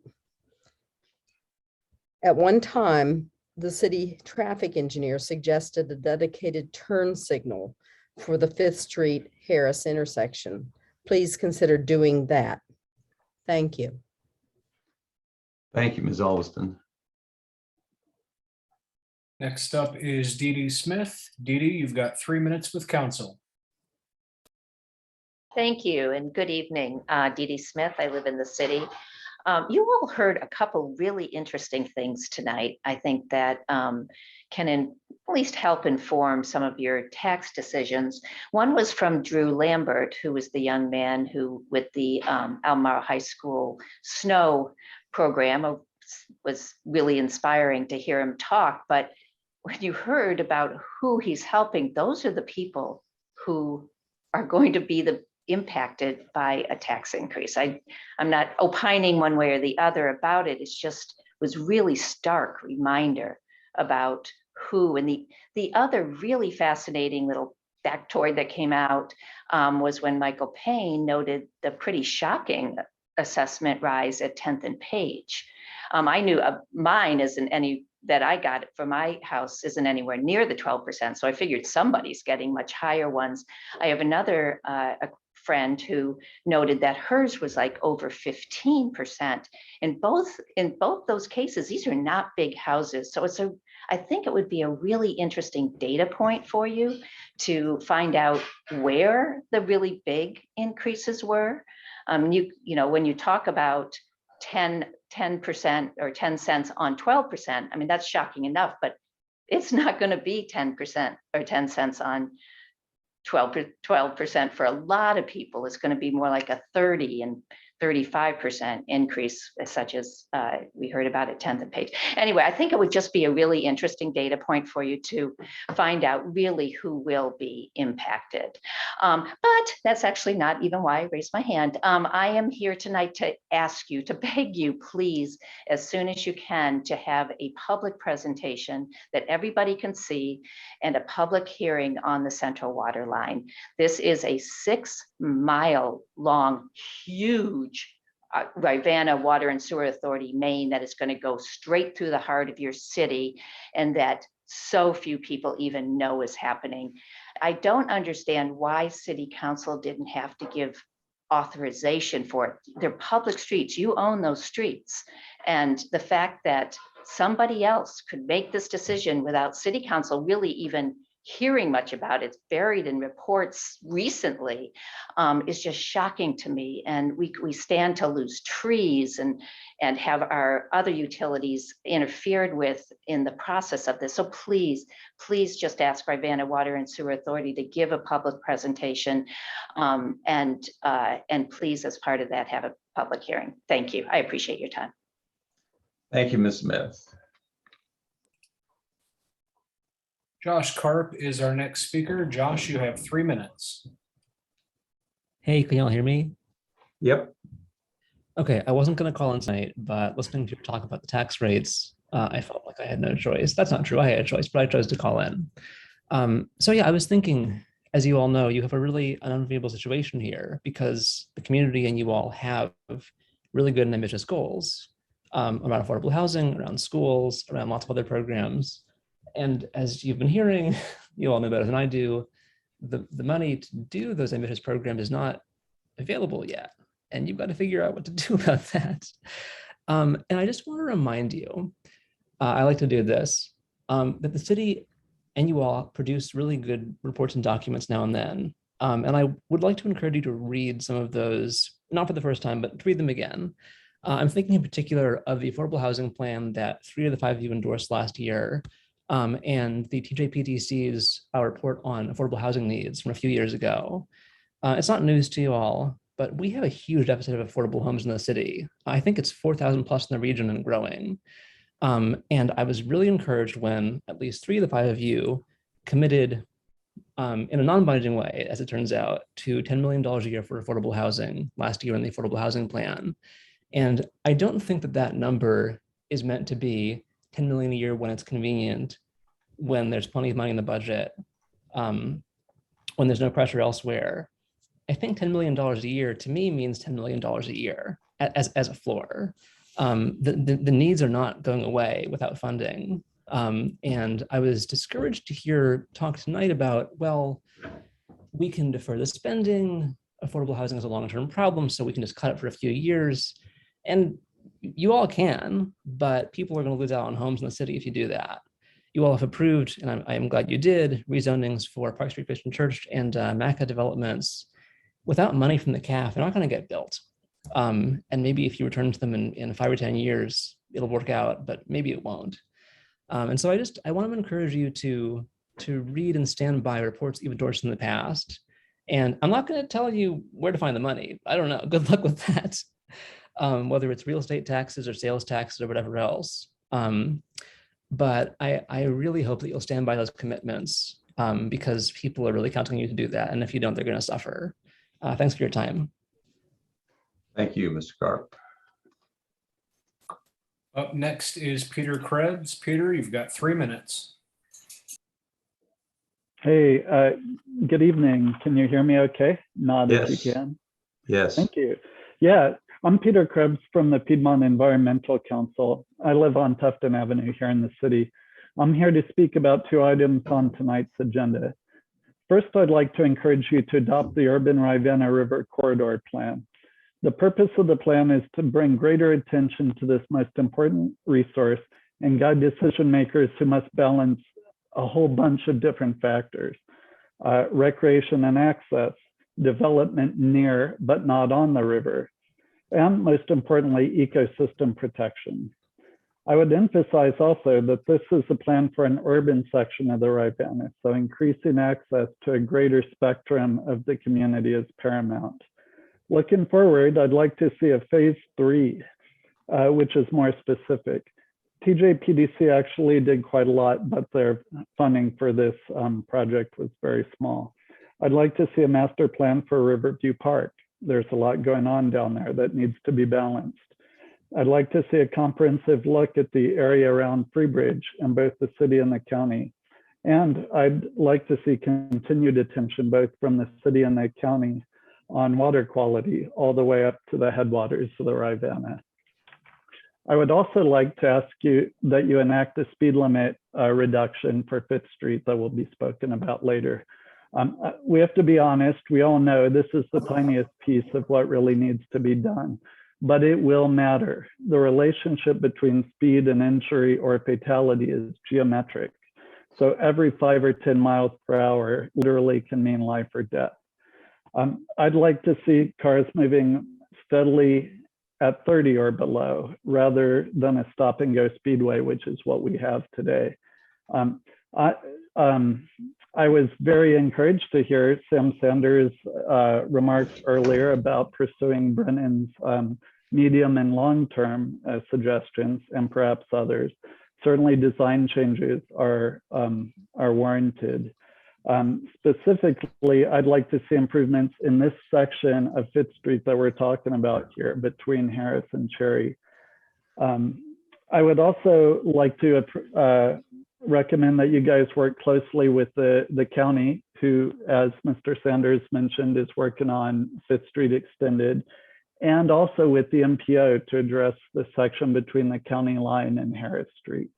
In this next window of Smart Scale, we have the opportunity to really start a bunch of pretty cool work for the whole of Fifth Street.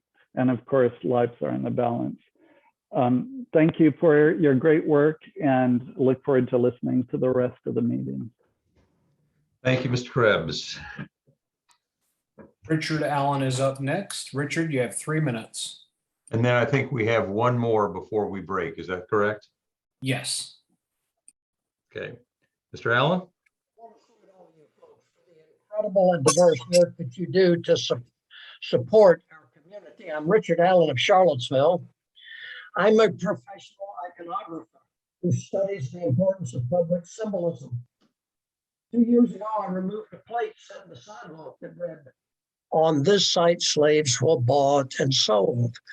That tiny underfoot plate had caused many citizen complaints. Up to 7 past city administrations have ignored visible signage of the slave block corner, but it hasn't always been this way. Back in the 1960s. Mr. Allen, we really need you to speak much more clearly into the microphone. We're having a very hard time hearing you. Can you hear me now? Perfect. I'm going to start over and I do apologize. 2 years ago, I removed a plate set in the sidewalk that talked about slaves being sold. The little plate had caused many citizen complaints. Up to 7 administrations sitting where you do have ignored public signage at Slave Block Corner, but it hadn't always been this way. Back in the 60s, council placed gray markers on all historic buildings downtown, and one of them visible at eye level read site of Slave Block. Last month, Dr. Paul Mack addressed you about disappearance of that sign. This was the only court square recognition of Black contributions to our town.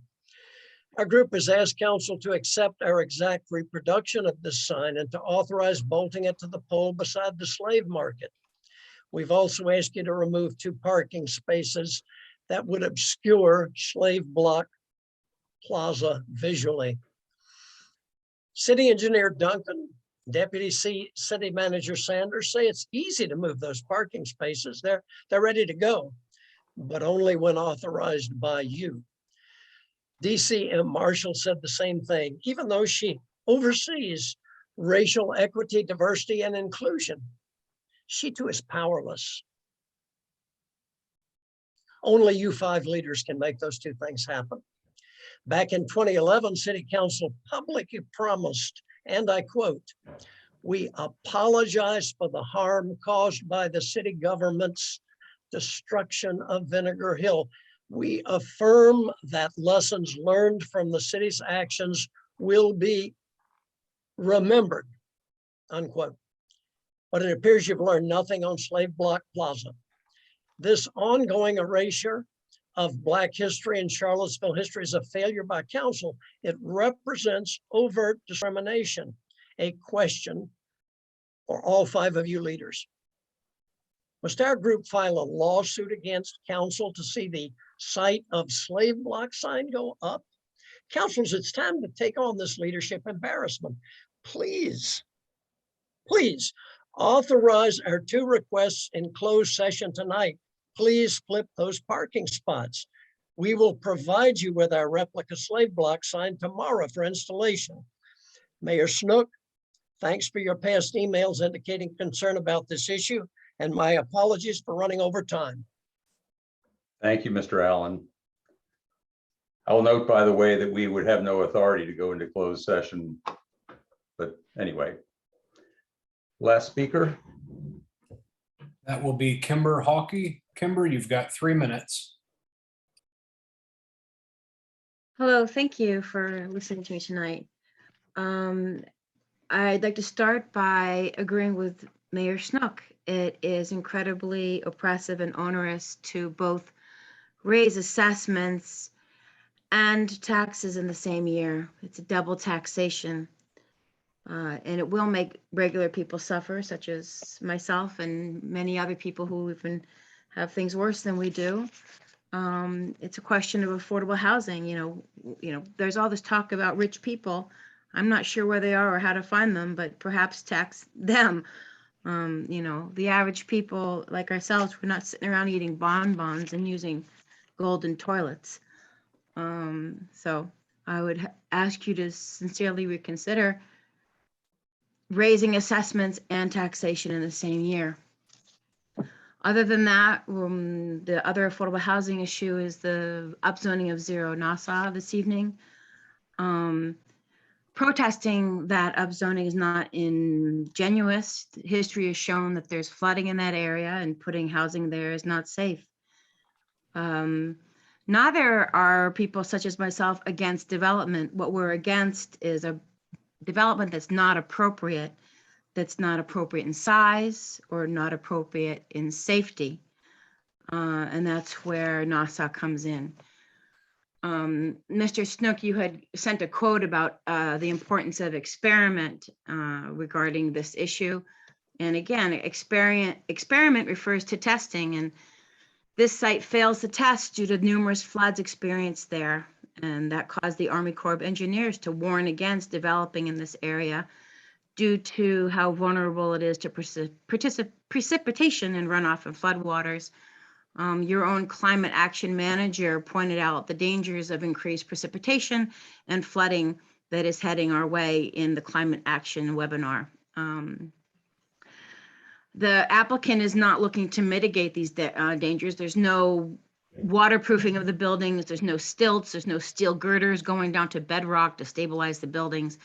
The city is simply allowing for infill to be put there. That infill is going to block the sponge that the floodplain is, and it will also increase the amount of impervious surfaces.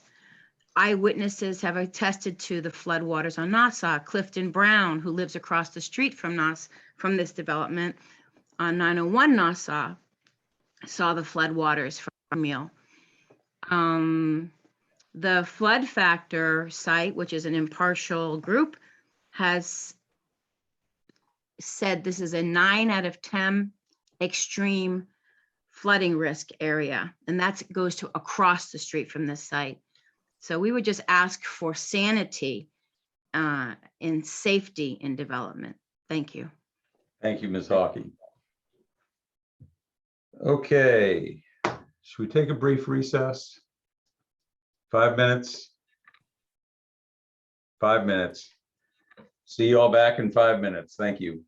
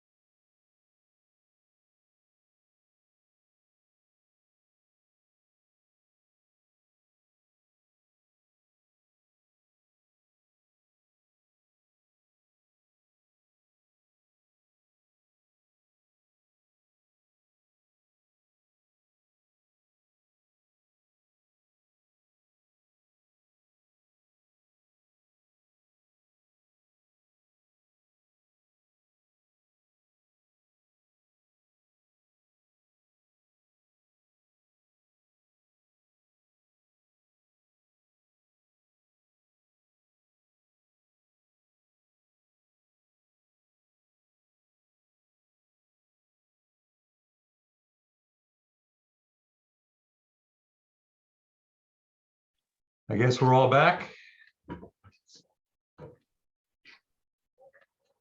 So let's call this meeting back to order. And we're on to the action items portion of the agenda. And the first action item is consideration of a proposed amendment to the 2021 comprehensive plan to incorporate contents of the urban Rivanna River corridor. Who is presenting this? I've got Missy? that. Yes, sir. I see Sandy's there also, so I assume you'll bring her in. I will bring her right in. Yes, Great. sir. Fire away. Thank you, everyone. Good evening.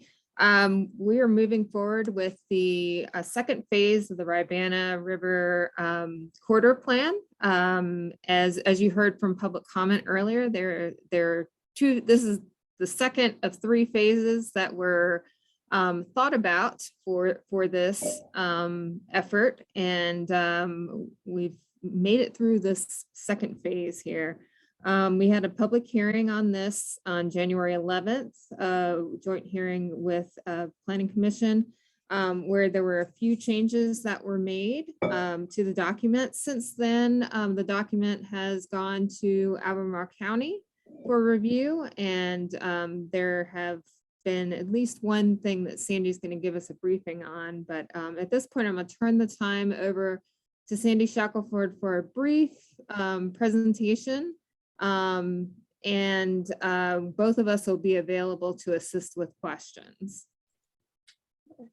And Sandy, I don't mean to make it life even more difficult, but brief is really kind of important because it turns out we have a hard stop at 11:45 for our meeting tonight, and we've got 4 or 5 action items. So we're already convinced halfway there, bring it all the way home. I have 2 slides, and I think Ms. Creasy just covered one of them. So all right, thank you. All right, well, thank you all. It's a pleasure to be with you tonight, and we're all really excited to be able to present this final draft of the plan for your consideration. If you could go ahead and advance to the next slide.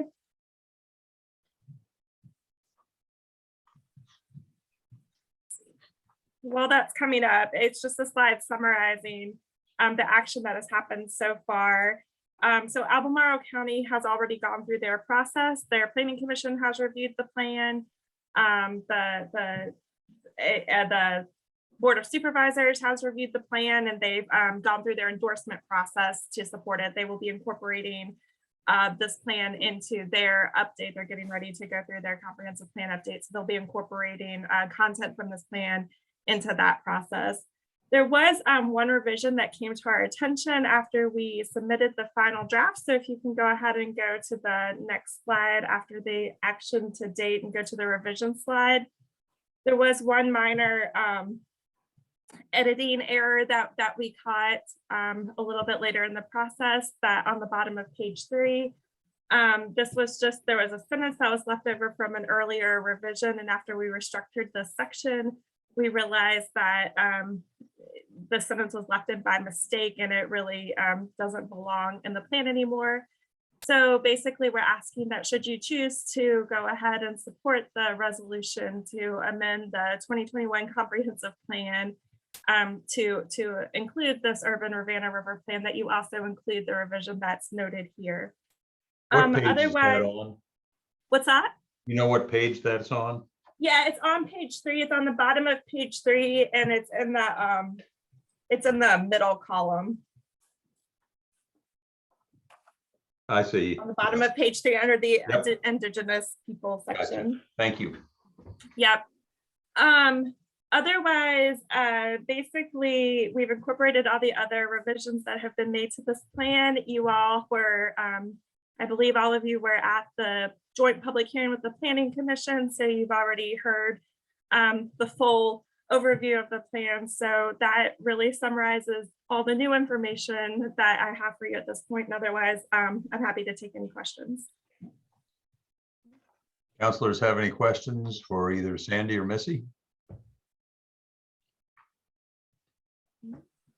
Let me say, when I saw that that bit in there that you've now taken out, I thought, I didn't realize that was an issue. Anyway, glad it got cleared up with that change. And I think it's past time, but I'm glad we're getting to it now finally, to begin to recognize the fact that the Rivanna River is an asset to Charlottesville. It is not merely a barrier. So, any other questions, comments, discussion? If not, somebody like to make a motion?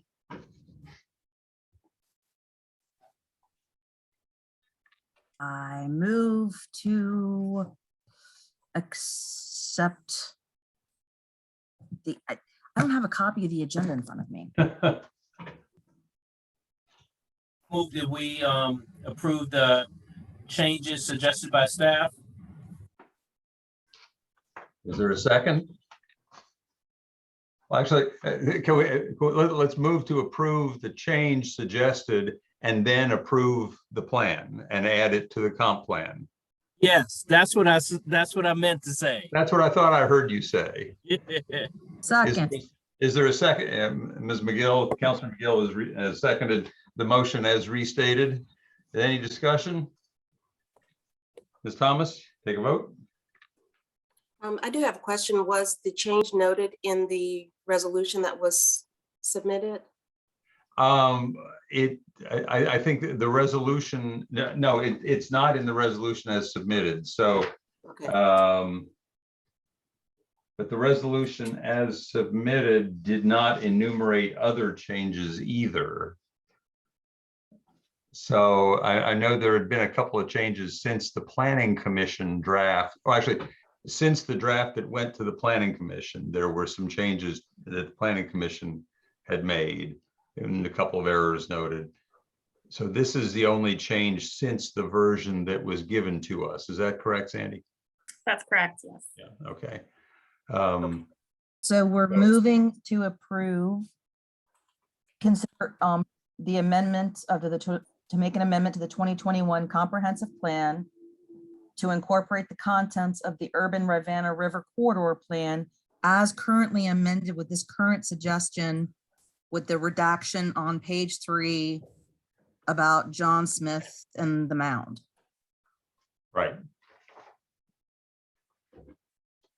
So the sentence on page 3 that begins according to a map and ending with Monacan Indian Nation would be just simply stricken out.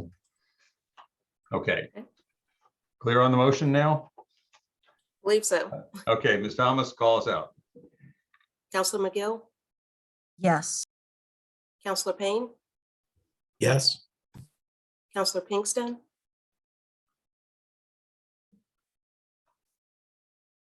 I'll accept that as a yes.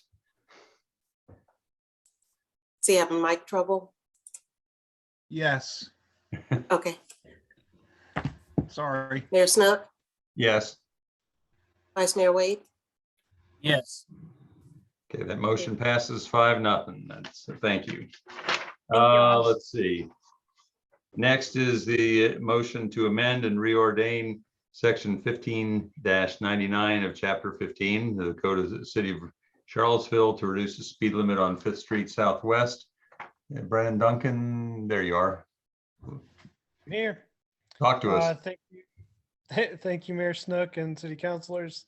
As Deputy City Manager Sanders said in his response to matters by the public, you know, we have been working on this and kind of the first stage. So, you know, having looked at this for more than a year now, reviewing the data, looking at all the crash history and stuff, we are proposing that we would, you know, reduce the speed limit from 45 to 40 miles an hour. We've provided the ordinance to you all, and staff's recommendation would be that you move to accept that. Any questions for Mr. Duncan? Council? I realize this is just the first step, and my own views, whenever you can lower speed limit, that's a good thing. Are you prepared at all to speak to what possible future steps might be, or is it too early in the process? I mean, other than what was laid out in my last council presentation back in, I believe it was late 2020, all of those are still on the table. As Mr. Sanders said, we have gone back to the consultant who did the original Fifth Street study for them to look at some possible other alternatives that are maybe a little more out of the box, and you know, without looking at cost or anything, just give all of the options for us to bring that back to you all to consider, you know, what the pros, the cons, and the cost benefit of all those will. So we are hoping that, you know, we'll be able to present something to you guys in the next coming months. But I don't really have any more to add at this point in time. Okay, thank you. Any any discussion, or are we ready for a motion? I move that we lower the speed limit. Moving On the Fifth ordinance Street. as was recommended by staff, right? So Mayor Snook, do I And need this to read the does ordinance? have 2 readings, so I don't know. Oh, we don't have that's to right. read it. Okay, so I think we have a general idea that we're in favor. Is that fair to say, folks? So should we have it, pass it on to the consent agenda at the next meeting? Excellent. Yes. Okay, sounds like a plan. Thank you, Mr. Duncan. Easiest meeting you probably ever had to sit through.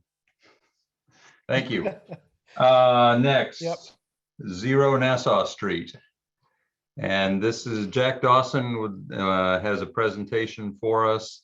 If I could make one sort of general all-purpose edit, a number of times throughout the documents here, it is referred to as though the current zoning is R2U, meaning it's a university district. Clearly, it is not. I think we need to make sure that it gets taken out of the resolution, for one thing. But the other places, people should just be aware before the document before anything gets finalized, let's make sure it's R2 and not R2U. Mr. Dawson, you want to lead off?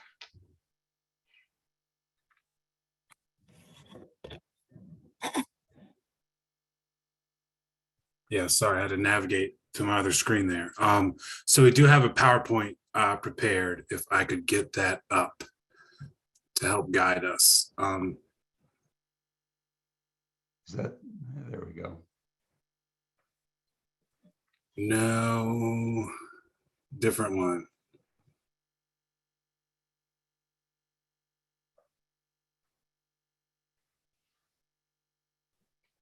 Do we not have a different slideshow? That might be the applicant's slideshow. I can share my screen if that is okay. Let's go that way then. Okay.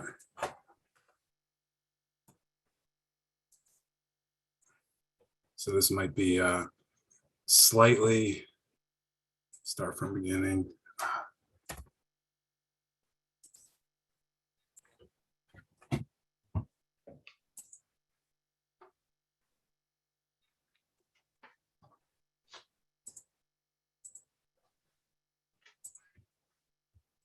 Can everybody see that? Yes, thank you. Okay, is it? Okay. So of course now I can't see my notes, but I'll do the best I can. You'll probably see my notes now, huh? So I'll move that. All right, sorry. And I'll do the best I can to get through this. So my name is Jack Dawson.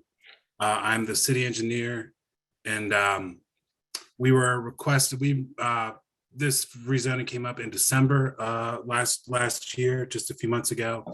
And at the request of council, we were asked to make this presentation in regards to essentially 3 items as it pertains to floodplains. And that's essentially what is the role of engineering in the city's floodplain management? What a brief description of the review of the 2017 LOMAR process and how that went, and then a general assessment of the risk of developing the floodplain. So I know that there's some new people on council here as well. So I hope you've read up on this, because I'm gonna just attack the floodplain aspect of this. So there was a fair bit of community members who expressed concern over the flood risk associated with rezoning, including some varying information about floodplain mapping and some other resources about water surface elevations for the 1% annual exceedance event. And council did delay that decision until background could be provided by Public Works Engineering, which is what we're doing this evening. And so at the request of council tonight, I'll briefly discuss how Public Works Engineering is involved with the floodplain management, how engineering staff were involved in the 2017 LOMAR, and how we currently manage the risk of floodplain development.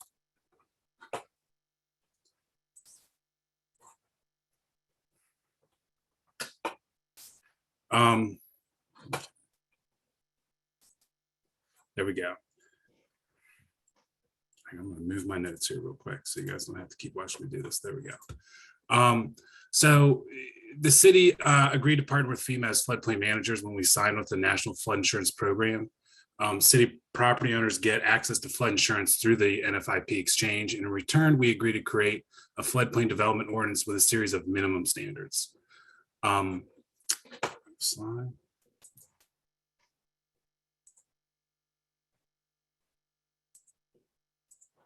I apologize for the glitch here. Why we participate in the National Flood Insurance Program. So floodplains primarily function as conveyance of floodwater. That is, rivers rise, they rise out of their banks, they go into the floodplain. The floodplain really as a geologic feature is undefined, but the floodplain we're talking about is the 1% annual exceedance event. And that's essentially floods have a 1% chance a year of going to that line. Extreme flood events are not always caused by hurricanes or tropical events. The pictures here represent flooding this summer in Middle Tennessee, rural areas that experienced 17 inches of rain in less than 24 hours. The previous record in this area was 9 inches from 2010. And then significant damage can occur outside of an extreme event. Even 1 inch of water in a home can cause over $25,000 in damage. Okay, so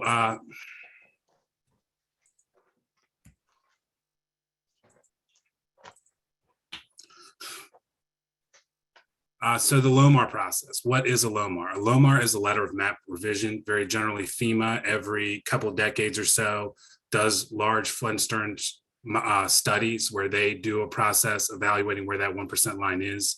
A LOMAR is a method to develop a new or alter an existing floodplain map outside of a process led by FEMA. Anyone can develop a LOMAR. It does not have to be led by FEMA, local or state government. The city is the gatekeeper for determining LOMAR validity. A LOMAR should improve or correct the existing model based on new data or improved methods. And it's our job in engineering and as the floodplain administrators to make sure that it's technically sound. The city is the first point of review. After the city approves or denies it, sent to FEMA. The city denies the application. FEMA will strongly weigh the city's comments with the application. This is part of that partnership with FEMA to administer this program. The city was part of the LOMAR process in 2016 that affects reaches of the Rivanna River and Moores Creek as shown in the figure. The orange square in this picture is the location of the parcel. And I'm not sure if you can see my cursor here. but this is, I take it that's a no. You'll see a very small orange in the middle of the lower red rectangle, and that's a subject property. Morris Creek is sort of that blue line that goes from screen left to right there, with the Rivanna coming from screen top coming down. Hi, Jack. This is David Dillahunt in Communications. Could you please hit the down arrow next to display settings on your screen there and do swap presenter view? Okay. There you go. Okay, that's much better. Thank you.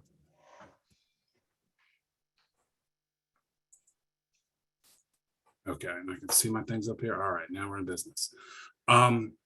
Okay, so moving on. It's the yeah. Next slide. Come on. All right.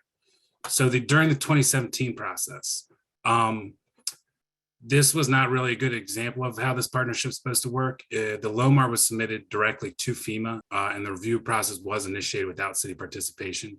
The city did generate comments eventually when we received it, and we provided those both to the applicant and FEMA. Ultimately, FEMA approved the LOMAR under a different case number. It was resubmitted, and the concurrence letter, which is what usually comes from the locality, was signed by city management. And engineering was not involved in the process between us providing comments to FEMA and FEMA getting approving the LOMAR. So about the 2017 LOMAR. So the period of record used for the 2005 study, which was the pre-existing model that was done through FEMA, was calibrated with gauge data and a high watermark. The period of record used for 2017 study was not calibrated to known rainfall and flood amounts. The runoff estimates based on statistical analysis used for the 2017 study did not include any confidence intervals to account for limitations of the available data and the input of the existing statistical information that goes into generating the models. And then the roughness coefficients were changed. They were reduced to reflect visual observations of vegetative cover and rock size. The runoff coefficients that were developed in 2005 that this submittal reduced them from represented a more general characteristics of the channel in the vicinity of the study. And then one very important thing I want to point out here. This line work, there's a difference between a flood map and the flood model. A flood model is done at specific cross sections. That's these green lines here. And the base flood elevation is sort of interpolated between those cross sections. And that's what's shown on a flood insurance map. If you go and you create a format online, you can do that right now of any place. That'll show you this line work. The line work is really advisory. The real work is done when you look at a specific site, you use the model data itself to create that line. And I just want to point that out because what's shown here, and can you see my cursor at all? Is it? Yes. Yes, okay.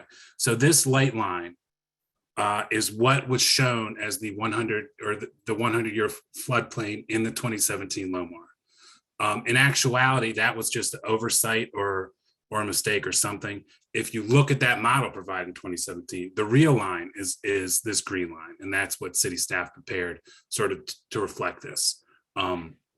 And so there is a discrepancy in the actual data as it's been presented. I know there was lots of community input last time. I think this generates some confusion. That being said, Jack, could I interrupt you a second? Sure. Going back to that last slide. So what is the meaning of the slope that you say is actually an error? How did that get generated? By either the applicant or FEMA created that line in error. Just plugging the wrong numbers into an equation, or do you know? No, it's more of an art drawing this line in between the different sections. So I'm not aware how it was done. The model was essentially approved and the map was created by, I believe, probably the consultant that created it. Okay. But that same consultant would look at this map and say, well, that's not right. Here's the right. You can correct the maps using the model sort of technically or administratively outside of an official process, because the models are what dictate the data and the maps are graphical representations of that. I hope that makes sense. Thank you. Okay, next slide. So our role in engineering in the rezoning was Really, what we look for, it's really done at the site plan or building permit phase, not at a rezoning stage typically. And so if you look at this screen, you can see this darker blue, which is mostly under legend on the right side. That is the floodway. That has a different technical meaning than the floodplain, and that's something that you cannot build in. But when a site plan is submitted, we look to make sure it meets all codes, and they can be in a floodplain as long as they're built 1 foot above that flood elevation. And if you see here, this very light blue line here, it's more of a hatch or that light blue pattern. That was the 100-year floodplain from the 2005 model that was existing when the 2017 model was done. And then this line here was that in error 100-year floodplain. So that is still a little bit more conservative than the pre-existing 100-year floodplain, with the exception of this one area. And then we did not add sort of our effective one from the 2017, but that would be on this side around the buildings, this being the subject site right here. Okay.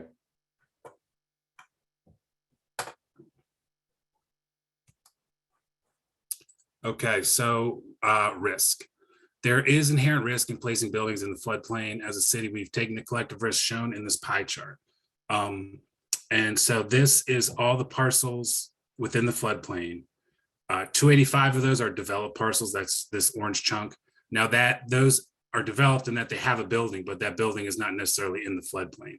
Whereas the 266 represent lots or parcels that do have part of building in the floodplain. And just to be clear, that's in the floodplain as you are looking on a map. So the building footprints are within the extent of the floodplain. They are not necessarily elevation wise in 3 dimensions such that the building finished floor is within the flood elevation. So it's essentially living in the floodplain or being in the floodplain. It's a high risk area. Living there, there's some implicit risk with that. More people living in the floodplain, there's more risk taken on as a city. Our current code is technically not the minimum because we require, if you build in the floodplain, your building needs to be elevated 1 foot above base flood elevation, where in some localities there you can build it right to that elevation. And then just a bit about mitigating. We can mitigate risk now by adhering to the process we currently have in place for floodplain development and requiring the same of our other parties and partners. And then we need to make sure we communicate the city's role and expectations so we're all working together as partners. Make sure that's FEMA is held accountable and the applicants, meet an acceptable standard when they're making submittals. And then continue to work with FEMA and city management to protect life and property. And just a last note, FEMA is undertaking a study of this reach as we speak. And so the engineering team and our floodplain managers will be working with FEMA and making sure we're reviewing that data. And we will certainly keep city management and council abreast of those as we work on that. Maybe towards having some more of these about how we can improve our regulations or processes. So with that, that's my presentation. And if you have any questions, I welcome them. Jack, I have a quick question based on the last thing you said. We approved back in November, I think it was, a grant from the RGGI, the Regional Greenhouse Gas, whatever the initials stand for, for studying the Moores Creek Basin. Is that the study you're talking about? Nope, that's a separate study that was initiated by our Water Resources Protection Group to sort of build some of more internal data so we can have a little bit better grasp of what's going on. That's really more, that's more of an internal process. We can, had that been done 2 years ago, we can use that data and say, hey, FEMA, look at some data we have here, especially when you're looking at Moores Creek, because this was maybe briefly discussed last time, but this floodplain in this subject area is much more affected by the Rivanna, which carries so much more water than Moores Creek that it tends to back up into Moores Creek in a flood situation. But no, that is a different city initiated process where that money was available. And so we wanted to study it for our sort of stormwater resiliency planning. Will that study lead to any information that will be relevant to flood levels? Yes, very generally. any information is relevant to flood levels. You know, when they put this, a lot of building these original models when they started this process was they use historical data, you know, and there's different guidance out there for how you're supposed to, or how an applicant or engineer is supposed to apply sort of credences to this data, and how you build a statistical model with sort of, I don't want to say anecdotal, but some of these things are, you know, from the 1872 flood and things like that, and how those get built into the model. So yes, anything that has anything to do with flood levels will help a model in the future. In the When process. is that, I'm sorry, when is that study expected to be completed? I don't know about completed. We just got that grant funding awarded a couple months ago. Is it a So it's year-long thing, or? Yeah, approximately a year-long thing, because there is some monitoring that's done with that, as well as some other methods. That's sort of a combination approach to doing that. Okay. I'm sorry, I jumped in. Does any other counselors have questions for Mr. Dawson? I just got a, Brian, you go ahead, sir. You probably got more than I do. To summarize, first of all, it's nice to meet you, Mr. Dawson. To summarize what's being proposed, particularly with the LOMR, with the LOMRF, with the fill, what is being proposed is, even though part of the property may be in a floodplain, the actual structure itself, the footprint of it is above the floodplain level, as far as we know. It has not been proposed yet, but the actual structure based on our existing codes will minimally need to be 1 foot above the existing base flood elevation. And you've not seen a design to that effect yet, because That's it's correct. not gotten to that point. That's correct. But presumably Mr. Shemp and Ms. Grove are going to do that. So yeah, I appreciate the context and the background. It was very helpful. Thank you. Sure.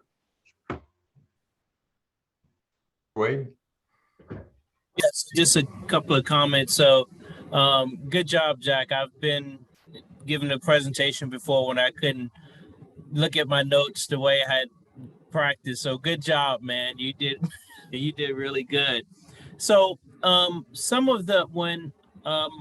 Lloyd and I went out there to meet with some of the residents, I think it was last Sunday. Lloyd, it was really cold. I know that much. 8 days ago, yeah.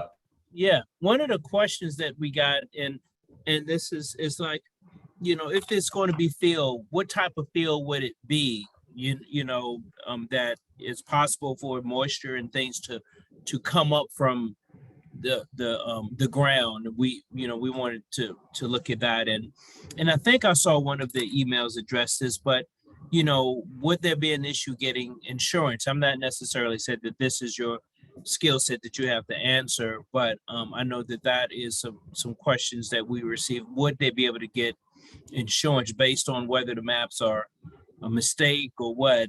The insurance people will look at the maps and say it is or it's in the floodplain, and so those are some of the kind of comments or questions that I have on this. So thank you. Sure, I can probably answer both of those at least close enough. So I'll start with the insurance one. The whole purpose of this process is to provide flood insurance and dictate areas where it's required or where it's a threat. So they should be able to get insurance because they should be conforming with the regulations as they're now laid out. And the 2017 LOMAR, whether or not engineering agreed with it at the time, is the model that informs floodplain line work. So they're how that's done and if the rates increase being in proximity, I'm not really sure, but this is in conformance with our ordinance. And then regarding the fill, that's not something we look at. That comes with the what they call an elevation certificate, where the house is done. The building permit shows where the finished floor is going to be. And then when it's done, a surveyor has to go and provide a certificate that says, here's the finished floor elevation. And as long as that is 1 foot above the elevation that's determined of the floodwaters at the site, then they're good to go. So it can be any kind of fill. And to go back, somebody from the, floods, 1% annual exceedance floods are extreme events. So when there's so much rain falling from the sky, it's more about the water moving across the ground and through the creeks than it is coming up through the ground or being absorbed by the ground, because you're talking about such an extreme event. You know, when we do hydrology and runoff calculations for small developments, you look at 1 inch of rain or half an inch of rain.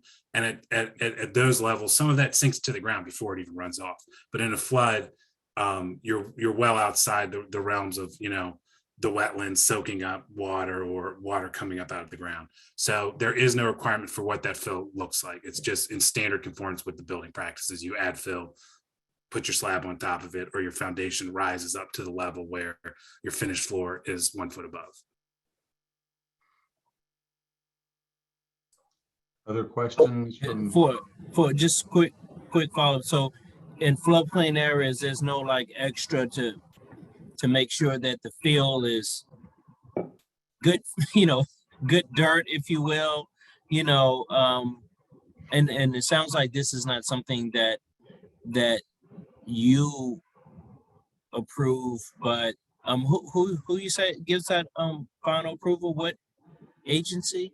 No, so it's associated with the building permit process. So at site design plan, when they've designed this and they submit it, my team, the floodplain administrator, looks at it and says, yep, that elevation, let me check the elevation of the base flood, let me check the elevation of the house. And then through the building permit process, it also has to meet that site plan. And to make sure that happens once the building is constructed, they have to take the elevation certificate survey and send it into my division. They say, yep, you built it as you said you were going to build it. But no, we don't get involved in looking at the fill. Other counselor questions or comments? A couple questions. So there's adjacent developed properties, I think a couple by right market units, and then Habitat and Community Land Trust homes. For those properties, I mean, is their situation substantially different than their lot? Did they have a LOMAR approved? In other words, how does this differ from the already approved and built projects, a couple of which I believe received city money, the Habitat and Community Land Trust projects? That's a good question. They're all, you know, I don't know the history of those. That is a good question. I'm assuming there's minimum elevations for all of those. And it's because I know generally watching that project get built out from a erosion control and general oversight standpoint, there is fill there. I'm assuming they filled it up above, very similar to this, because obviously there's not a huge change as you walk 30 yards down the street. Right. So I'm assuming it was a very similar process. And did they have a LOMAR approved? No, so that they would have been operating under the same 2017 LOMAR where that green line we showed. So it almost the same situation. Right.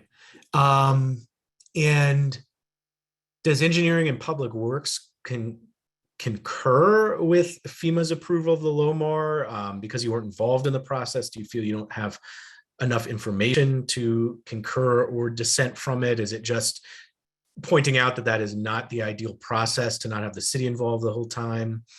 I was not here in 2017 when the LOMAR was done, but we do have staff that was here, and staff definitely did not agree with the methodology that was used to prepare that LOMAR. So, yeah, I mean, I guess they disagree with the methodology. I guess that is just at a minimum uncertainty. I mean, but they don't completely, I guess do they not have enough information to be able to dissent from, I guess my terminology is definitely going to be messed up, but just, I guess, the conclusion of the LOMAR that it would be basically safe to develop and build there. So first of all, the LOMAR, we talk about safety and all these things. The real point is establish where that 1% annual exceeding storm will go to. The damage caused by it, all the other things, you know, is not something we're looking at establishing that elevation. And beyond that, it's policy issues. But again, engineering had a whole host of issues that they had with it. I know a lot of it was, this is a pretty complicated process because there's a lot of administrative procedures that go into it, coordinating with FEMA, going through all this research, how you know, engineers are not great historians, how you take this data and build it out into a data set so that it can inform your model. These are all very complicated things. There's lots of room for discretion in there.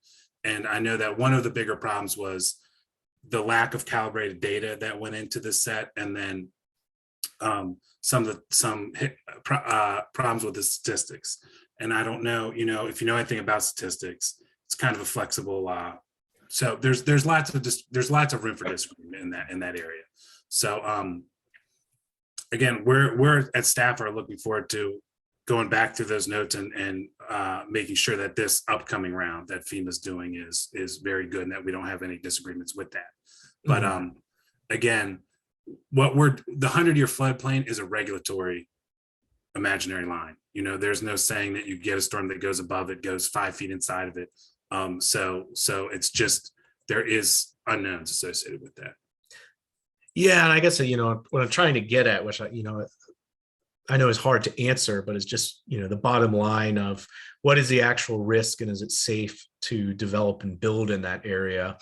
And so I guess it sounds like, is it accurate that the developments that have popped up there, both by right and the ones that received city support, were able to happen because of the LOMAR, which was approved without staff involvement, or at least some of them, or is that not accurate? I don't know all the details. Because they were built. So they almost certainly could have been built. They might have been, if the 2017 LOMAR didn't happen, if that's your question, right, they probably still would have occurred, but they would have had to been elevated another 3 feet or something like that. I see. Yeah.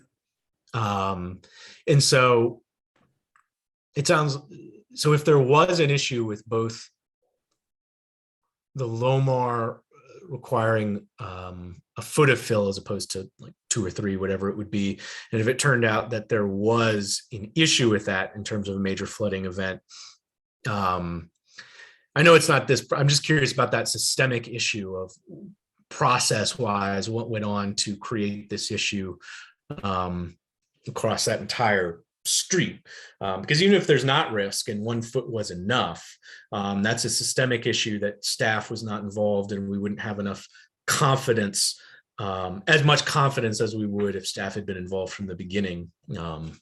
But anyway,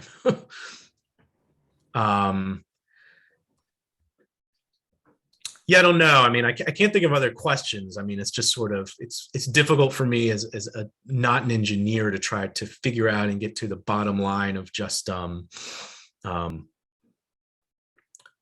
Dawson? Oh, sorry. Yes. The sort of, I don't guess it's technically a revised floodplain map yet, but your new modeling has the floodplain at a lower elevation than what Mr. Schimpf has come up with in the 2017 official version. Is that correct? No, so there's 2 issues. FEMA's doing a new model now, which is in draft form. We don't know all the ins and outs. If you're referring to the green line that my staff drew, what we were doing is just, there's essentially an error in the existing floodplain map that the 2017 reduced the elevation of the floodplain. It just was poorly reflected on the work product from that endeavor, which is the flood insurance map, which is why, again, when this site plan comes in, it's not going to show that graphic line from the engineers preparing that site plan. Will look at the model and say, oh, here's that line. It'll be a lot closer to our green line. So our green line is just remediation of sort of a mismatch in the line work and the data set. It changed from 2005 to 2017 in this area of approximately 2 or 3 feet. I believe 3 feet. But we didn't change it. I wanted to do that because we wanted to show that line because there was lots of concern from the public about how the floodplain goes across the street. And it certainly did in 2005.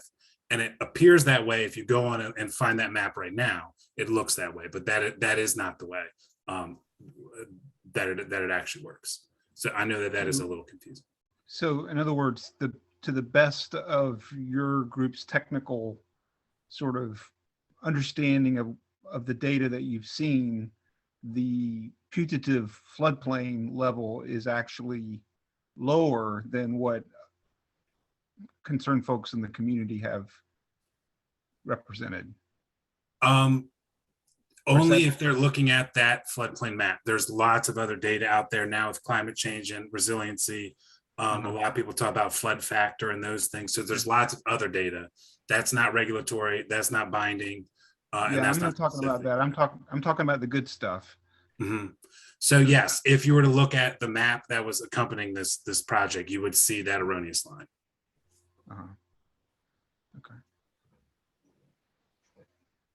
Okay, you know, I know that the applicant wants to present something to us, but let me just, before we get to Ms. Scrow, offer, I mean, I was one of the ones who was saying, hey, let's slow down, let's take a look at this, let's, you know, let's consider what the folks are saying about the whole project. And I'd like to just comment that the more I stared at it and the more I stared at the city's flood hazard protection overlay district and the rest of the zoning ordinances as a whole, I became convinced that all of the issues that people really most want to talk about here are site plan issues, not zoning issues. And so although I had expressed some concerns when the issue came up a month or two ago, I'm pretty well convinced at this point that, and I'll tell people what I said to a number of folks, and I've had probably 100 or so emails, and I've probably returned half of them, and I've met with people out at the site, and I've met with engineers, and I've talked with lawyers about it all. And what I keep kind of coming back to is that this is that the decision we are being asked by some folks to make here is not a proper decision for us to make at the rezoning phase. That does not mean that if we grant the rezoning and that it's necessarily going to pass a site plan review. And it would, you know, if we pass the rezoning, that is not saying, oh, and by the way, we don't think there's a floodplain issue. What we would be saying is the floodplain issue isn't an issue at the rezoning stage, but it is still potentially an issue at the site plan stage. There's mention of the floodfactor.com website, and I asked somebody who's really an expert on this stuff, and he said, what flood factor is, basically they're applying a nationwide data set, and they're not necessarily getting specific about individual floodplains, individual flood, stream basins, and so on. And so flood factor is interesting. It is a way to alert you to a possible problem, but it's not a basis for decision making. And that the only basis for decision making is you got to get much more local than that. And one of the things that I thought about a long time was there are a number of photos that purport to show folks boating on the street during Hurricane Camille's runoff and so on.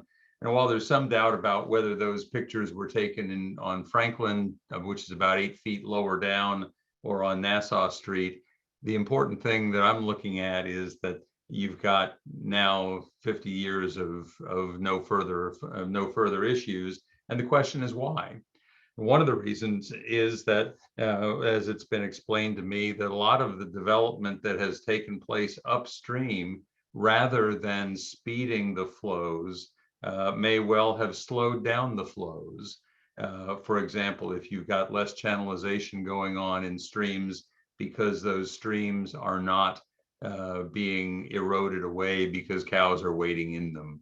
Or in the case of the University of Virginia, for example, a portion of the watershed for Moores Creek that is controlled by the University of Virginia has been, there was a master plan done in 2002 of a whole series of ameliorative measures that the university was taking that would have had a tendency to reduce flooding downstream and other things like that going on. And that in general, what has been suggested to me by the applicant here was that their surveys, and they had like 50 different cross-section surveys taken of the watershed, their surveys tended to show that the watershed had widened and flattened, and that would tend to have a different effect as well. So what I keep coming back to is, unless somebody's got something pretty compelling, like a photograph of a flood 5 years ago, I don't see a basis for us to go behind the FEMA numbers at a rezoning level. I think that's got to be something, if it's going to be pursued at all, it's going to have to be pursued at the site plan level, with perhaps whatever new studies may be coming along. But I just don't think it's a rezoning issue at this point. I say that as a way of saying to Ms. Scrow, if you thought that I was one of the people who was going to be objecting to things, and therefore you were thinking, gee, I've really got to sell this thing, I will point out that it's 10:20 p.m. and I'm not sure you have to work that hard. But you're welcome to tell us whatever you'd like to tell us. No, I appreciate you kind of giving us your opinion of where you're at and where your thinking is. I do, as you said, have a presentation. It's been difficult to determine how much I should say, how much I shouldn't say. We've got too much, in other words, I've given this a few times and I don't want to repeat myself to you, but we also have 2 new council members on here today. So I am struggling with what exactly I should do. At the same time, it is 10:20 and you guys are going at warp speed right now. So I've got a presentation. I think I'm going to suggest I can go through it, but I can go through it pretty abbreviated and quickly, because I know in the interest of time, we should move through this. And this is the second reading. So we've talked about this before. So well, I'll try I think Ms. McGill and I were the 2 folks who were expressing concerns last time, and I don't have any concerns, none that you need to address. Let me put it that way. I have a lot of concerns broadly. Ms. Scrow, I'm happy to hear your presentation. I hope that you're well. I'm supportive of this development, so, but I'm happy to review your presentation if that would be helpul. I don't know about Vice Mayor Wade. Could have been finished by now. We've been talking about it so much, so just go through it quickly if it's okay.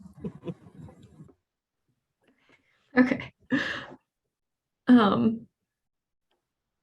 Okay, well, the property, it's located along Nassau Street. As you know, I guess maybe, can I control the slide deck, or is that something? Maybe if we just go to one slide in particular, I just want to talk about kind of why we're proposing this. And so if we go to the next slide, it's just a zoomed in version of this, where this property is. And I know every council member, I think at this point, has walked the site. So I'm sure they're aware.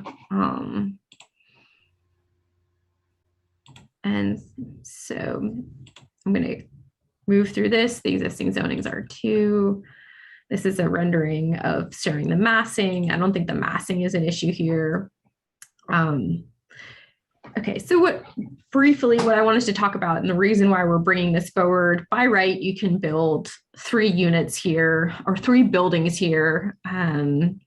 So 3 duplexes can be built here under the R2 zoning, because there's 3 lots.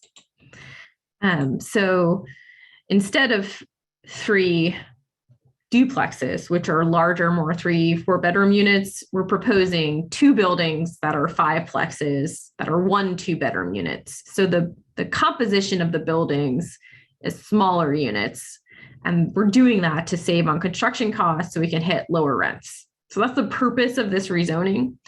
One other thing I'll say is, I know that the elevation of Nassau Street is 327. The existing Lomar has an elevation here between 324 and 326. So we're going to lift the property to an elevation of 327.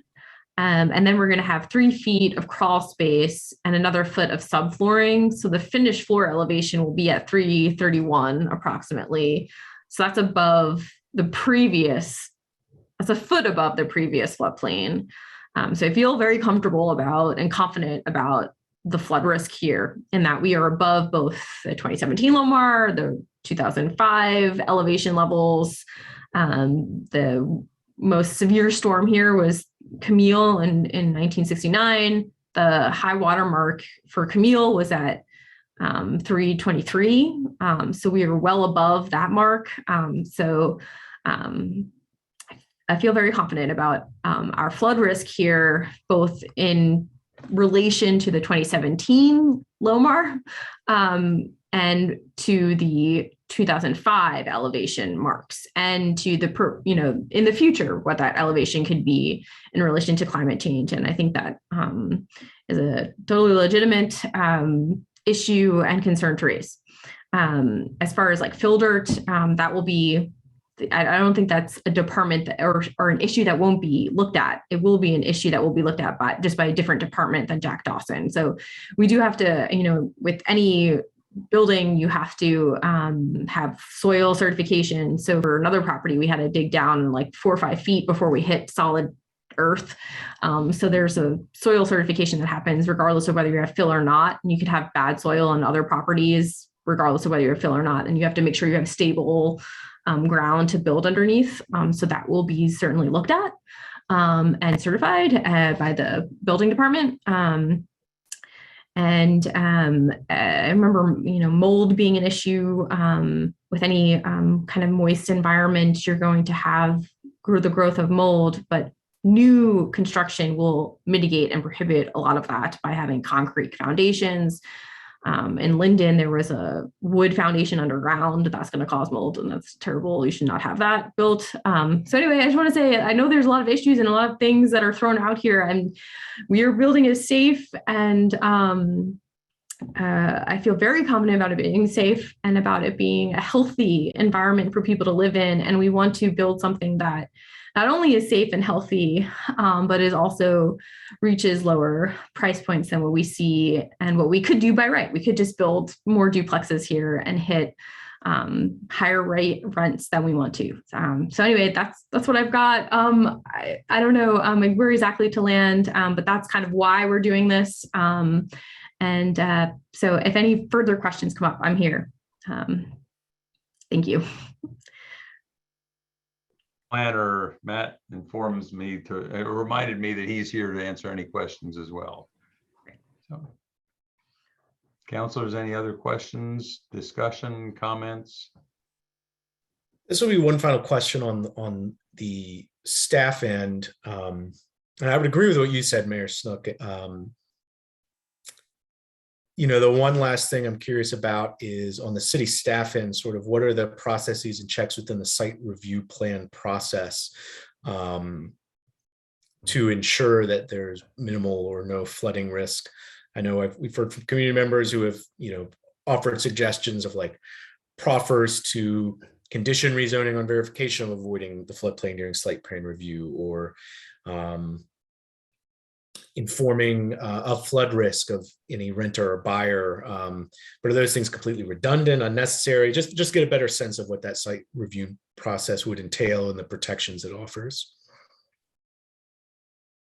Or the only thing that engineering does at the site plan review is make sure that confirm the base flood elevation that's stated matches the data, and then make sure that the building is 1 foot higher than what that base flood elevation is. And that's all we do regarding floods. Okay.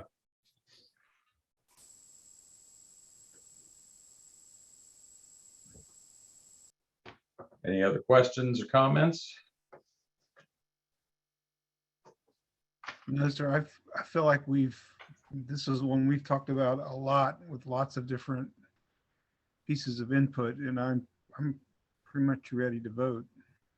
All right, then we need a motion. All right, I will move that we approve the rezoning of land at 0 Nassau Street from R2, 2-family residential, to R3, multifamily residential, subject to proffered development conditions. This is the third reading. All right. Is there a second for that motion?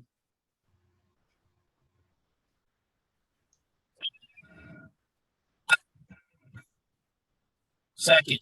Okay, thank you. Any discussion?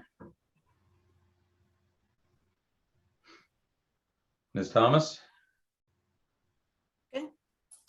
Counselor McGill, Yes.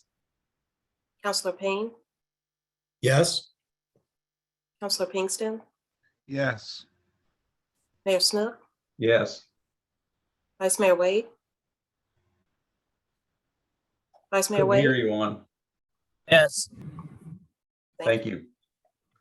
Okay, the motion passes 5-0. Thank you, Ms. Scrow. Thank you to Jack Dawson and all of the other folks from the city who hung in here. Good luck on the project.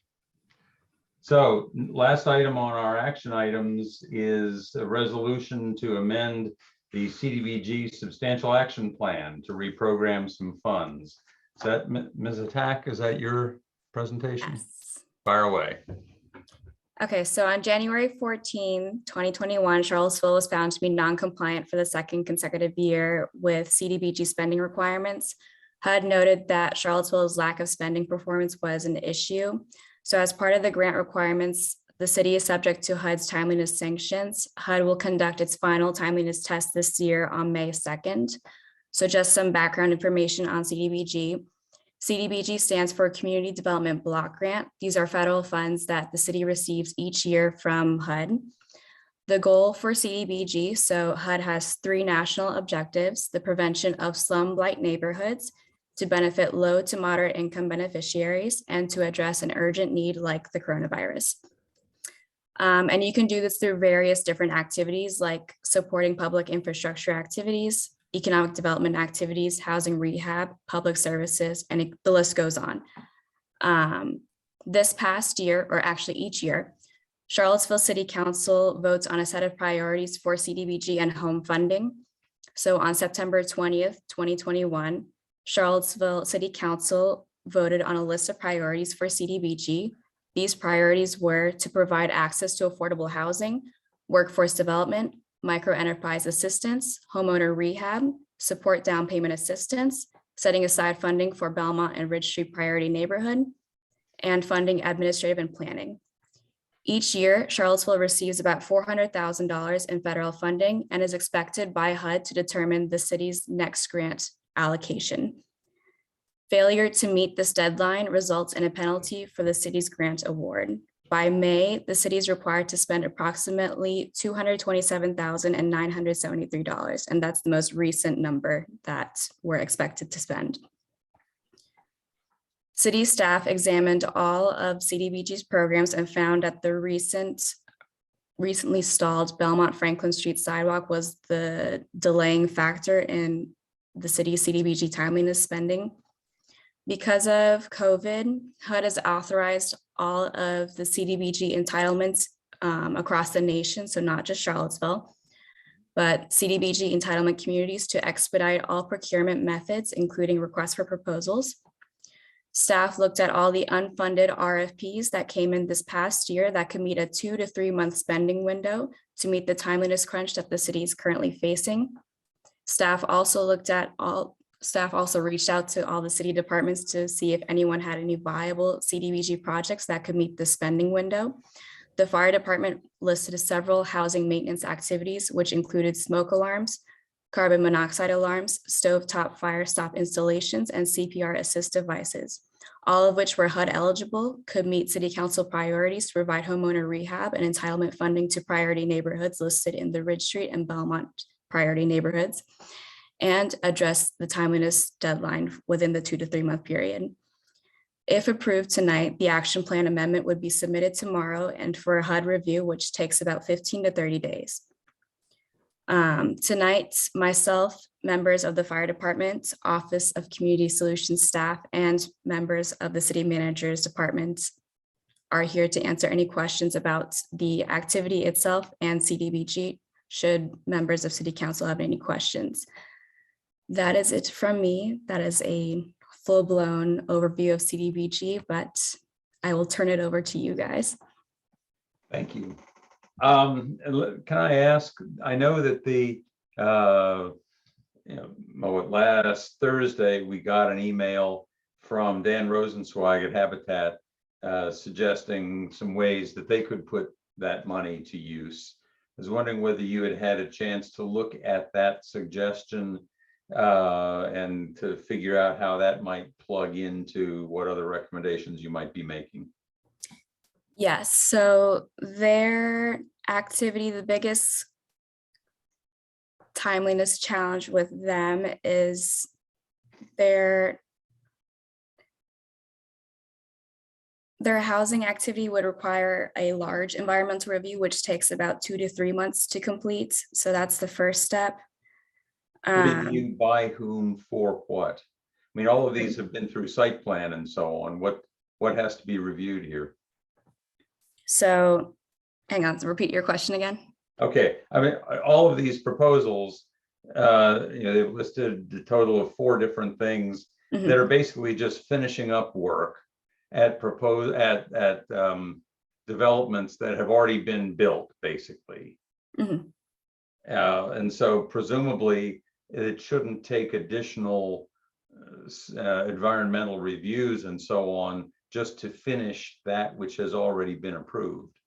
But now you're adding federal funding to it, which makes the entire site plan subject to federal requirements. So it has to go through 58.5 and 58.35A, which has to go through historical, and for Nassau, for example, it has to go through floodplain subjects.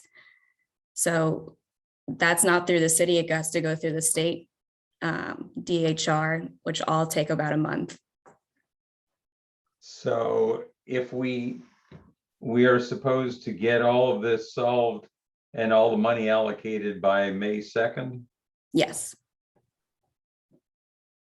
And I take it that you all don't think that you could get these habitat funds, these habitat projects through the requisite approvals in time? No. I mean, is that something where, oh, come on, surely if somebody just puts the pedal to the metal, we can make this happen? Or is it, oh, come on, this is the federal government you're talking about? In other words, is this, how serious is this, is the risk that it doesn't get done if we give the money, if we suggest the money should go to that cause? It's very serious. Pretty serious. I'm sorry, Mr. Kafuna, I didn't hear what you said. It's good evening, councilors. It's very serious. You know, we look at all the options available to us in terms of spending the money before May 2nd. And I understand that the proposal from Habitat, while it's all good and well, it's not going to help staff meet the compliance requirement by HUD. And it will put the city on HUD's violation list, and we don't want to be on that list. And secondly, it could affect the money we are going to get in the future years if we don't spend that money by May 2nd. So the amount of money we need to be trying to spend in an appropriate manner is $385,536.31. Correct. So the first portion that we have available now is that $140,585.49. And then July 1st, we'll get the remaining $244,950.82. So the fire activity, which staff is here tonight to talk about, if you guys have questions about it. The full $140,585.49 would be spent now. And then a portion of the 244 would be spent July 1st. If you guys did want to put the remaining 168,336 out for RFP for some type of housing activity, that is an option for the Habitat for Humanity, the PHA, the CRHA, the LEAP activities that was being emailed about last week. That's an option, but I do need the first chunk, that 140,585.49, to be fully spent out within the next 2 months. And the only vehicle for that you've identified is the fire department. Correct. Okay. And so if we wanted to help out Habitat or some other housing entity, that would involve an RFP. Correct. That would involve, what would be the deadline associated with allocating that $244,000? Clearly not May 2nd, because we wouldn't. be No, getting it because until- we would have to until follow our July. citizen participation plan, and I had to pull it. We have a full process for that. Our citizen participation plan says we have to put out a 30-day ad. All applicants have to go through a technical assistance meeting with me prior to applying to understand the full grant requirements. I mean, we have a full process for that. It's not just email council, here's my proposal, give me the money Sure. type. Okay, but I guess I just want to make sure that if we were to approve 140,585.49 to go to the fire department to fund some or as much of the proposal as they've got, that's the absolute bare minimum that would need to be done right now. Right. And then we could think further about what should happen with the other $245,000.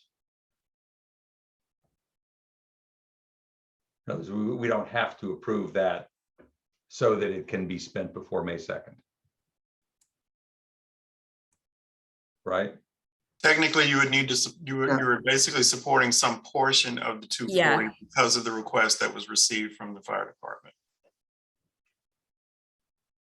Okay, I mean, assuming that we were to say, yes, we want to fund the fire department proposal to the tune of 217.2, then yes, some of it would have to be, I mean, all of it, I mean, we would use up all of the oldest money and we would have to commit some of the newer money as well.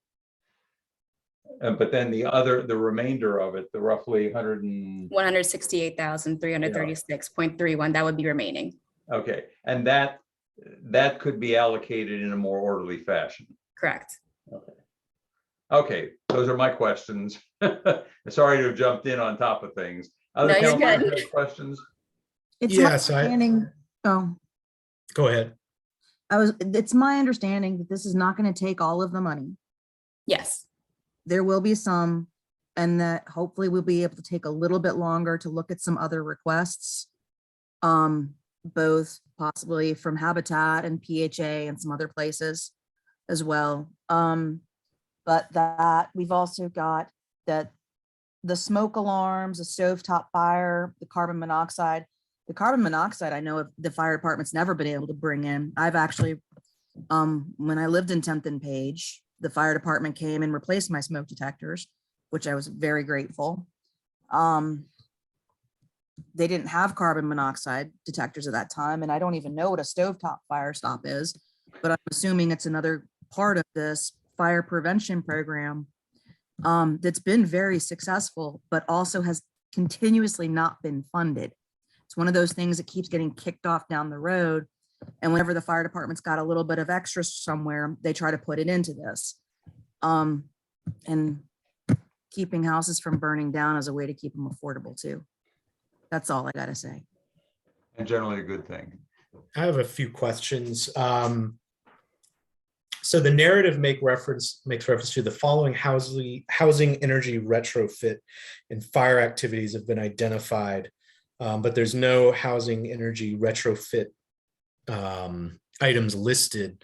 Was that contemplated, or should that be one of the options for us?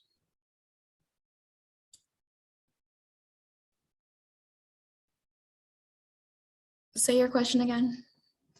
In the narrative, in the agenda item, it says, quote, the following housing energy retrofit, comma, and fire activities have been identified as immediate and CDBG eligible spend down activities, but then in listed allocations for us to make a policy decision and vote on, there are no housing energy retrofits items listed. Were those previously contemplated as a policy choice for us to make, or should they be in there but aren't listed? So this activity is actually, this is what HUD defines as a housing energy retrofit item. Okay. And how long has staff known that there would be this amendment and that this pool of money would need to be reallocated? How long has this been in discussion and consideration? How long have I known about the timeliness issue? Is that? Not the timeliness issue, but that this allocation for the Franklin Street sidewalk would be reallocated and there would be a policy decision in front of council for what to spend it on. Within weeks. Okay. And in that process, was there any solicitation from outside the city in terms of housing needs or other things that it could be spent on? No, same process that we did last year for timeliness. We looked at last year's unfunded RFPs first, and then we reached out to city departments as far as whether they had any eligible CDBG activities that could meet the 2-month timeliness frame, because HUD also needs 30 days to review the action plan amendment, and then we went from there. And were there any nonprofits or community partners who have received CDBG in the past that reached out about expenses they thought could be spent in the timeliness? And if so, were they engaged with? Were those considered, or just what was sort of the process? Yes, almost everyone has reached out to me, and I've talked with everyone about their eligibility. A lot of them have the big housing ones. Big housing activities have environmental review concerns. Those environmental reviews will take approximately 2 to 3 months to complete, which is something that we don't have the luxury to do at this time. But the remaining 168,000 that is left, I think that's the correct number that I said before. Yeah, 168,000 that is left at the end of this. If we do a formal RFP at the end, that's totally a viable option for all the housing agencies to apply for. But at this time, I need a quick fix for what the city's facing. Other concerns that staff listed,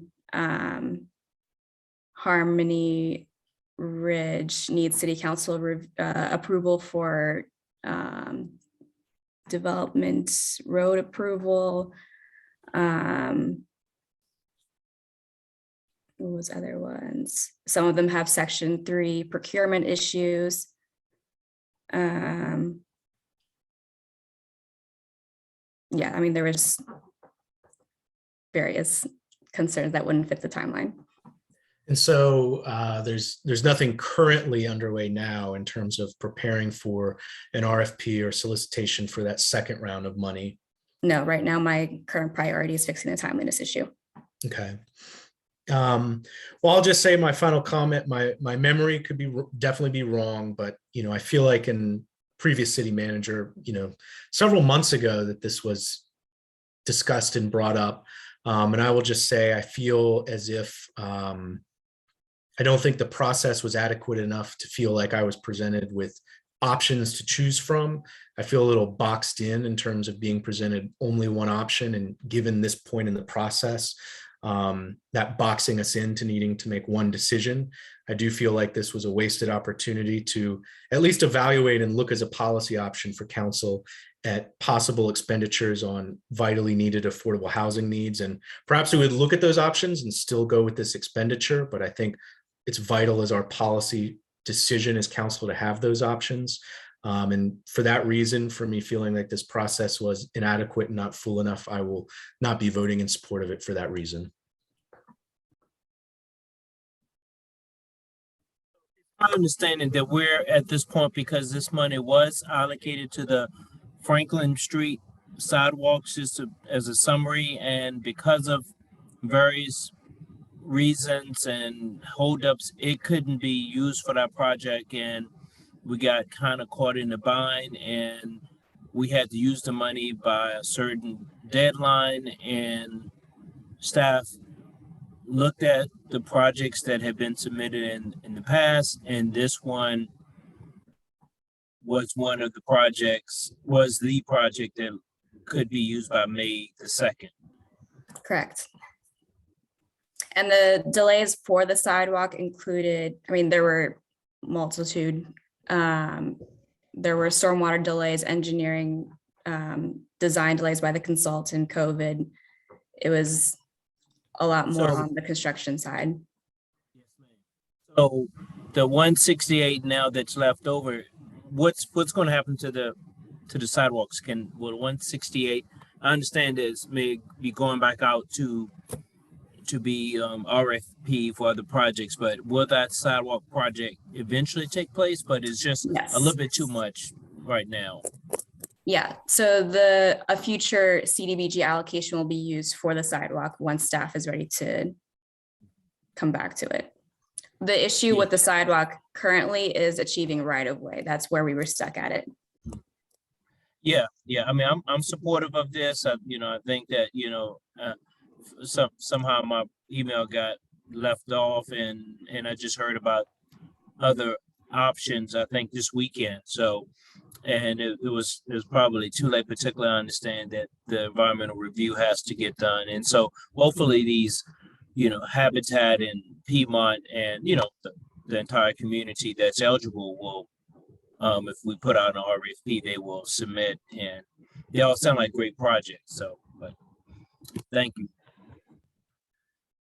I wonder if anyone from the fire department would like to give us about just a couple minutes to explain the 4 specific requests that are being made.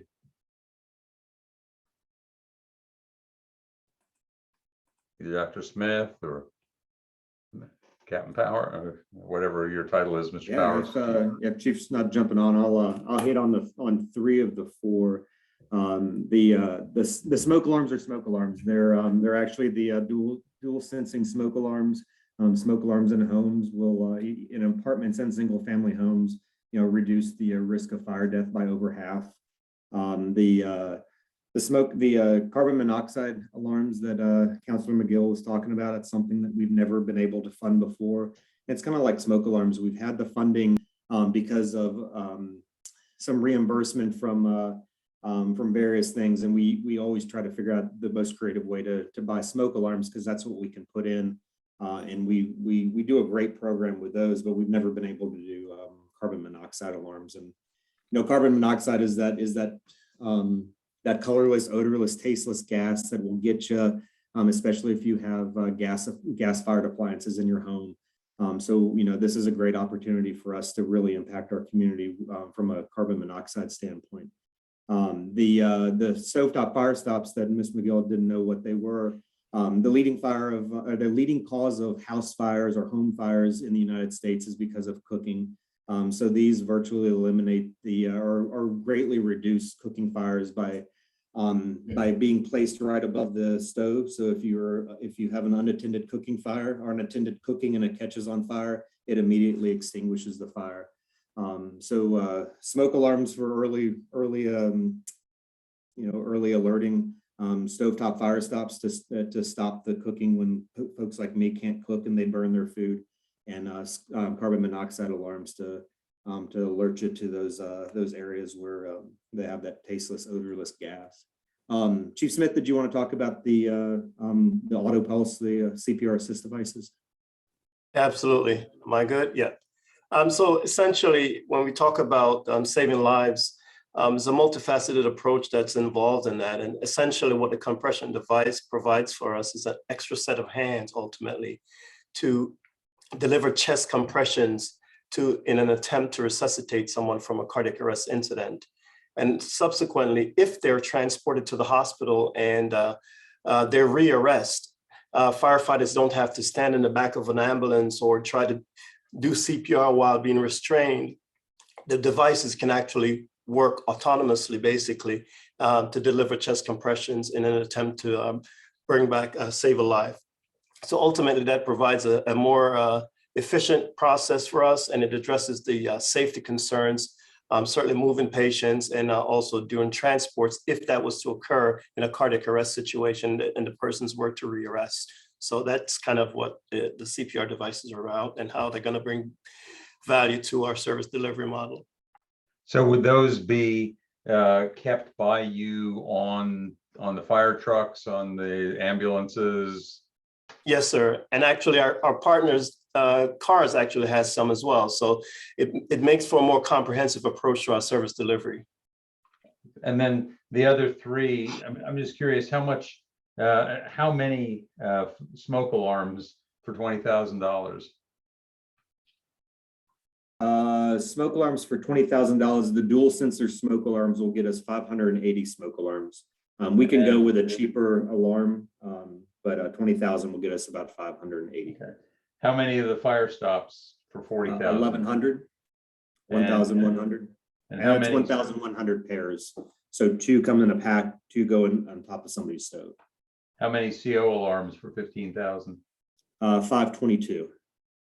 And how those many those will CPR? alert in a multiple. I think it's 3 different languages. Those alert in and provide voice. Yeah, they provide voice commands to tell people what the best thing to do, because there's different levels of CO alarms. Uh-huh. And how many of the CPR assist devices would we be getting? I think it's a total of 8. Okay. So those are $17,000 a piece or something like that. Yes, sir. You're better at math than I am. Actually, it's about 18, close anyway. Councilors, Mr. other questions? Yeah. Can you sort of summarize what we're going to be voting on? I've gotten lost. Well, we have a couple of choices. It seems to me the one choice that's the easiest choice would just be to say, all right, let's allocate, let's approve the 140,585.49 that has to be approved right now. And then say to the fire department, we're approving you 140,585.49, and we'll put the request for the other 70,000 into the hopper for the next time. The other possibility is say, let's just go ahead and approve the 217,200 and recognize that 140,000 of it is going to be spent right away, and the other $70,000 would come out of the next batch of money, and then we would have to have a new RFP or other procedure to figure out the best way to spend that other, what's that, $170,000. I mean, it seems to me those are the two options. Or the third option is to do nothing, and I don't recommend that. But. Well, we should not do nothing. From your Then we lose end, money. does it matter? For example, if we were to say, okay, we're going to do the least we can do, and we're going to approve 140,585.49 for the fire department, but the fire department's request is fairly specific in 4 regards for 217.2. Would we just say to the fire department, we're giving you 140,585.49, spend it as you want to within those 4 categories? Or would we have to break it down specifically? You know, so many smoke alarms, so many CO alarms, you know, whatever. I wouldn't break it down specifically because that might cause some issues on the procurement finance side of things.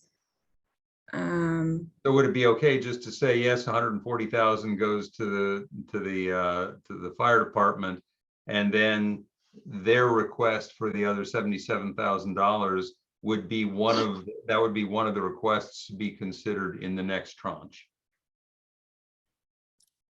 I would just go ahead and do that now, and then we can break that next tranche out now as well.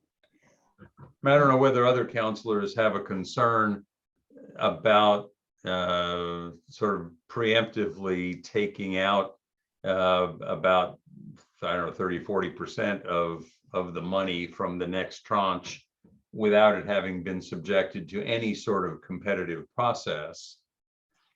If you do, then it would seem to me the thing to do would be to say, well, let's go ahead and appropriate the smallest amount of money that spends us down to keep us legal, and keep the other, you know, what's that, 245 basically to be spent, and let the fire department be considered as one of the options for some of that 245. My thought is having as much as is possible to go through a competitive process to ensure we're spending it on the best project that best meets community needs. I can go with that. Juan, you cool with that too? How about you, Sina? I mean, we have been going through timeliness issues every other meeting, it seems like. And this is something that's actually going to take the money in one, not all of it, but at least the things that are hanging over our head the worst, and might actually give a little bit of breathing room to staff.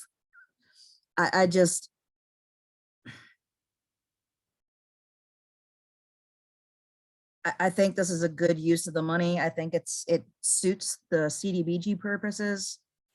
And I mean, I understand the wanting to see more. And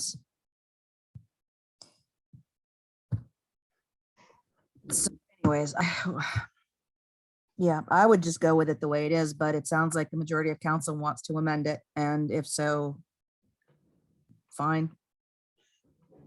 Okay, I note that it is 11 o'clock and we have previously said that we're trying to end things at 11 o'clock. So are we at a point where we have the resolution that has been drafted for us? It would need to be amended. I'm not quite sure how it would need to be amended. Ms. Robertson, got any suggestions for us? I'm not familiar enough with the language that you have used in the resolution you've suggested to know how I would amend it. Yes, so staff provided that resolution, and so the wording of that resolution assumes that you would be approving the activities referred to in the memo, which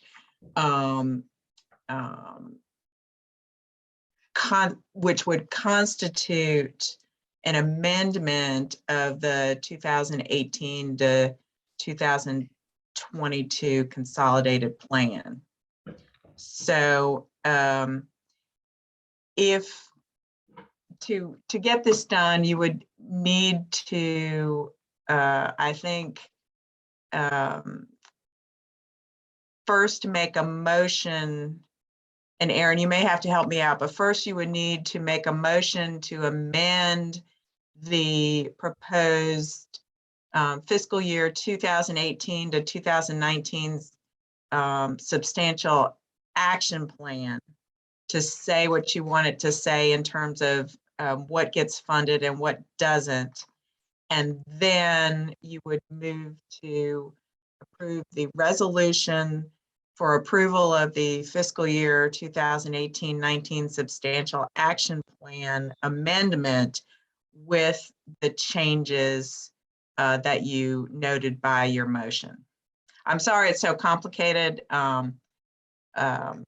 It's just that the resolution was prepared by staff very specifically to match up with the timeliness activities referenced in the staff report. Well, suppose we said, be it resolved, the Charlottesville City Council hereby approves an amendment to the fiscal year 2018-2019 substantial action plan to award $140,585.49 to the Charlottesville Fire Department for fire alarms, fire stops, carbon monoxide alarms, and auto pulse CPR assist devices. But that's, I'm sorry, what have you changed? That sounded like all of that. You're just approving less money for the same items?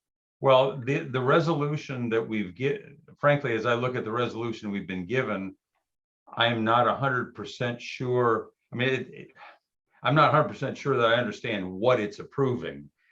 And so what I just said, we're approving an amendment to the substantial action plan to award that amount of money to the fire department for these activities. So the full activity costs $217,200. Do you want to write the resolution for that full amount? Apparently, the prevailing sentiment on council is to have as much of that money be subjected to competitive processes as possible. And so my understanding of other folks' views on things, we've got a majority in favor of awarding only the amount 140,585.49 that we have to award right now, and then that's it. Okay. Am I summarizing things correctly, councilors? So how about, as Mayor Snook suggested, there should be a motion to approve a substantial action plan amendment in the total amount of the dollar amount you want to reference. And with that money being allocated to the activities identified in the staff report. Okay, effectively the same thing. Is there a motion to do that? From anyone? Yes. Is there a Yes, Juan second? Diego. Is there a second? I'd just like to add that I think in the resolution, we need to be clear because the resolution is the document that gets certified. We need I'm trying to get you there, Ms. Thomas. I'm trying to get you there. Let's have a motion to approve a dollar amount with related activities, if we could do that first, and that will be the approved,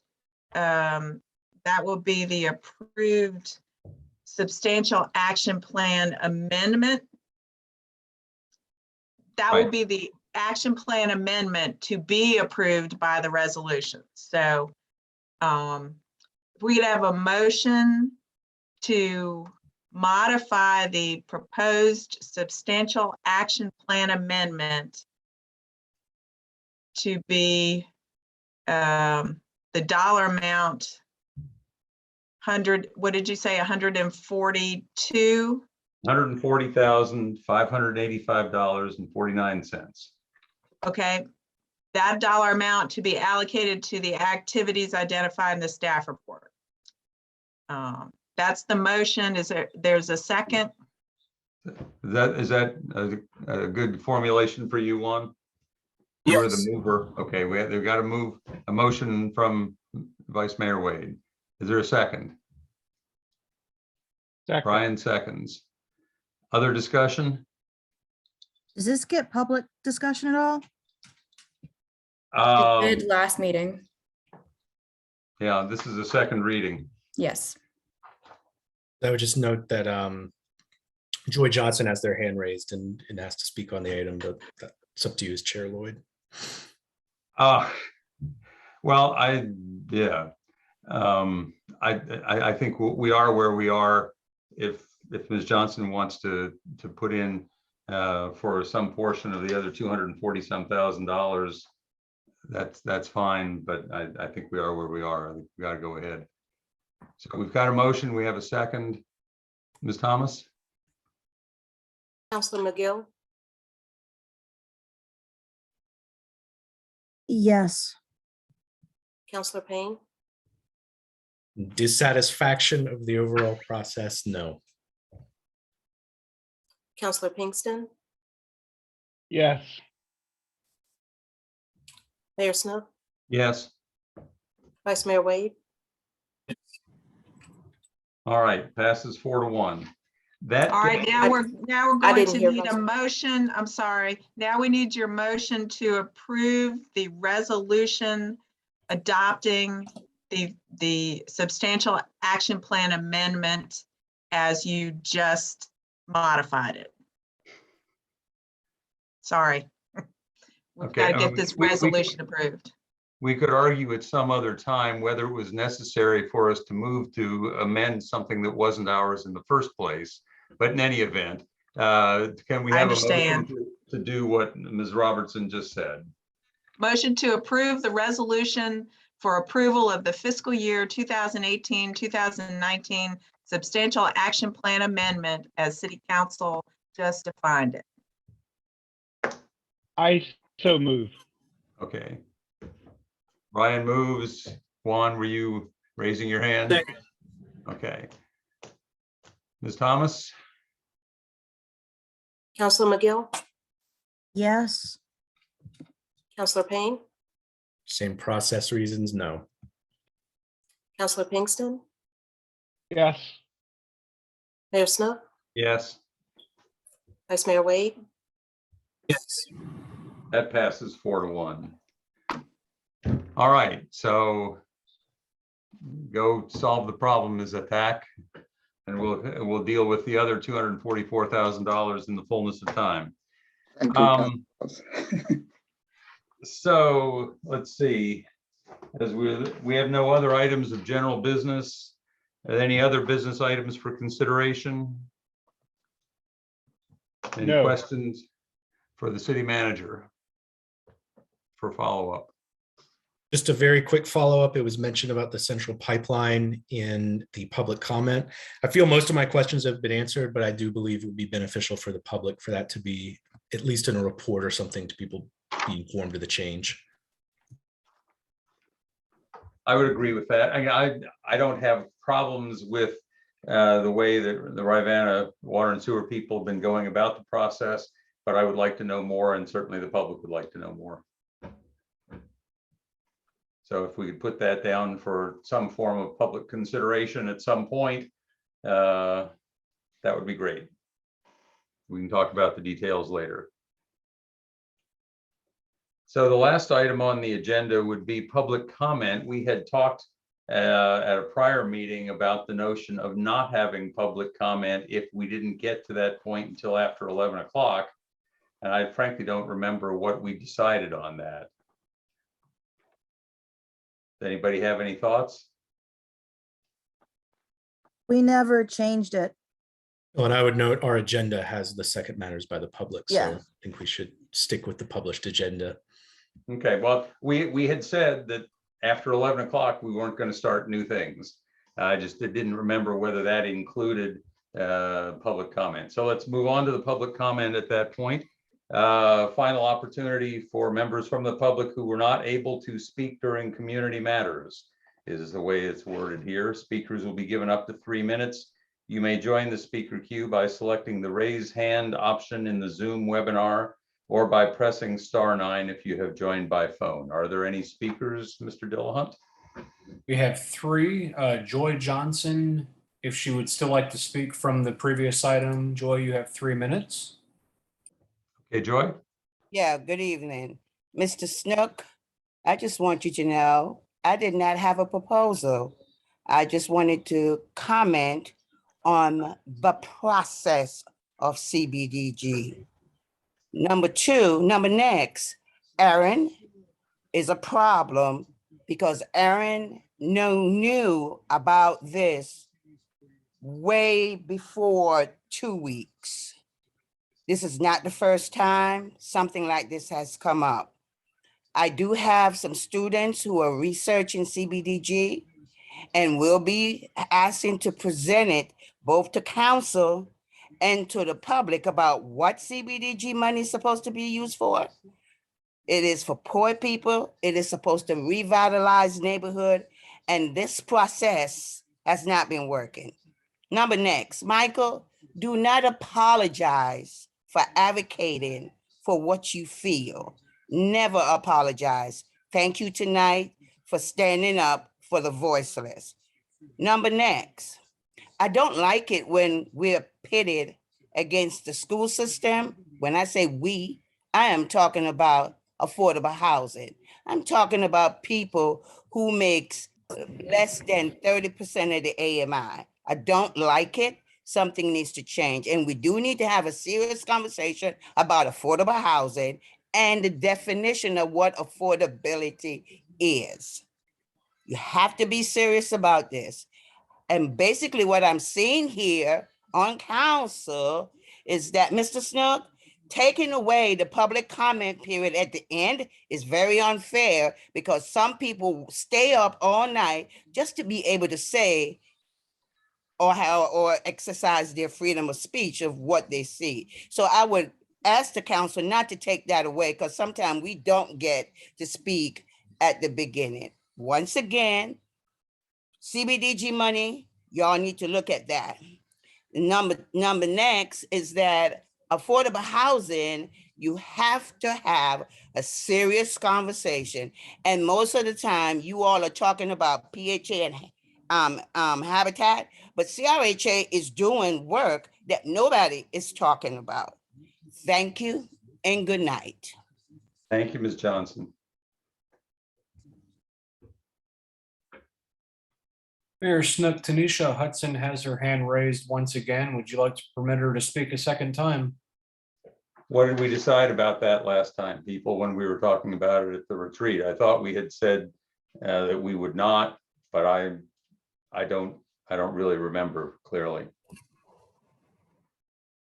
Yeah, we said that we weren't, if someone spoke again, but because we've been at this for now 7.5 hours. If she's passionate about speaking on something, we definitely will hear her, but that's what we mentioned at the retreat. Okay. So I would say we can let her speak.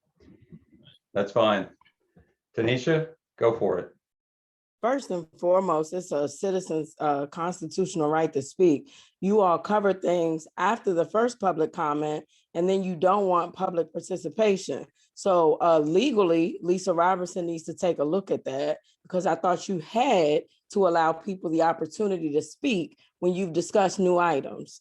Now on to further business. As I stated earlier in my public comment, you all have to be intentional about what you're defining as affordable housing. As I stated earlier, and as Ms. Joy Johnson just stated, you are leaving a very large portion of citizens out back in this community. You are leaving them behind. You are not including them. And on top of that, PHA has gotten a lot of money from this city. And you're ready, whether you mean to mention them or not, when you talk about the CDBG fund or not, you said their name and you clearly left out CRHA. This is absurd. It's disturbing and disgusting. Michael, thank you so much for standing up and bowing out and really standing on what you ran on, unlike other people on council. You have to be intentional about affordable housing, because the word affordable does not mean that you're including low-income people. I gave you a specific example in the first public comment about Woodard getting a $800,000 loan from the city, partner with PHA to buy Dogwood Housing, who has catered to the low-income community members of this community.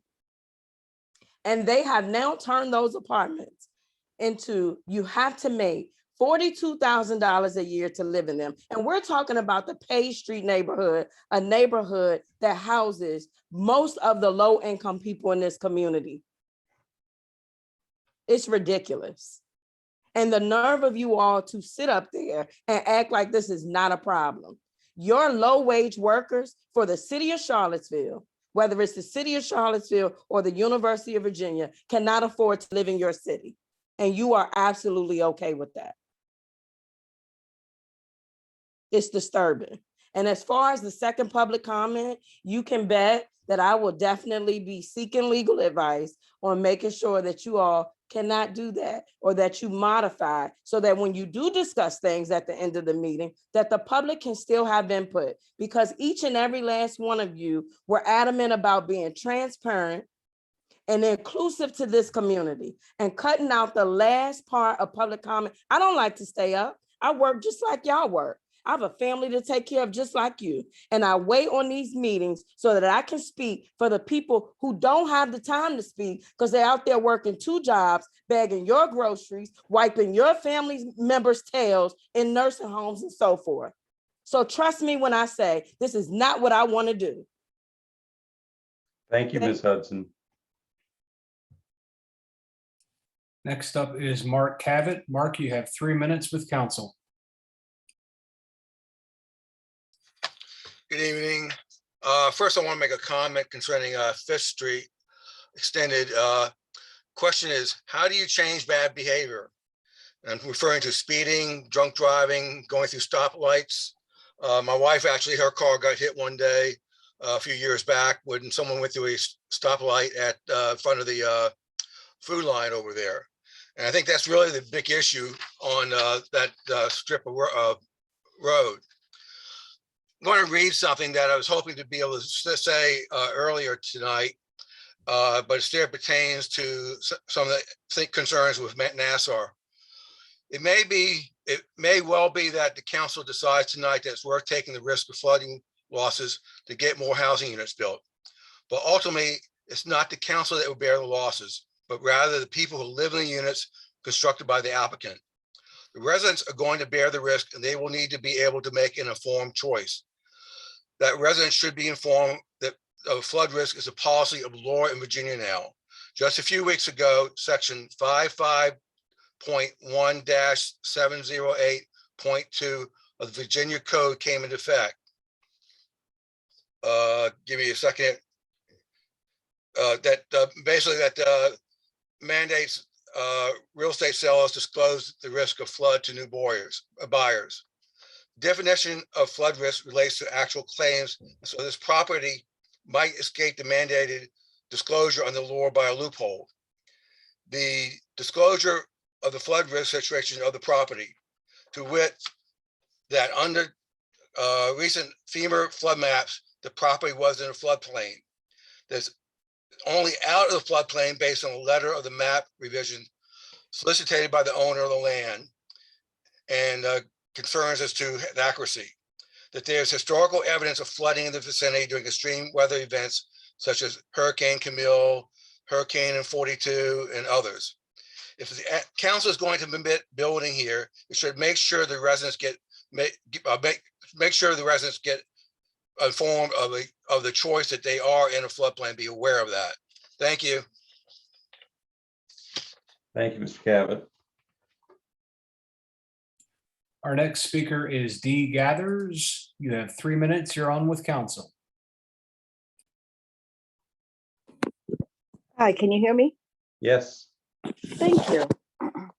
Lisa Gathers, 10th page area, and I wanted to have 3 pieces that I want to talk about. First, I want to talk about is, first of all, finding your calendar on your website and finding the link to these meetings.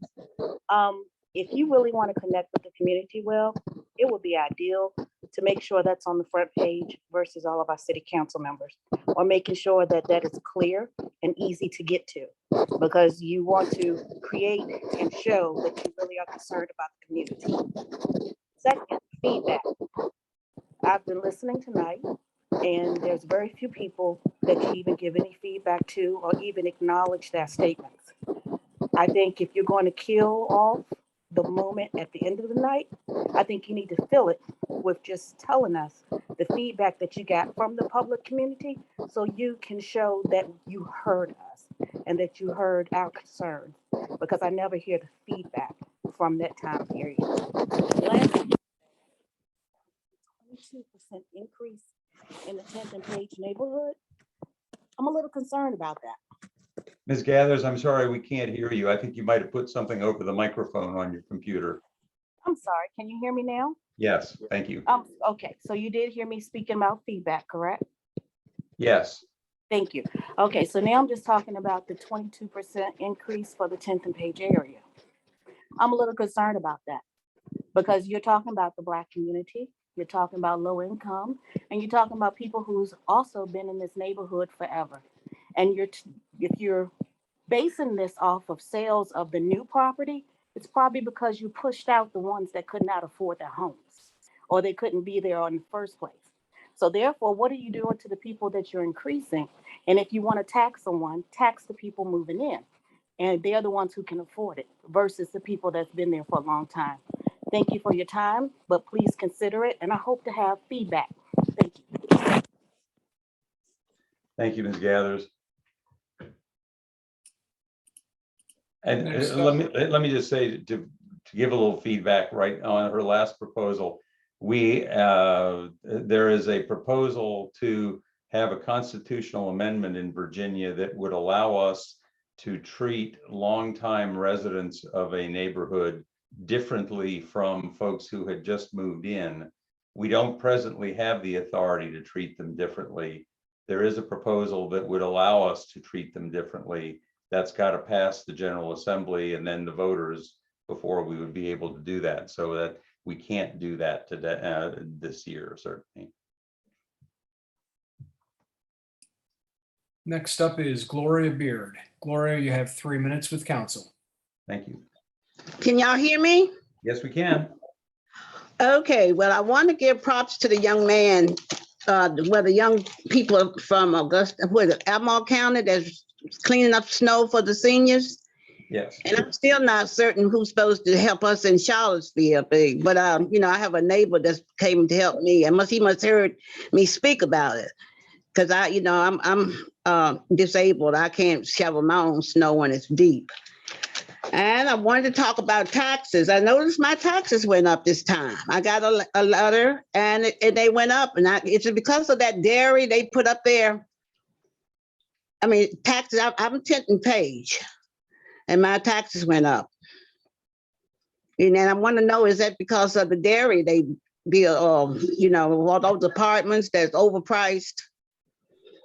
And please answer that if you can. I don't really know why it's gone up. It's gone up all over the city. All over the city?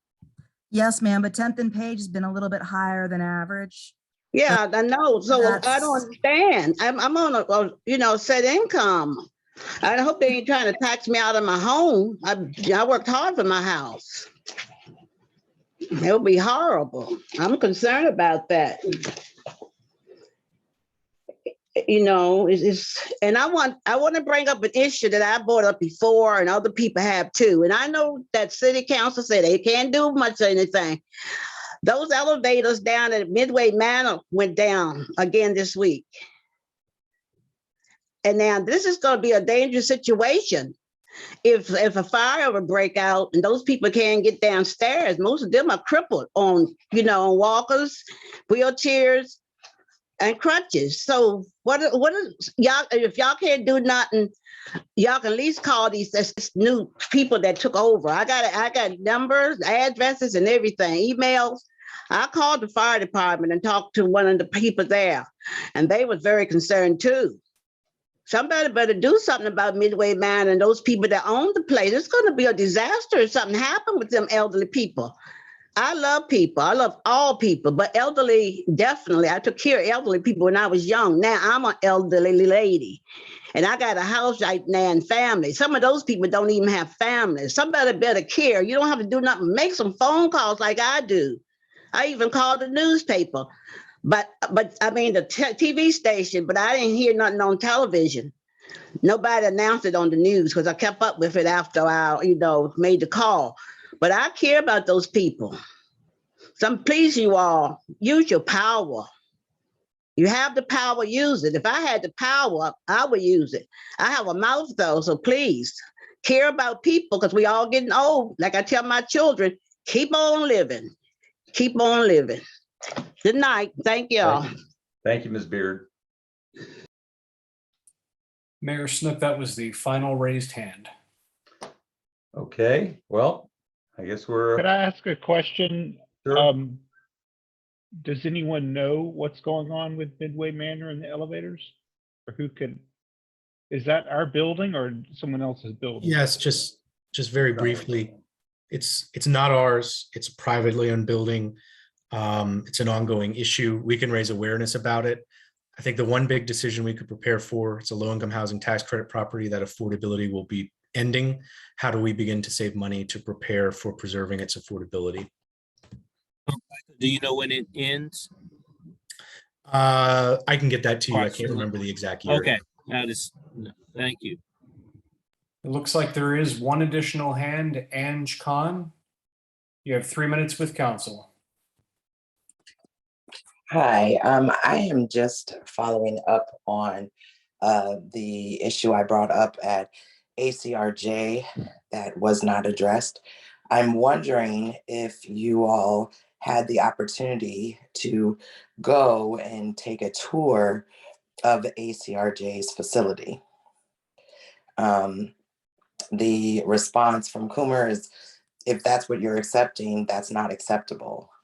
There are loved ones in the community, and their loved ones are detained in ACRJ who they are concerned about. And so I will ask again that you all take the initiative to go check on the facility. That it's really important. And I did have something else, but unfortunately it's too late at night for me to remember. But I would strongly urge you all to do that. And then, oh, I know what I wanted to say.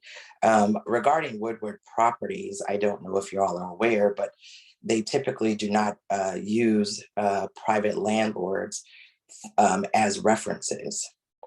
They don't accept that as a past reference history, to my understanding. So that could also be an issue when you're talking about providing funds and funding or whatever the case may be. That might be something to look into, is the practices of the people that you're allowing funds to, that you're allocating funds to. That is a problem there. And I think I brought that up a while ago as well. So, and then on the issue of feedback, and I think Dee Gathers mentioned this, when we're bringing things to you as community members, we expect a response. Like, you cannot just take the information and do nothing with it. You literally need to address, at least, if you're not going to address them the night of, do the follow-up. Do the follow-up feedback. These concerns are being raised at every meeting, but there's no answers being given to the public who are raising these concerns. That's an issue. You can't just dead that. We have the right to know the answers to the questions that we're presenting to you. You are the city council. Thank you. Thank you, Ms. Khan. And Don Gathers is also having his hand raised. Don, you've got 3 minutes. Good evening, council. Quick question on zoning. When the zones were redrawn, or when the lines were redrawn, was the dairy market and this property there included in the 10th and Page neighborhood, or was it shifted over to Venable? And I think that the validity of that exists, of that question is, it's pertinent, the answer to that question, because if 10th and Page's assessments, taxes, real estate values are being looked at or going up significantly, I'd like to know whether Venable is facing that same issue. Many people didn't even know that the lines or that the areas had been redrawn. The lines have been redistricted. So I think that it's important that folks get an answer to that question. Excuse me. And if we're interested in raising money, raising funds, and I'm sure that there's every particular reason why we need to do that, has anybody looked at possibly this particular council mustering up the kahunas to actually go ahead and condemn that Dewberry blight that's down on the downtown mall, and actually utilize that space for something that could generate some revenue for the city? I mean, we can't keep kicking this can down the road. Eventually, somebody's got to muster up the wherewithal, if you will, to go ahead and do something about that property and tackle that monster, if you will, head on. Somebody's eventually going to have to bite the bullet. We can't just let the thing sit there in perpetuity and just continue to be a blight on the mall and on the city. That could be a significant area of generating revenue, and we're not doing anything with it. We're not doing anything about it. So I seriously hope that this council will look at biting the bullet, doing whatever's necessary, and taking the proper steps to go ahead and get that property condemned, torn down, and build something feasible and helpful to the city and the citizens and the proprietors of that particular area. Thank you all. Thank you, Mr. Gathers. I guess since we're getting into the notion of responding, let me note that neighborhoods, as we may think of them, don't have any legal significance. There is nothing in the code or any place that says where their boundaries are of the Venable neighborhood as opposed to 10th and Page. And so if the suggestion is that somehow or another the Dairy Central project is causing the rent, or is causing the property values in 10th and Page to rise, but not Venable, my guess is, number one, we can't necessarily draw that conclusion that it's making that any one particular building is causing anything to rise. But number two, it wouldn't matter whether something is technically in 10th and Page or technically in Venable, because there is in fact no technical definition. There's simply the practical definition that we all use. So that's kind of hard to deal with otherwise. As far as the Dewberry Hotel project, the law is that we can't condemn it as long as it's not actively dangerously falling down. If we wanted to try to buy it from Mr. Dewberry, we could at a fair market value, which we've estimated, according to our tax people, to be roughly $6 million. And even if you were willing to do that, I don't know that we've got $6 million that we could spend on that, much less do anything with it. So, but I share your frustration, Mr. Gathers. There are no additional hands raised. All right. So at 11:36 p.m., we are adjourned. Thank you all.